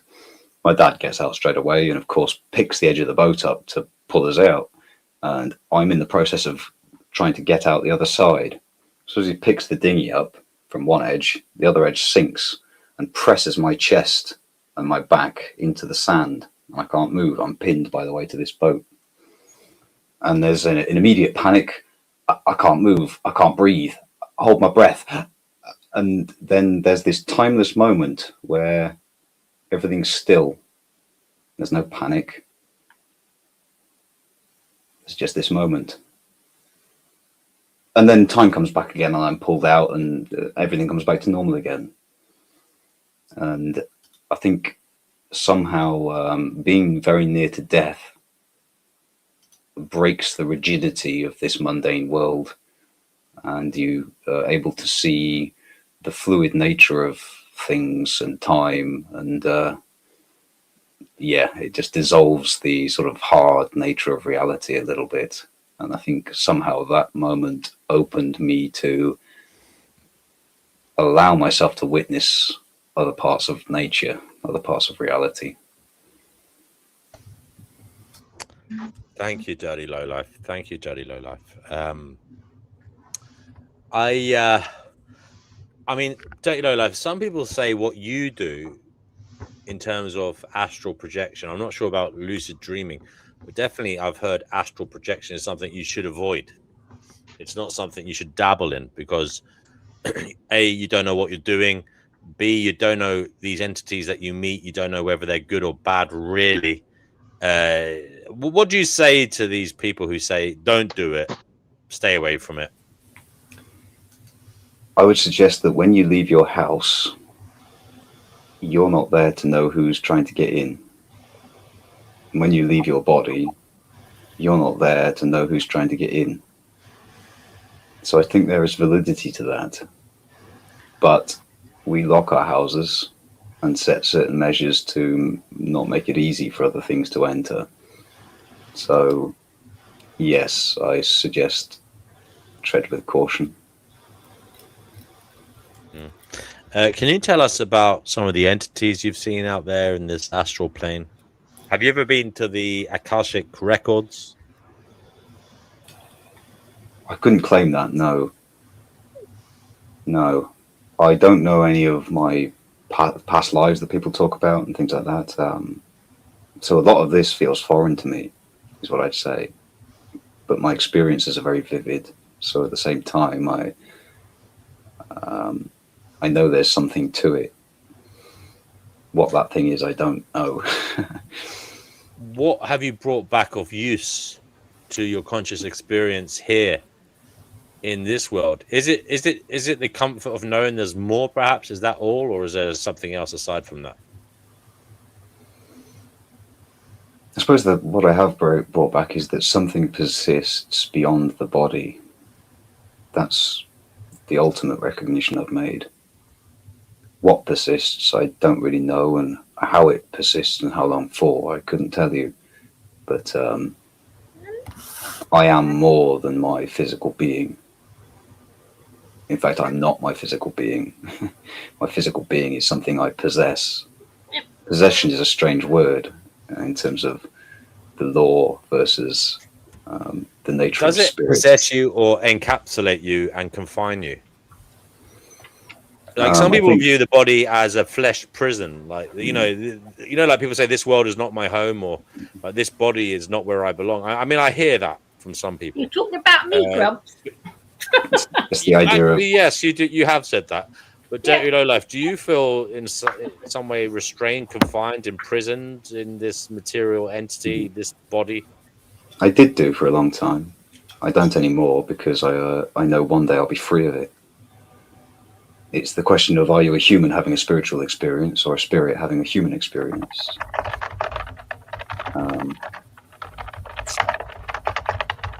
Yeah, no, I don't feel imprisoned anymore, but I don't know how much of that is simply being torn away from the body at times.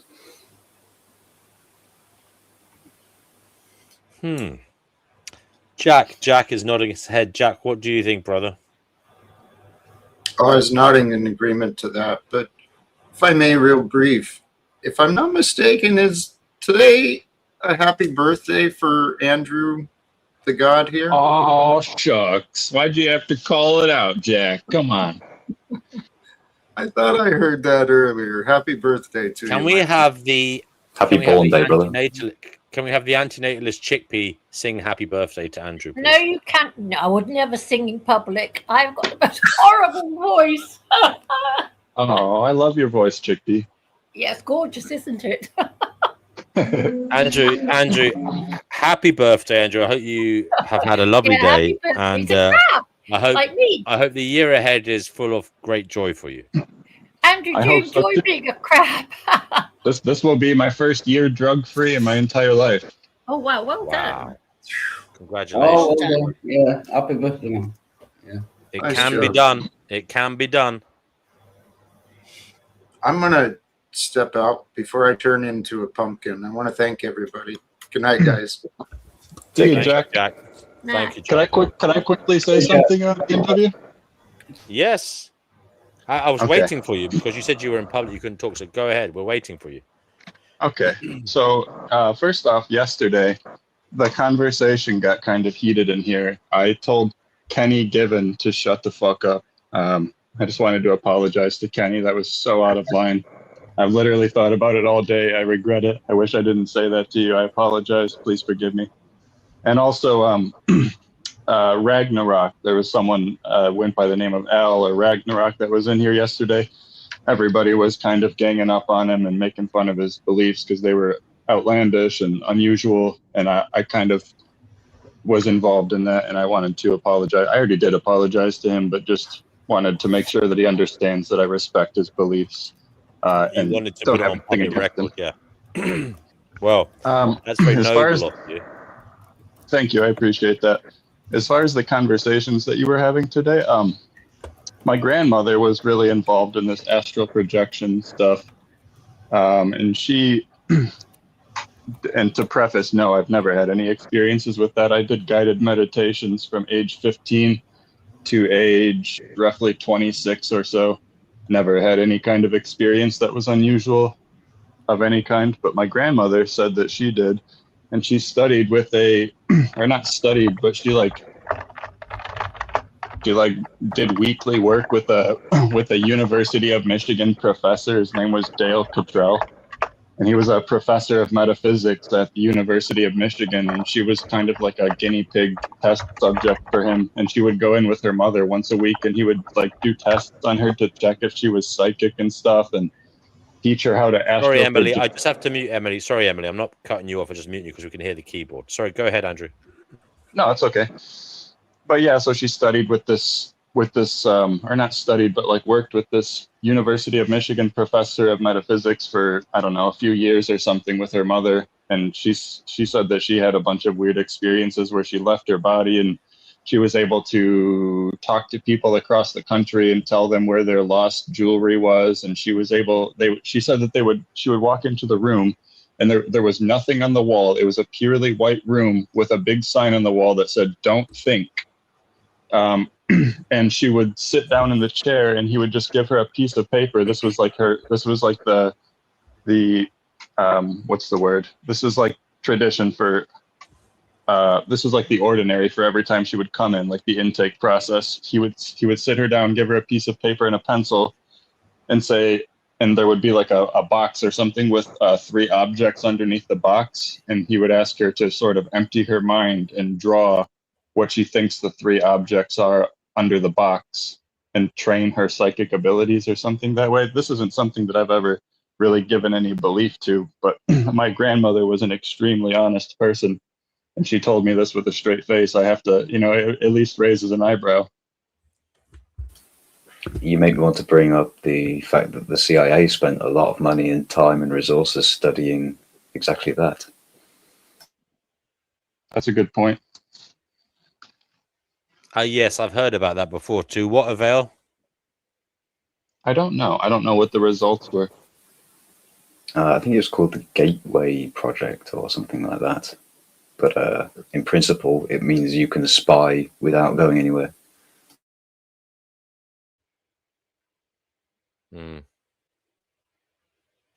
I think it was inconclusive. I think I don't know.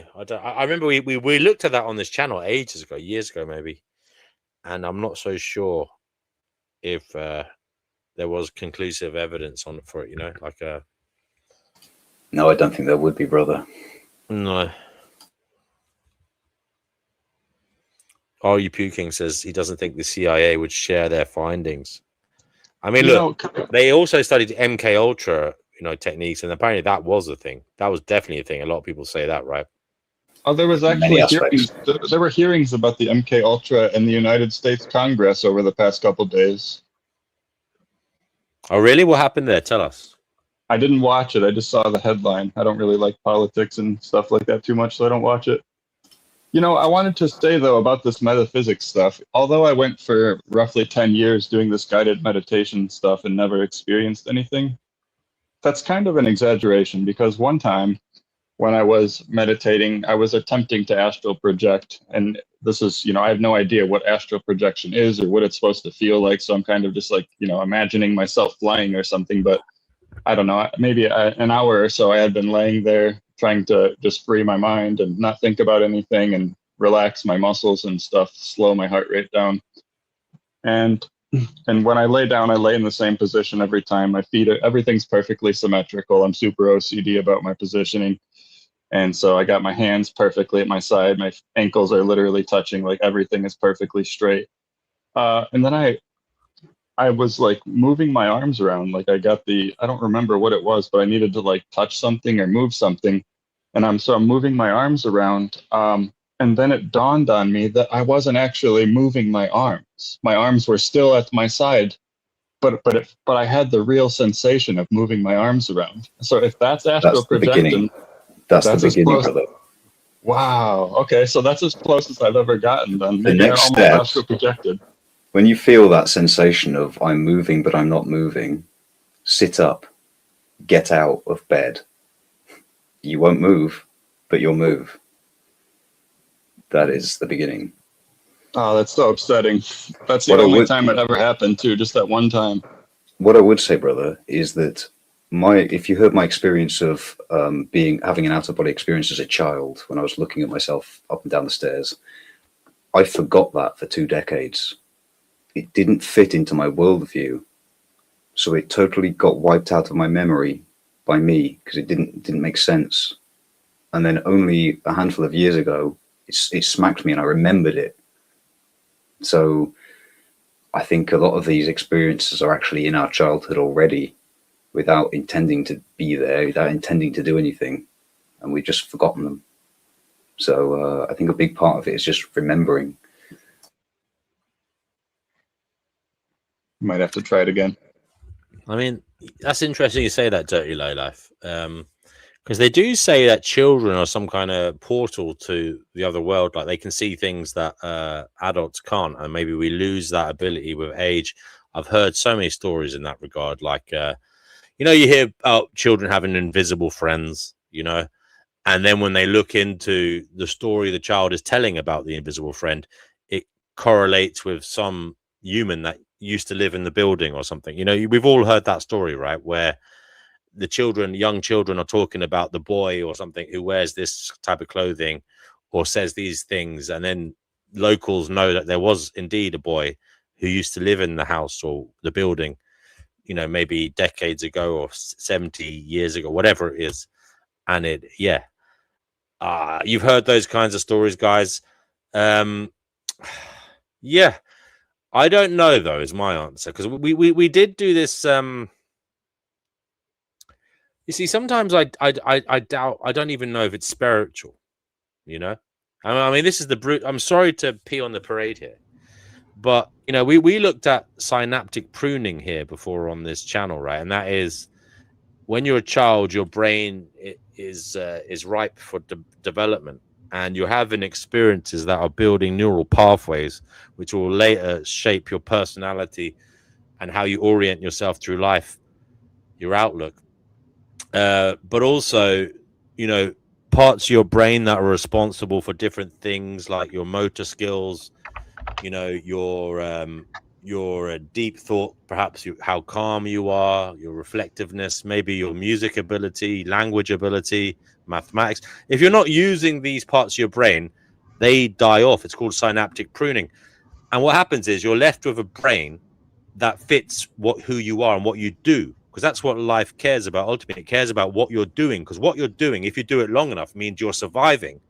And from life's perspective, well, what's the point in the other bits of you? So that it basically burns off the other bits of your brain. So that's why it's harder for you as you age to learn new languages, to learn musical instruments, to learn new skills, because your brain literally has killed off the other bits that could do it. Now, I'm not saying there is some level of neuroplasticity. It's hard to get it, but you can get it back. It's just very fucking hard.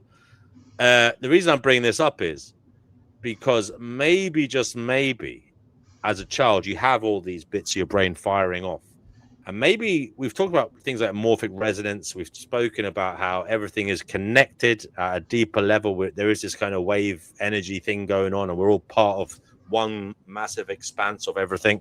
Maybe time is an illusion, you know, maybe the past, the present, the future is an illusion. Maybe everything is just one thing. And just maybe as a child, you have a deeper connection to it, you know. Maybe you don't know you do, but maybe, as I said, like this morphic resonance, you're feeling and you're sensing things are influencing you from this block of whatever this is. But as you age, you lose that ability. It's not necessarily an ability. I wouldn't call it an ability. You just lose that part of you because you become more focused, more zoned in, more. What you said about time, though, is interesting, because that was the thing I was going to say, but what about the fact that some people have these psychic, I put one in the chat, but this phenomena, like what happened in Australia with this man, just having this feeling like I have to drive down this road and finding this little girl. But then if there is something funky about time that we're not aware of, then you could also explain that away of, well, maybe, you know, because like the predictive dream thing. Sorry, can you repeat that story, darling? Sorry about the guy in the shrub. Oh, yeah. Let me see. I looked it up real quick because that's what I was typing. So Stephen Thompson found a little girl named Chloe Campbell. He just had a strong feeling, drive down this road. I told it on another episode and I didn't remember the details. And he spotted a little girl in a field and rescued her. There was no reason for him to be there, no reason for him to go down that road. So obviously there's something guiding that. Yeah, and I'm sorry to say, again, I don't like doing this. But I could see a material basis for that. Like the brain as a you receiver. won't let us believe and be happy. No. I don't. I want to believe. I'm just trying to suggest how it could happen, and that is, you know, maybe your brain as part of everything. We literally are immersed. We are a part of everything, you know, and maybe we're aware. Maybe we're receiving information, and maybe subconsciously there's this weird pattern recognition going on in our brains. Okay, so when we're looking around, we become startled when something is out of place or something reminds us about something traumatic that happened before or something that excited us before. We're stimulated. Okay, and maybe this isn't just about the visual field. Maybe there's something else as well. The thing, maybe there's a field you can't see, but yet that's part of it, because maybe stresses and signals are put out by events, and maybe they're the pattern recognition machines that were not machines but beings that we are. For example, that man walking along sensing something was in that field, that might have resonated with him because he's had a similar feeling before, and he knows when he gets that something's wrong, you know, because his brain, his being, his entity recognizes that pattern. So when he walks out and he sees it, I've felt this before, you know, and that's what's going on, you know. And again, that doesn't necessarily have to be spiritual, does it? Do you get what I'm saying? I get what you're saying. But then again, the other side to this, Emily, maybe everything is spiritual. This is the other side to it, because if everything comes from nothing, and if everything comes from something else, maybe all of this is just spiritual stuff as well. You know, maybe the physical is from spiritual, the nothingness of the immaterial. You know what I mean? Maybe it's all just an illusion. Maybe the materiality is an illusion. Maybe we're just in a spiritual plane. Indeed, I hate to bring it to Gnosticism. I'm not a Gnostic, by the way, but the Gnosis for me means knowledge. Finding Gnosis means finding knowledge. But we did look at the Gnostics, and they did believe that we are in a simulation. Okay, they believe we're in a world that was created by the lower manifestation of God, the demiurge. Okay, and that he created that as to mimic the higher creation, okay, the true spiritual world. So basically this was a copy of the spiritual world. Okay, it's a simulated version. Okay, but it's not as good.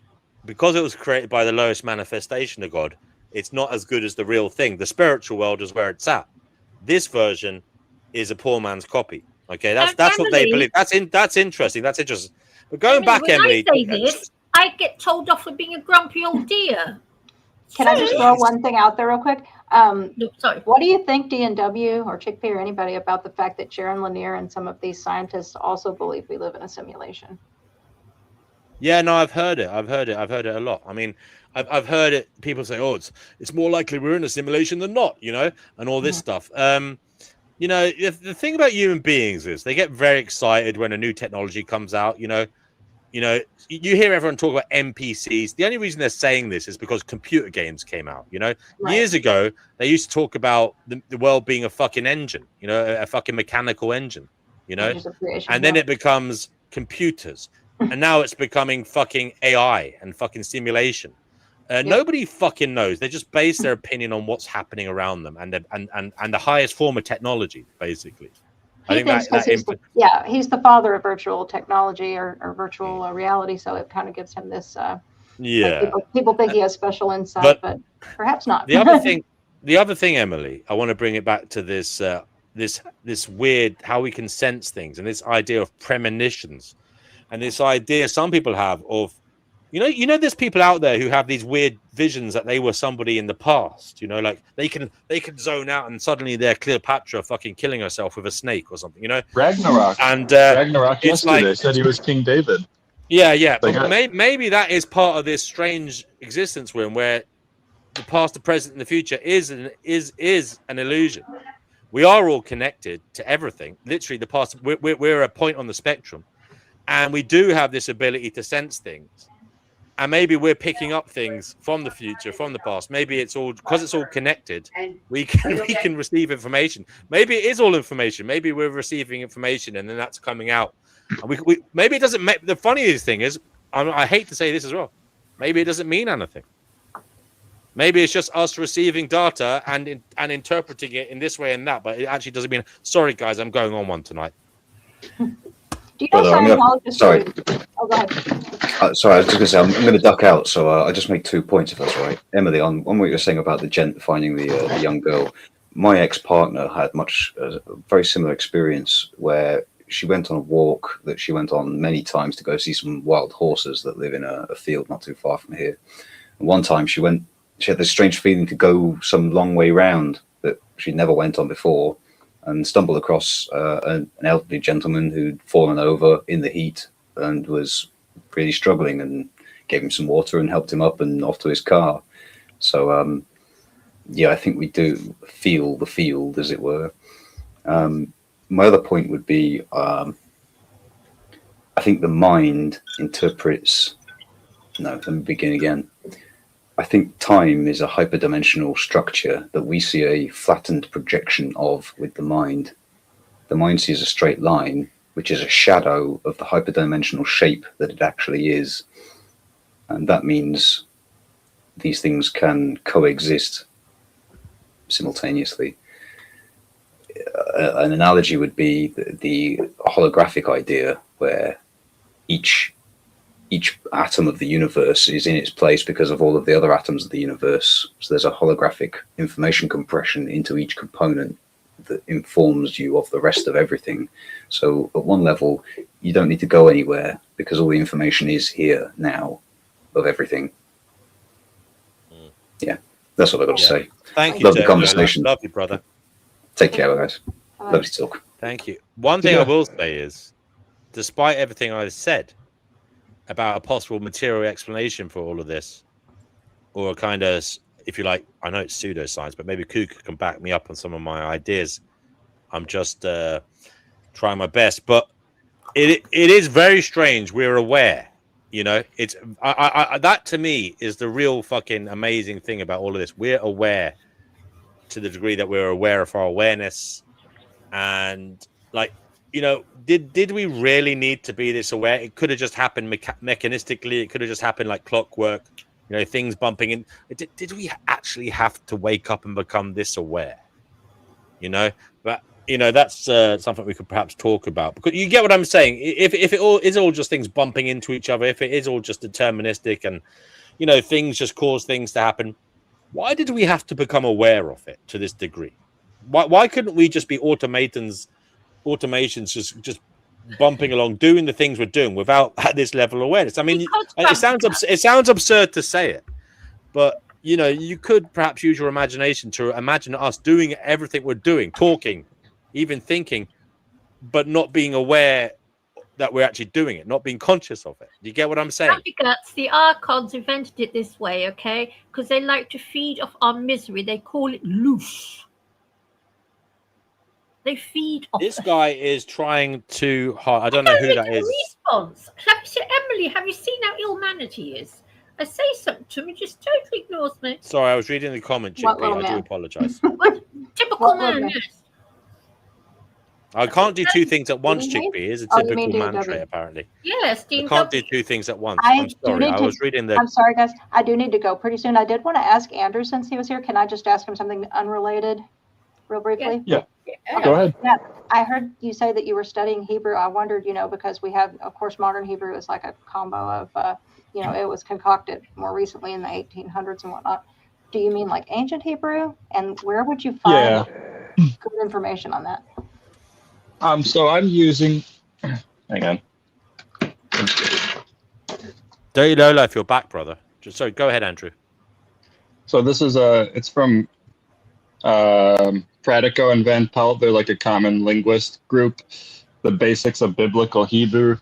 It's like a grammar textbook I've been using, and then it also comes with this workbook you can buy, which is kind of just like to practice everything. And then there's also a set of 1,000 flashcards produced by the same group, and they're the 1,000 most common words used in the Hebrew Bible. So with those three things, and also this as well, the Klein's Hebrew dictionary, like just a typical lexicon, so you can look up words. And then, oh shit, one more thing. The Biblia Hebraica Studargensia, it's just the entire Old Testament, all in only Hebrew. And it's kind of got like, it's a reader's edition, so it has English notes from the translators to kind of help you make sense of things. It's good for practice. Okay. But to answer the question, Biblical Hebrew is the form that I'm learning. Okay. Yeah, because I know Richard Carrier studied ancient Hebrew, and I remember the footnotes on the historicity, and I just kind of wondered if Tabor was an ancient Hebrew studier as well. I would imagine so, but. You say James Tabor? Yeah. Yeah, he's extremely well versed in Hebrew. Okay. That's what I thought I read about, you know, I think it's the three messiahs. I was reading that the other day, so that makes sense. Okay. All right. Appreciate you. I'll see you guys later. Thank you, Emily. Thank you very much. Bye-bye. Bye. Andrew, we were talking about some weird stuff there. What did you think of that? Like I said, it's something I don't have any experience in, but like with all of these things that seem, not to be rude, but pseudoscience-y sort of, you know what I mean? I try to keep an open mind about them because, like I said, my grandmother was one of the most open and honest people I've ever met. I'm convinced that she never told a lie. That's how honest she seems to me. So when she tells me that she has experiences like this, I have a really hard time just thinking that she's lying to me because she's such a good person. She was. Thank you, Andrew. Thank you. Cougar, you've been waiting patiently there. What do you think of what we were just talking about? Yeah, so sorry, I apologize for bouncing around so much earlier. I was watering the lawn and getting phone calls, and I just wasn't available. So I'm back. You've been talking about, you know, consciousness and, you know, where does it come from and those kind of things. There really isn't a science of any of this stuff, and that's not a put down. That's just an observation. Just like there's no science of spirituality or a science of God. Not for lack of trying, by the way. There's been a lot of, going back to Madame Blavatsky and all the others, the Theosophists were early day natural scientists. They were trying to understand what was going on. They also got into fraud, of course, but there was a lot of, you know, taking pictures and measuring ectoplasm and sciencey shit and magnetism, but you know, it's folk science. We do better than that now, but it's not like they weren't trying. And there's actually, you know, a legacy of trying to make sense of all this stuff in a rational way. and we've inherited rationality, of course, from the Enlightenment or the Renaissance. Before the 1700s or the 1600s, you read the Bible, and that's where you got your knowledge, or you had the Bible read to you, and that was the sum of all knowledge. So we're doing a little better than that now, but a lot of this stuff just doesn't have any science behind it, and it comes down to just individual vibes, how people feel about it. And there's nothing wrong with that, but this is when we have to say, the least reliable witness in criminology or anything else, the least reliable witness is the eyewitness. So having your feelings, those are perfectly valid. Having your experiences, those were yours. You own that, and no one can take that away from you. But it's it doesn't add up to much. It's a lot of points, none of which make a line. Some of the attempts to explain some of this stuff. But I don't know if you were listening to that. Just, I mean, there could well be. Well, it may not be as complex and weird as people are imagining. But then again, it could be even weirder. Yeah, it could be. But there is. It's not like there isn't an explanation. It's just that it's not very interesting. And the explanation is the brain is in a box. We call it the skull. It communicates with the outside world through intermediation, optic nerves. The eye itself interprets a lot of what happens in the world. The ears, the whole physics of sound and sound location and triangulation is almost a black art. There are really complicated intermediation steps for seeing and hearing, and possibly even thinking. False memories, implanted memories. All these are all well understood and documented and demonstrated, and can even be done. Post-hypnotic suggestion. So, it's, like I said, it's complicated. There you go. And individual experiences are experiences, and we can't say they didn't happen. But the brain is in a box, and it's having experiences that doesn't mean those are outside. They could be internally generated and have no manifestation of any kind in physics. Just internal generation, and they belong to you, and they're yours forever. Thank you, Cougar. Okay, Kenny. You have the floor. Guys, I'm going to just take a little break. You guys can keep chatting, I'm sure. I'll be back in a bit. Yeah, so there was a bit of rich bashing earlier on, so I'd just like to bring some perspective to that issue. The engines of progress, how wealth drives global improvement. While often debated through the lens of inequality, the accumulation of wealth has consistently served as a powerful engine for human progress, raising global living standards through investment, market scaling, and philanthropy. Progress requires vital risk capital. The wealthy act as critical investors, funding transformative leaps from the internet to mRNA vaccines that traditional institutions often deem too risky.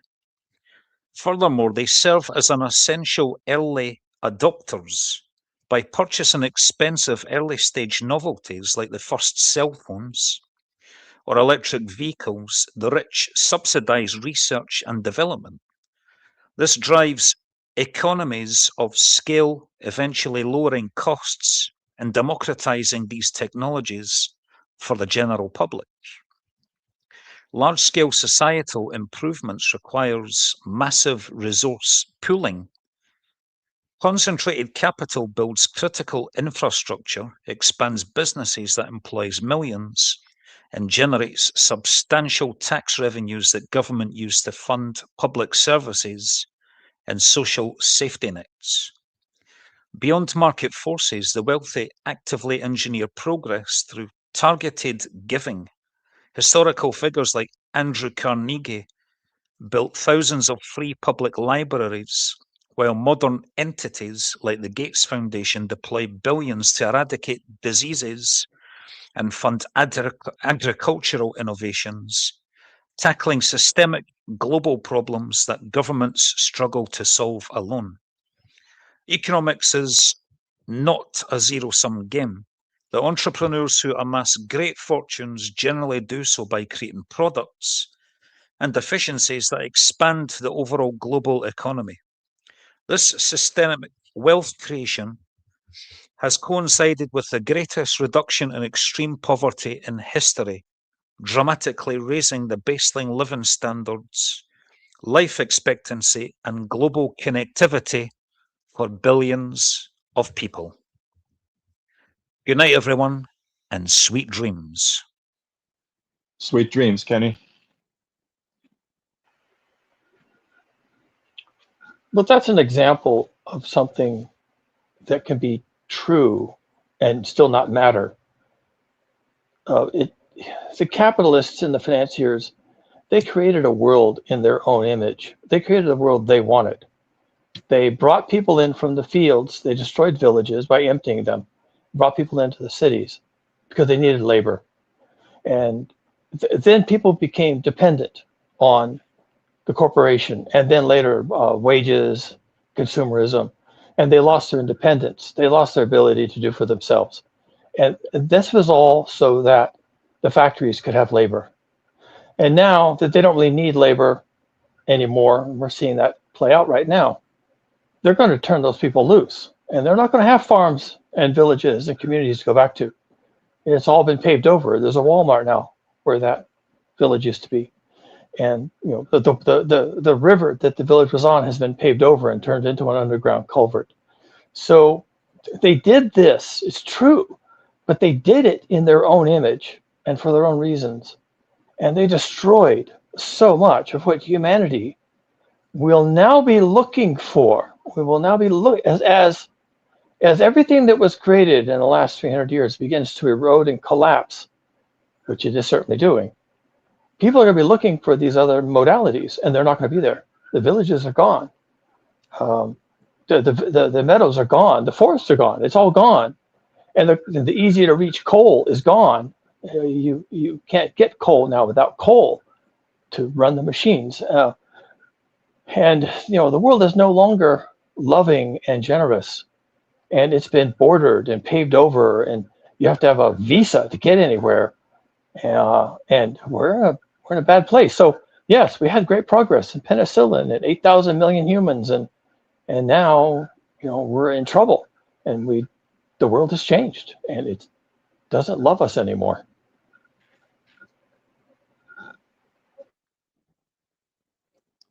I agree with all of that. It bothers me all of the time.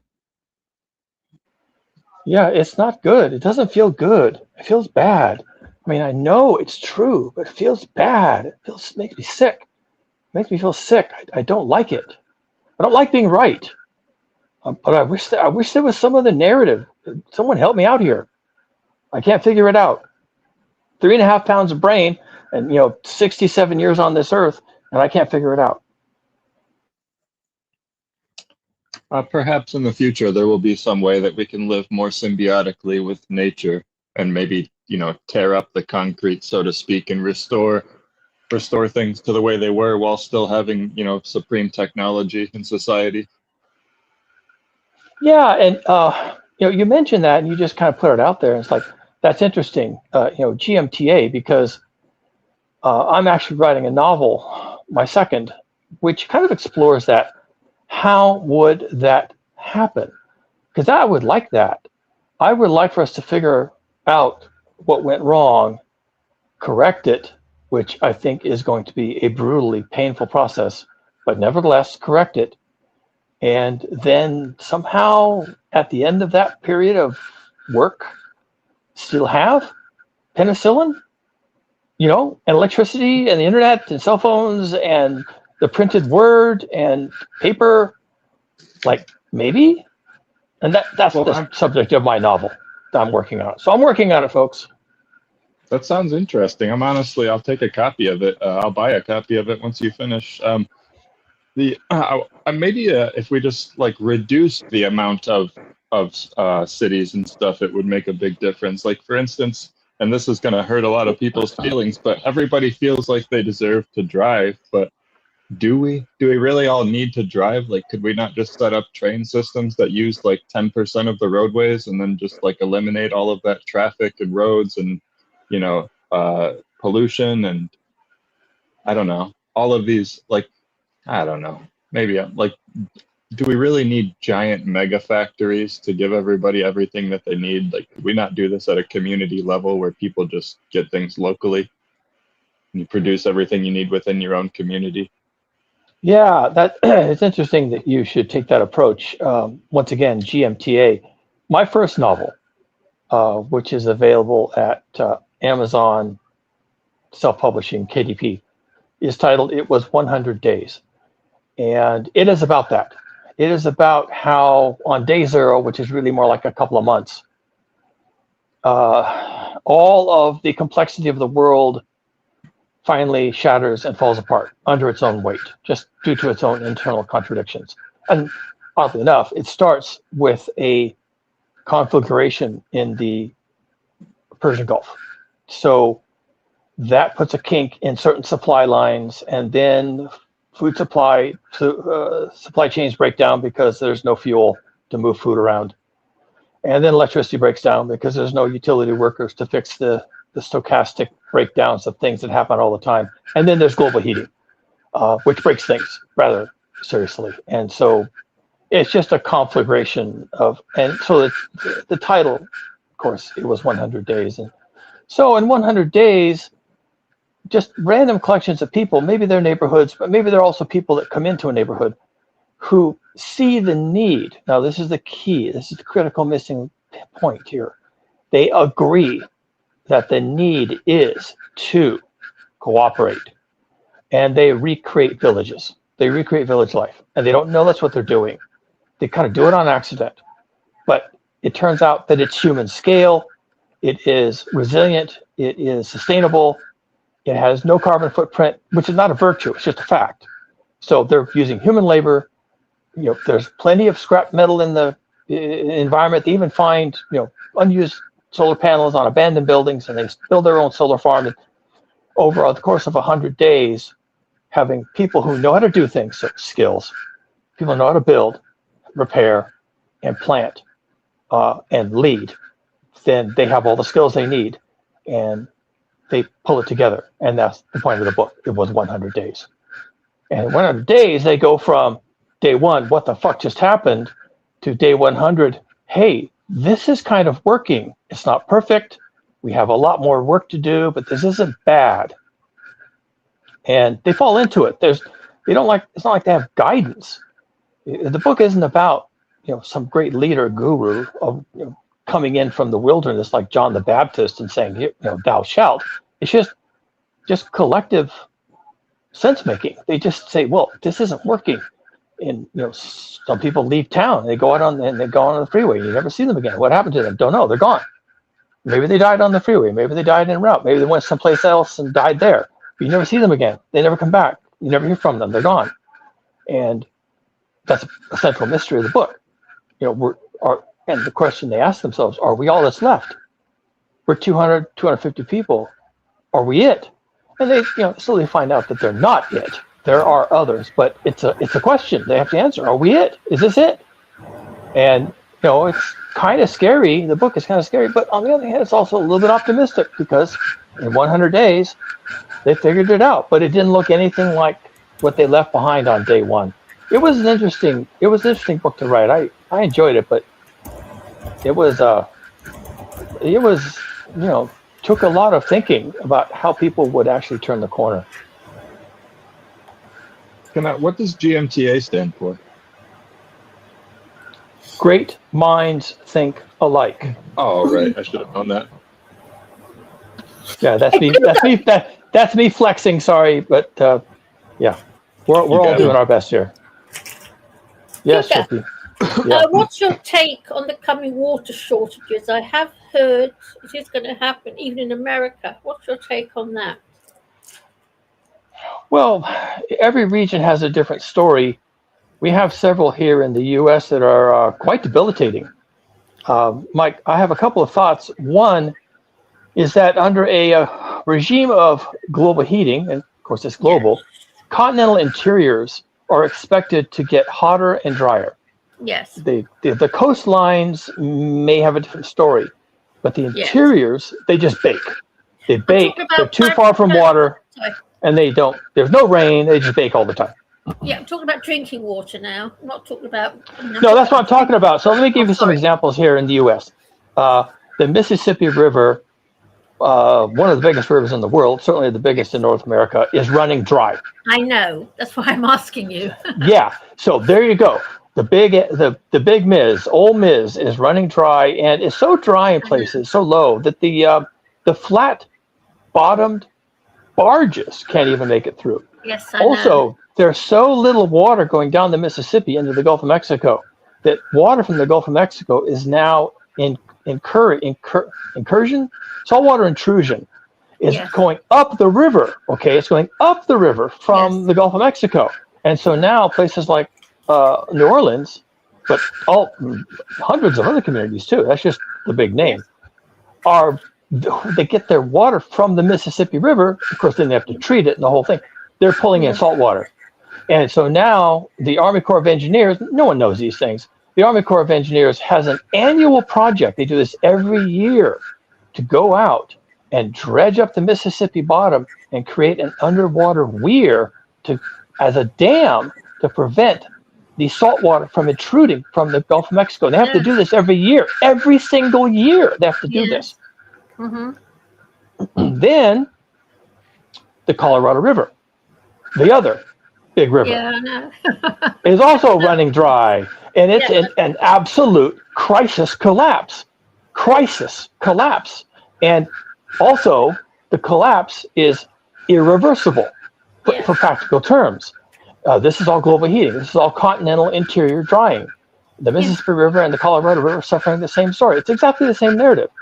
And so the Colorado River is not a commercial river, but it is a source of water for agriculture and drinking water in the Southwest, including Southern California. Exactly. There's 40 million people in America, and some more in Mexico. There's 40 million people in America that rely on Colorado River for drinking water. And then there's a whole bunch of agribusiness that relies on the Colorado River for food production. And it's just going dry. Yes, it's going dry. It's catastrophically dry. They're expecting absolute failure of the Colorado River system for both drinking water access and electrical generation. There's 2 dams that generate electricity. Both of those availabilities are supposed to collapse either later this summer or next year, early next year, and just be done probably forever. And I'm not the one saying that. These are hydrologists, water managers. They're saying it's over. Figure your shit out. And there's no solution. They don't know what to do. They don't know what to do. Do they? No, they have no clue. They have no idea what they're going to do. They're just going to wait it out, and when it's up, it's up. And then 40 million people have to figure their shit out. Yeah, because I tell you, Cougar, people think I'm a miserable old bag all the time. I would be told, is this a miss? You should cheer up. But here in London, I was here in 1976 when there was no water. And that was 1976 here. Since then, the population's doubled and God knows what else. And it's coming to London. You know, all England's water companies are owned by private corporations, foreign corporations. So I dread things. The infrastructure's shocking because no one's been there working it because it's run by a corporation, because that's not the corporation's remit to worry about infrastructure. And people think I'm a miserable old bag for talking about it. The big problem with corporations owning your infrastructure, we'll just stick to water, but electricity is also a problem. Yes, I know, is that they won't tell you the truth. Yeah, they could know. You know what, Cougar? I'm lambasted for talking about it. Yeah, they won't tell you the truth. And then they'll go after you. If you're a scientist or you're trying to ring the alarm bell, like we have a crisis here, they'll come after you. And they'll label you a domestic terrorist. That's happening here in the U.S. You get labeled a domestic terrorist. Yeah. And if you keep talking, then they'll just throw you in the slammer. It's ridiculous. It's Orwellian, but that's what we're up to. I know. I do know. I know. Yeah, and so, when I face that environment where we can't talk about these things at the risk of being throwing in the slammer as a domestic terrorist. It's like, fine. If you don't want to talk about it, fine. What can I say? Physics doesn't care. This Cougar, because I'm a socialist, and I remember when all this was happening. Everything in the UK was sold off to the private corporations in this stupid little country. Sold off all the water supply, everything. It's sold off, and I tell you something, this country's gone downhill very badly since then. But I tell you, was that the result of Thatcherism? Yes, the Maggie bitch. Yeah. I hated her. Yeah. Reagan did the same thing in this country. Reagan and Thatcher were bound at the hip. Yeah. And you know what else that bitch did? She removed all the building regulations, completely wiped them out. And so now they can build houses that literally only last for 20 years and they all fall apart because there's no building regulation to check anything. And I'm the big bad wolf for talking about it. Well, you don't have to talk about it. If people don't want to hear it, don't want to hear it. Don't talk to them. It's like, well, love capitalism. They all love you're gonna figure it out one way or the other, Thank you, Cougar, because I'll be feeling quite off about all this. Yeah. My wife and I actually talk about this same problem a lot. She's more of an activist than I am. I'm too introverted and self-involved to be out there. And she wants to go out there and tell people what they have to do. And she means well, she wants them to be okay. And my response to her is, they don't want to hear it. So don't tell them. And in my book, which I keep talking about, but this is where I do my thinking, okay, when I'm writing. In my book, on day 1, day 2, day 3, people think it's going to be fine. Day 4, day 5, day 6, the cavalry is going to ride in over the horizon and fix everything, and the fuel stations were full of cheap gasoline and everything else. And day 10, they realize it's not happening. That's not going to happen. And no one had to preach anything. They don't have to preach. Doom is coming. The end times are nigh. It's like by day 10, when they can't find any food and they can't find any fuel, and the power is intermittent. They say, something's happening, guys. Maybe we should start paying attention, and they do. And the people who don't, well, what happens to them? We don't even know. The book never talks about them. They're out of the story. They never figured it out. Yeah, I'm terrified because I tell you, Cougar, at the moment I'm stockpiling cat food. I'm buying tons and tons of cat food and bags of nuts and seeds for myself because nuts and seeds are full of calories and last for ages. But I'm worried about the water. I'm worried about water. Get water. Well, I've got 3 dehumidifiers. And I'm thinking to myself, oh, well, if the worst comes to the worst, I'll just drink the water out of the dehumidifier. Because London's very humid. Okay, but your dehumidifier only works if it has electricity. Yes, Get I know. water. No, don't tell me about it. Don't tell me about it. It's a terrible problem. If all you do, I don't know what's available over there, but over here at the big box shop, Walmart, Costco, Sam's Club, whatever, Target, you can buy water in we call them 2.5 gallon. Over there it might be 10 liters, 15 liters. Like 10 liters, 8 liters. Yeah, something like that. And just buy 10 of those. They probably cost nothing. Yes. Buy a bunch of them and just have them sitting somewhere in the house, under the bed, whatever, in the closet, because you can survive without food. You can even eat the cat food if you have to, but you can't survive more than 72 hours without water. And if it's hot, it's less than 72 hours. Okay, it might be half that, 36. So don't fail. Do not fail to get water. You must get water. You must have water on the property. I've also stocked up liters. I've got about 200 liters of high protein soya milk stored away because it's a long life. Yeah, so, that's fine. Yeah, and you can use that. And that'll help you with nutrition. Yes, balanced nutrition. So that's a good move too. But you still have to have water. Several hundred. And so long as the tap water is still there and it's still clean enough to drink, then you're fine. Yeah. But remember, if there's a power crisis Oh, don't worry. rolling blackouts, then the first things that are going to happen is that the water supply is going to come to a trickle, or it may become you have to boil it first. All these other kinds of things you have to do, and you may not be in a position to do that either. So have bottled water and enough for 3 days for you and the cats. 3 days worth of water. More than 3 days, Kuka. 3 months. I reckon it's bad times coming. Bad times. Yeah, maybe, but Really bad. hopefully, any crisis that hits the UK or even just the London area will be resolved within 3 days or 4 days. No, I don't hope. No, I don't. No. Back in I don't know. 1976, that went on for about 6 weeks. We had to get water from a standpipe, and there were squatties manning it to make sure no one took too much. I remember it, 1976. Wow, that's scary. That's not good. Well, it was all right then because I was only young, so when you're young you can cope. But I wouldn't like to see it happen now, and I think it will happen again. Well, it could, and the reason why it could is because of the heat.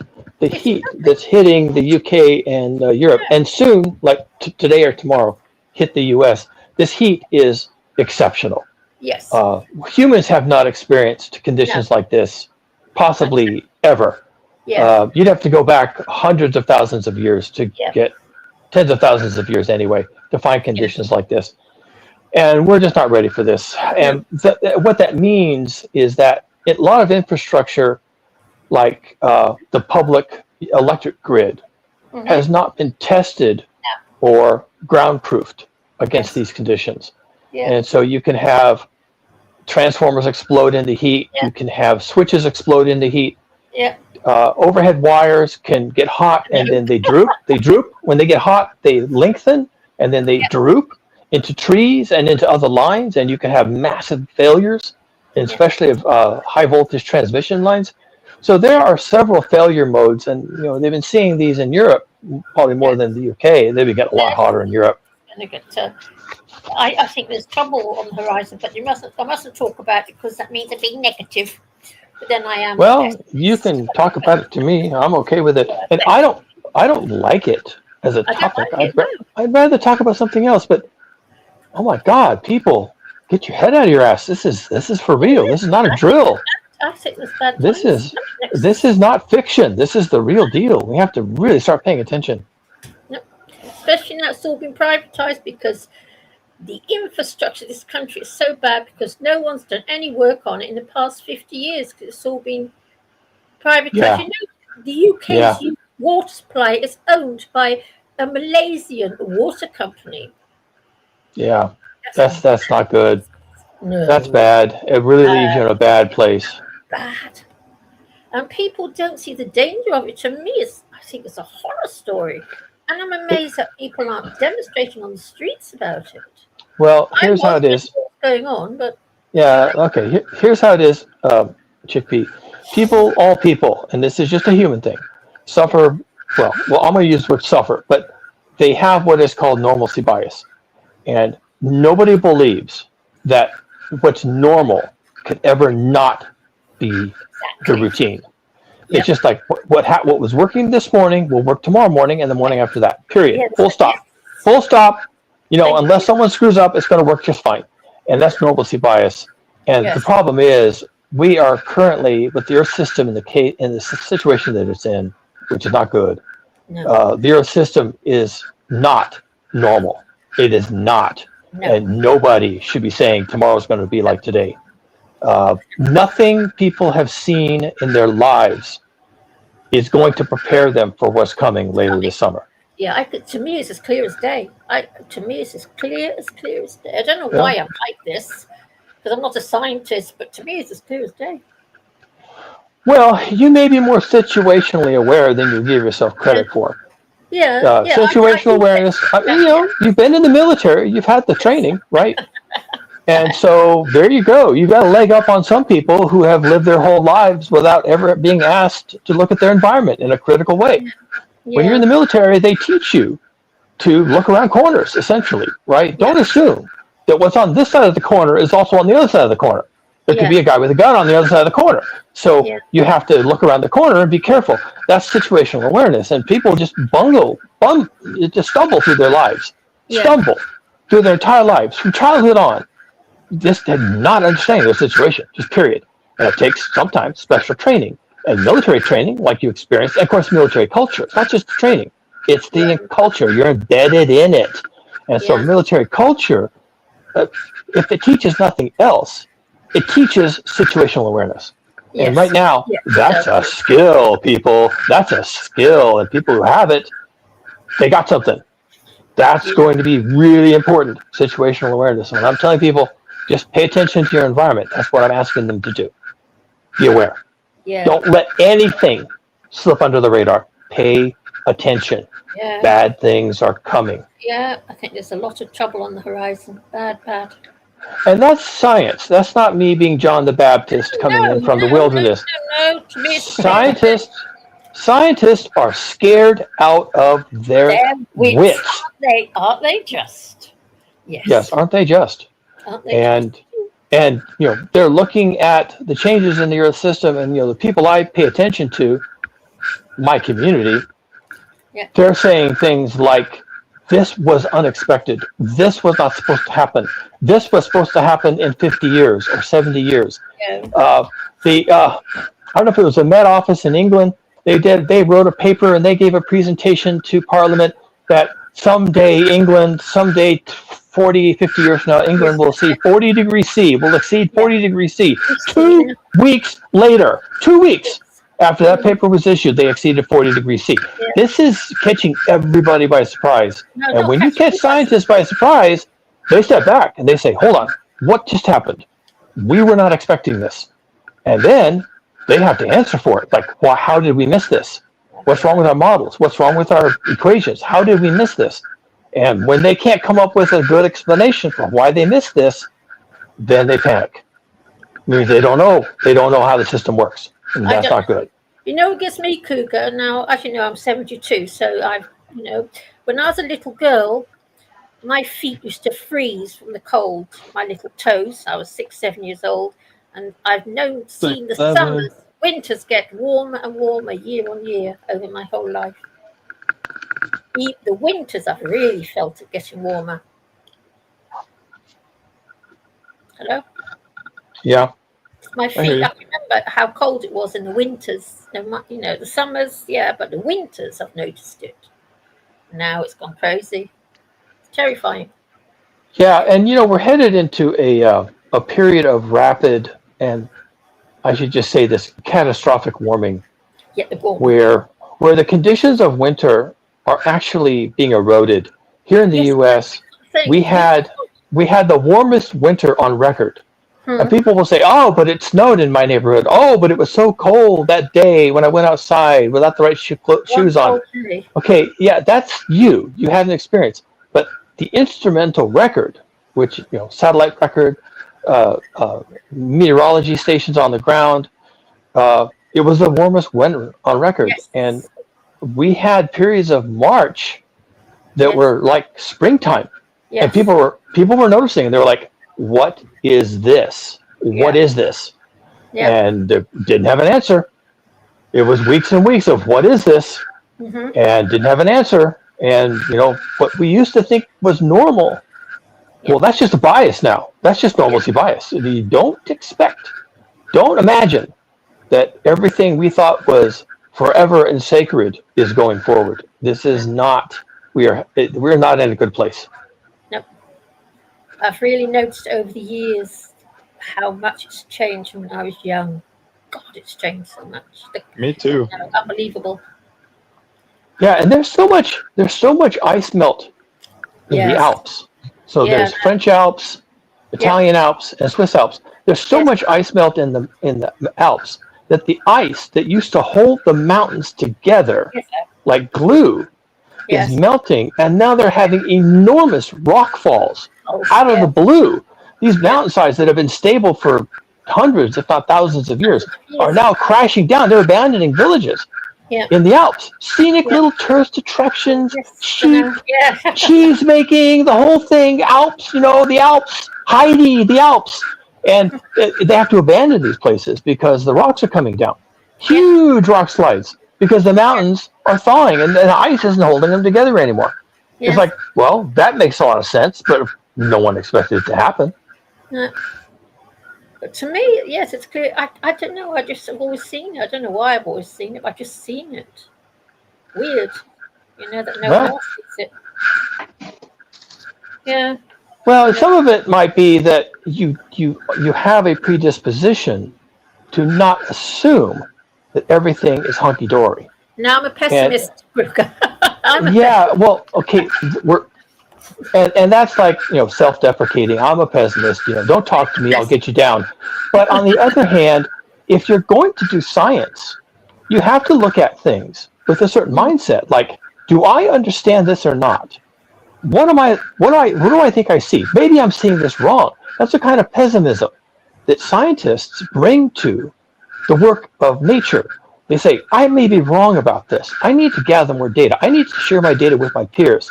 And then by doubting ourselves, not by just believing what we believe. That's more like, religion. Rather than just believing what we want to believe, we doubt it. And that's pessimism. You've just named it by a different name. It's pessimism. I may be wrong about all this. And from there, we move forward. And, 400 or 500 years later, after the Renaissance allowed us to start asking, are we correct or not? After 500-600 years of asking the question, is this correct or is this wrong? And being pessimistic, we made progress. We discovered more about how the world actually works. And now that the world is on the move, that same pessimism, that same self-doubt is now translating into situational awareness. People looking and looking hard, really hard. What do you think about desalination? Do you think how come we can't do desalination with the amount of ocean water? What's the deal with that? Is it because you need a fuel source? People do it all the time. Or something? But no, I know we do it. I know we do it, but I mean like on a large scale, like because you need to create heat to do desalination, don't you?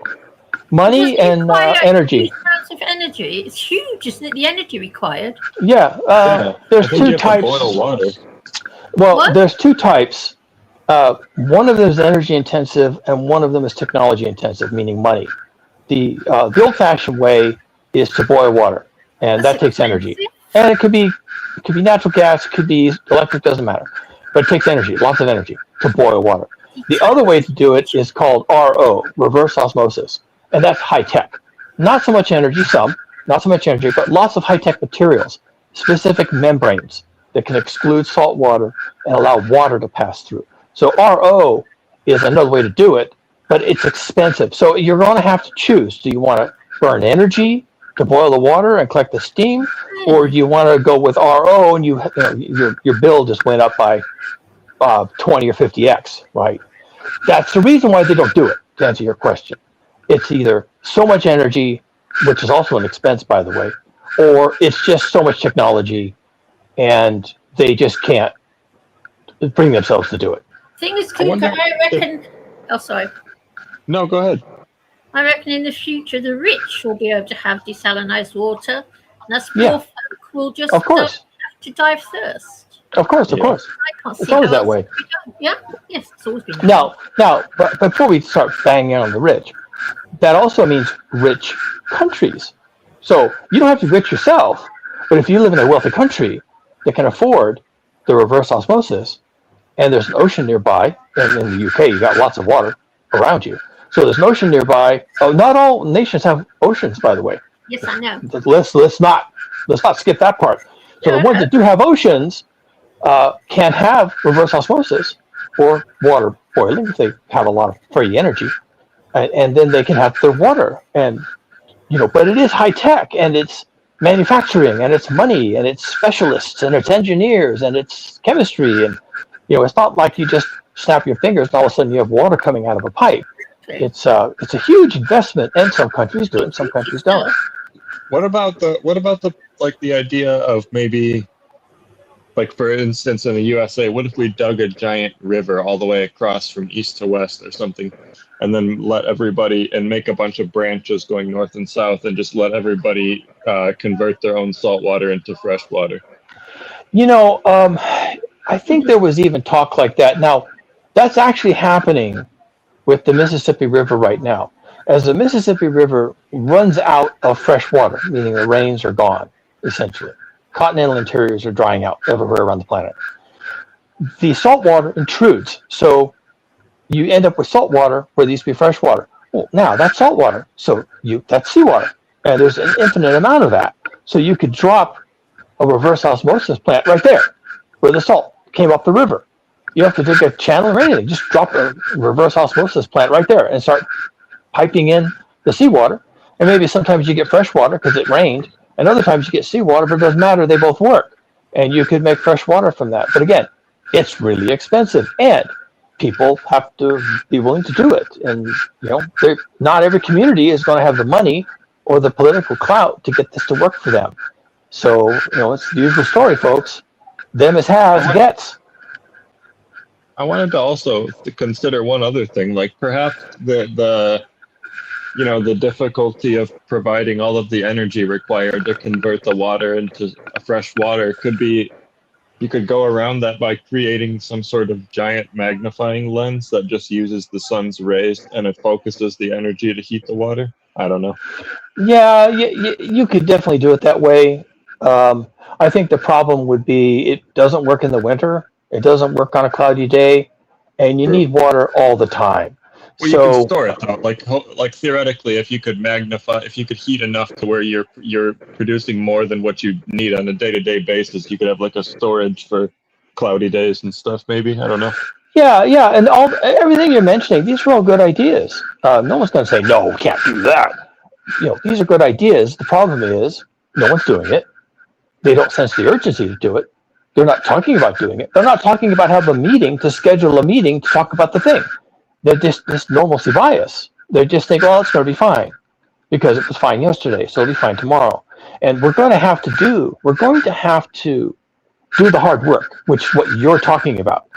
We're going to have to do the hard work, and the hard work starts with recognizing there's a problem. It's like the first step away from smoking cigarettes or being an alcoholic is recognizing you have a problem.